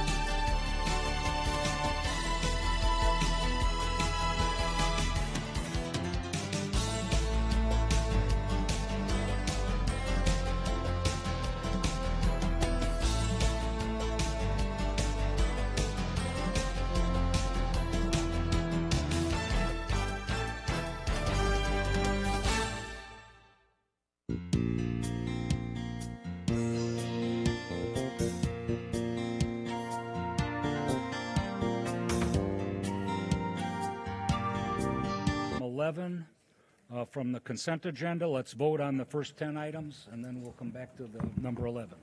So the motion to approve items 1 through 10. Move to approve. Second. It's been approved to approve items 1 through 10 on the consent agenda. Clerk, please call the roll. Councilmembers Dixon? Yes. Good? Yes. Martinez? Yes. Ortiz? Yes. Powell? Yes. Rauschenberger? Yes. Steffen? Yes. Mayor Captain? Yes, motion's approved 8-0. Brings us to item 11. Ms. Powell. Yes, thank you, Mayor Captain. Due to the lateness of the hour, I do want to be respectful of folks. But I have some concerns from the last meeting, and I've talked to some of the folks that spoke tonight and reached out to some of our legislators at the state level regarding the Delta 8 issue and what's going on. My stance really hasn't changed in terms of, yes, I am concerned about making sure that these products are not sold to children and are not marketed to children. That part has not changed. I spoke with Corporation Counsel this morning. He was kind enough to forward me a ordinance that was passed by the city of Naperville, where they did not ban these products, but they regulated them in a way that made sure that they were not sold to anyone under the age of 21, and I think they may have had some labeling requirements as well. That's more along the lines of what I would like to see.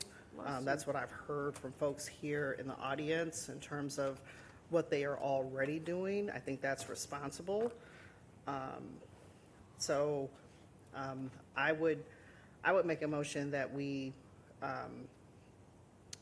amend the ordinance that we're that we amend the proposed ordinance to reflect closer of what Naperville has done in terms of putting a age restriction of 21 years of age and older on the sale of these products, and require labeling so that people know what they're buying, and the marketing, avoiding marketing to children.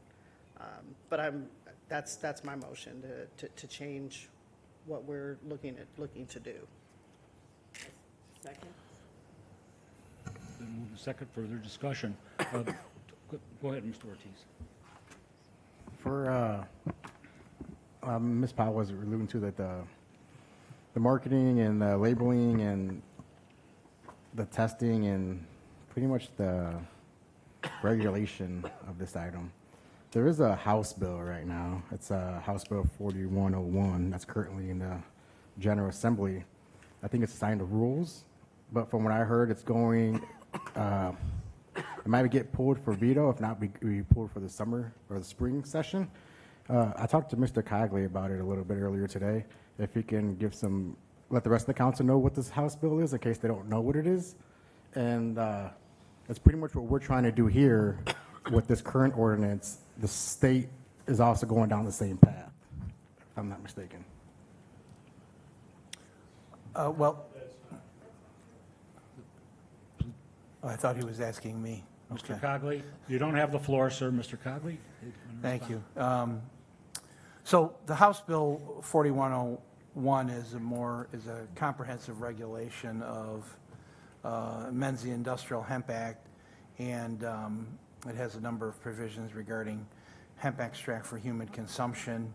It has a number of labeling requirements. It has limits on certain contaminants, limits on those, limits on THC, prohibits requires a license to sell these products, limits inhalation sales for inhalation to persons 21 and older.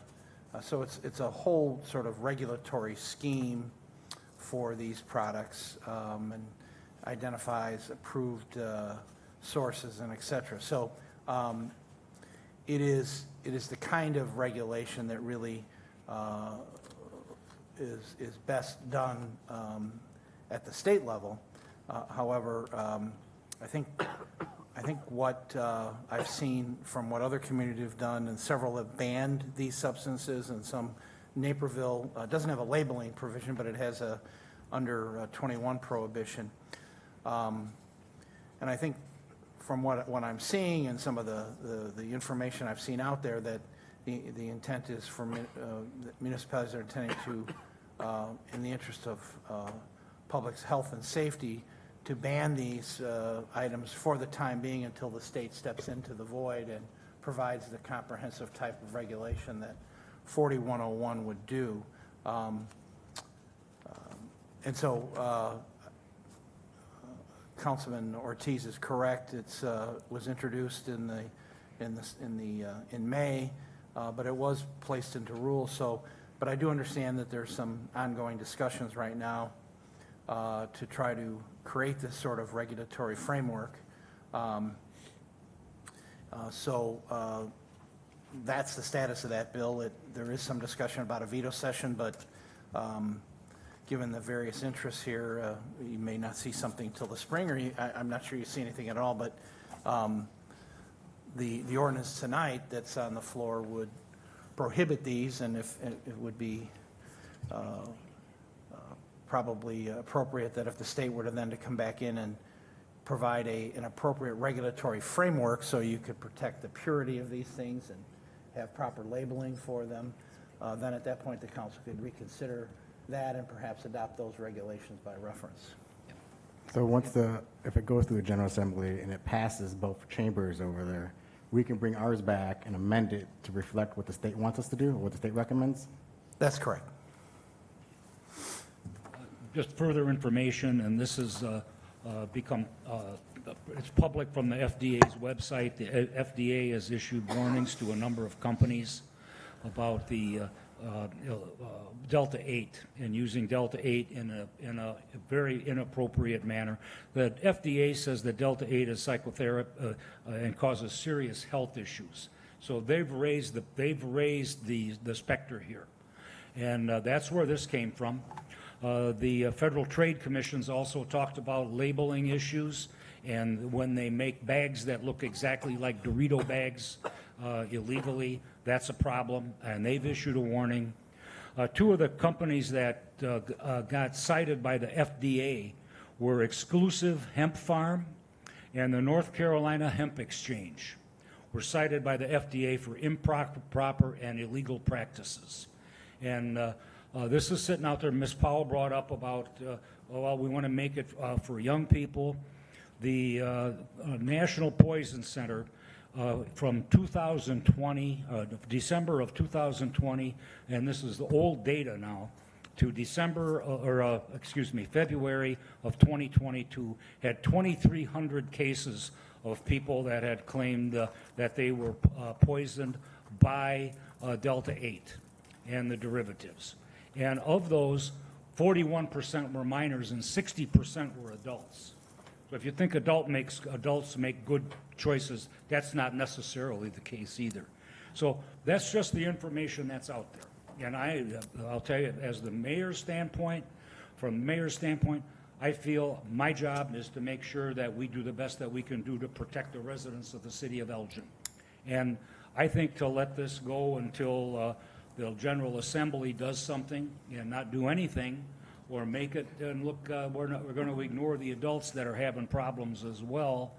And again, you're into all of those things. It's bad labeling, it's bad analysis, it's stuff that's made illegally and sold as an illegal product. There's all kinds of issues that are coming out of this thing, and it's exponential. That's why the Food and Drug Administration issued a special warning on July 5th of this year, about 5 weeks ago. So it's a serious issue.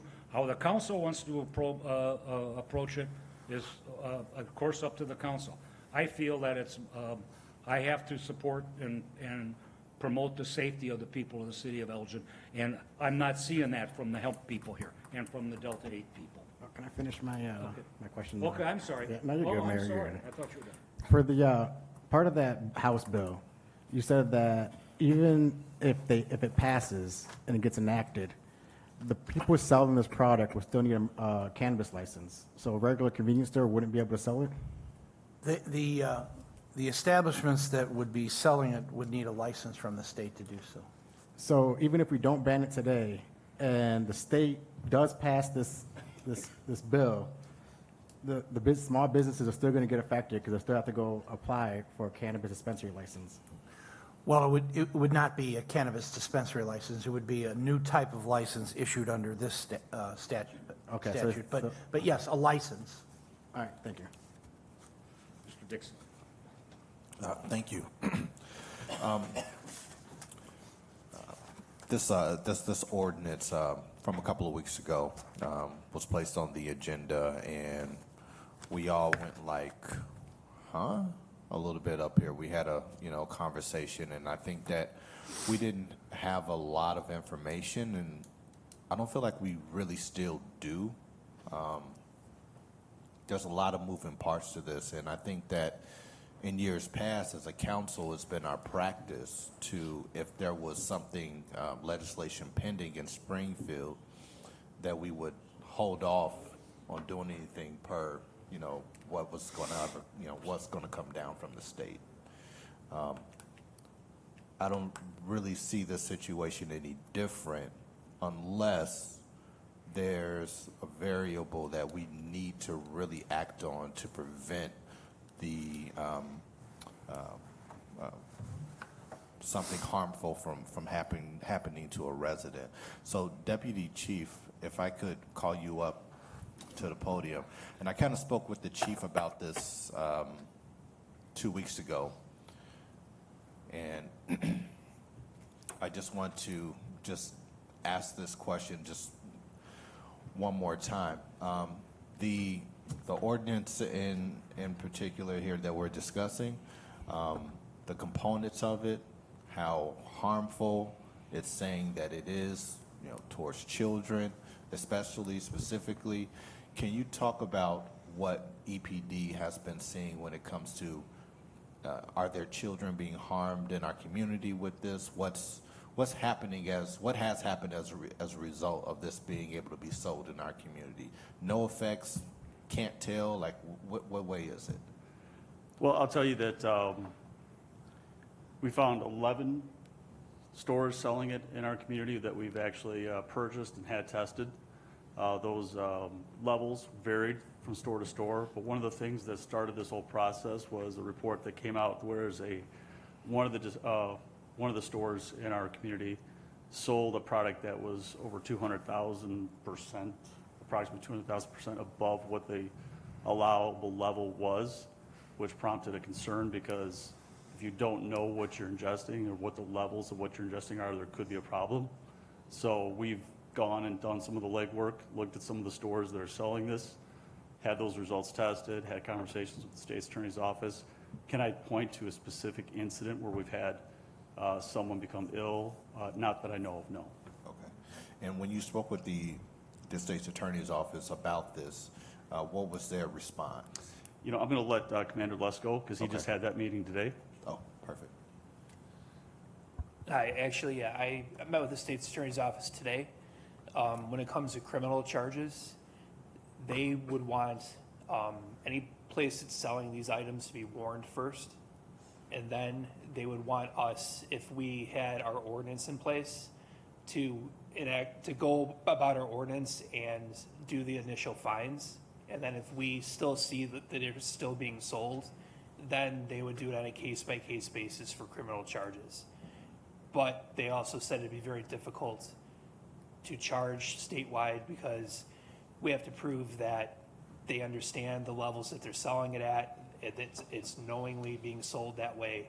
And a lot of it with the labeling and with how it's being sold in these stores, it'd be very difficult to say that the clerk selling this stuff is going to know that the levels in this particular item are beyond what should be sold in the vape shops.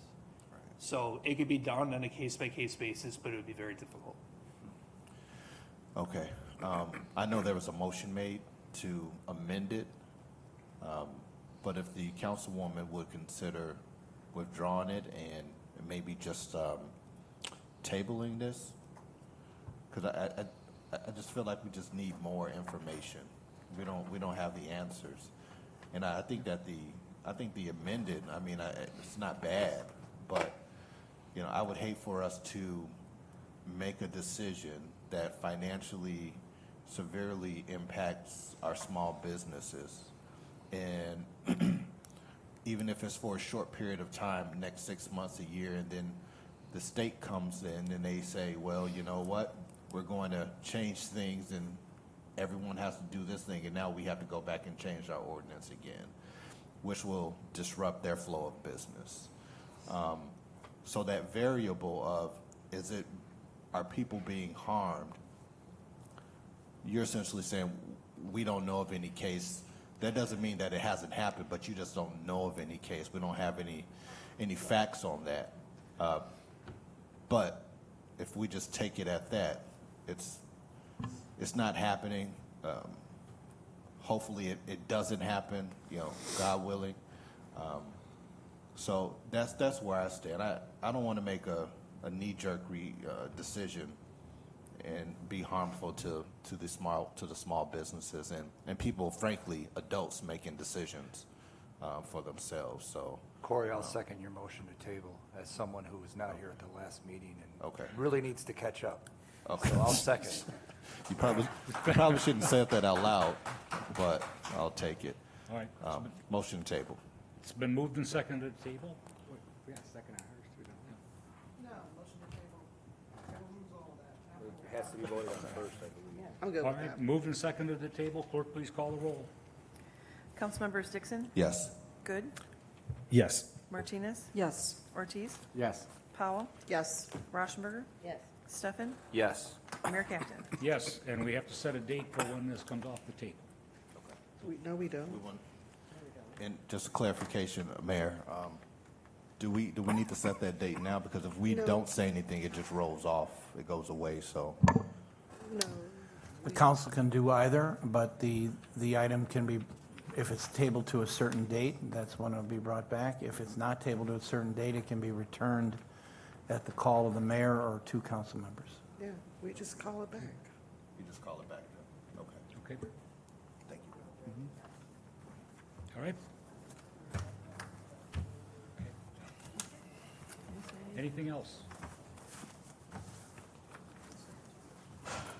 Miscellaneous business. We did that. Yeah. Move for approval. Second. Yeah, we did the other 10. Yeah, we did. Yeah. Okay, miscellaneous business. Move for approval. Moved and second for approval. Any discussion? Hearing none, clerk, please call the roll. Councilmembers Dixon? Yes. Good? Yes. Martinez? Yes. Ortiz? Yes. Powell? Yes. Rauschenberger? Yes. Stefan? Yes. Mayor Captain? Yes, motion's approved 8-0. Announcements, the next committee of the whole meeting will be Wednesday, August 23rd, 2023 at 6 p.m. in the city council chambers. The next regular meeting of the Elgin City Council will be Wednesday, August 23rd, 2023 at 7 p.m. in the council chambers.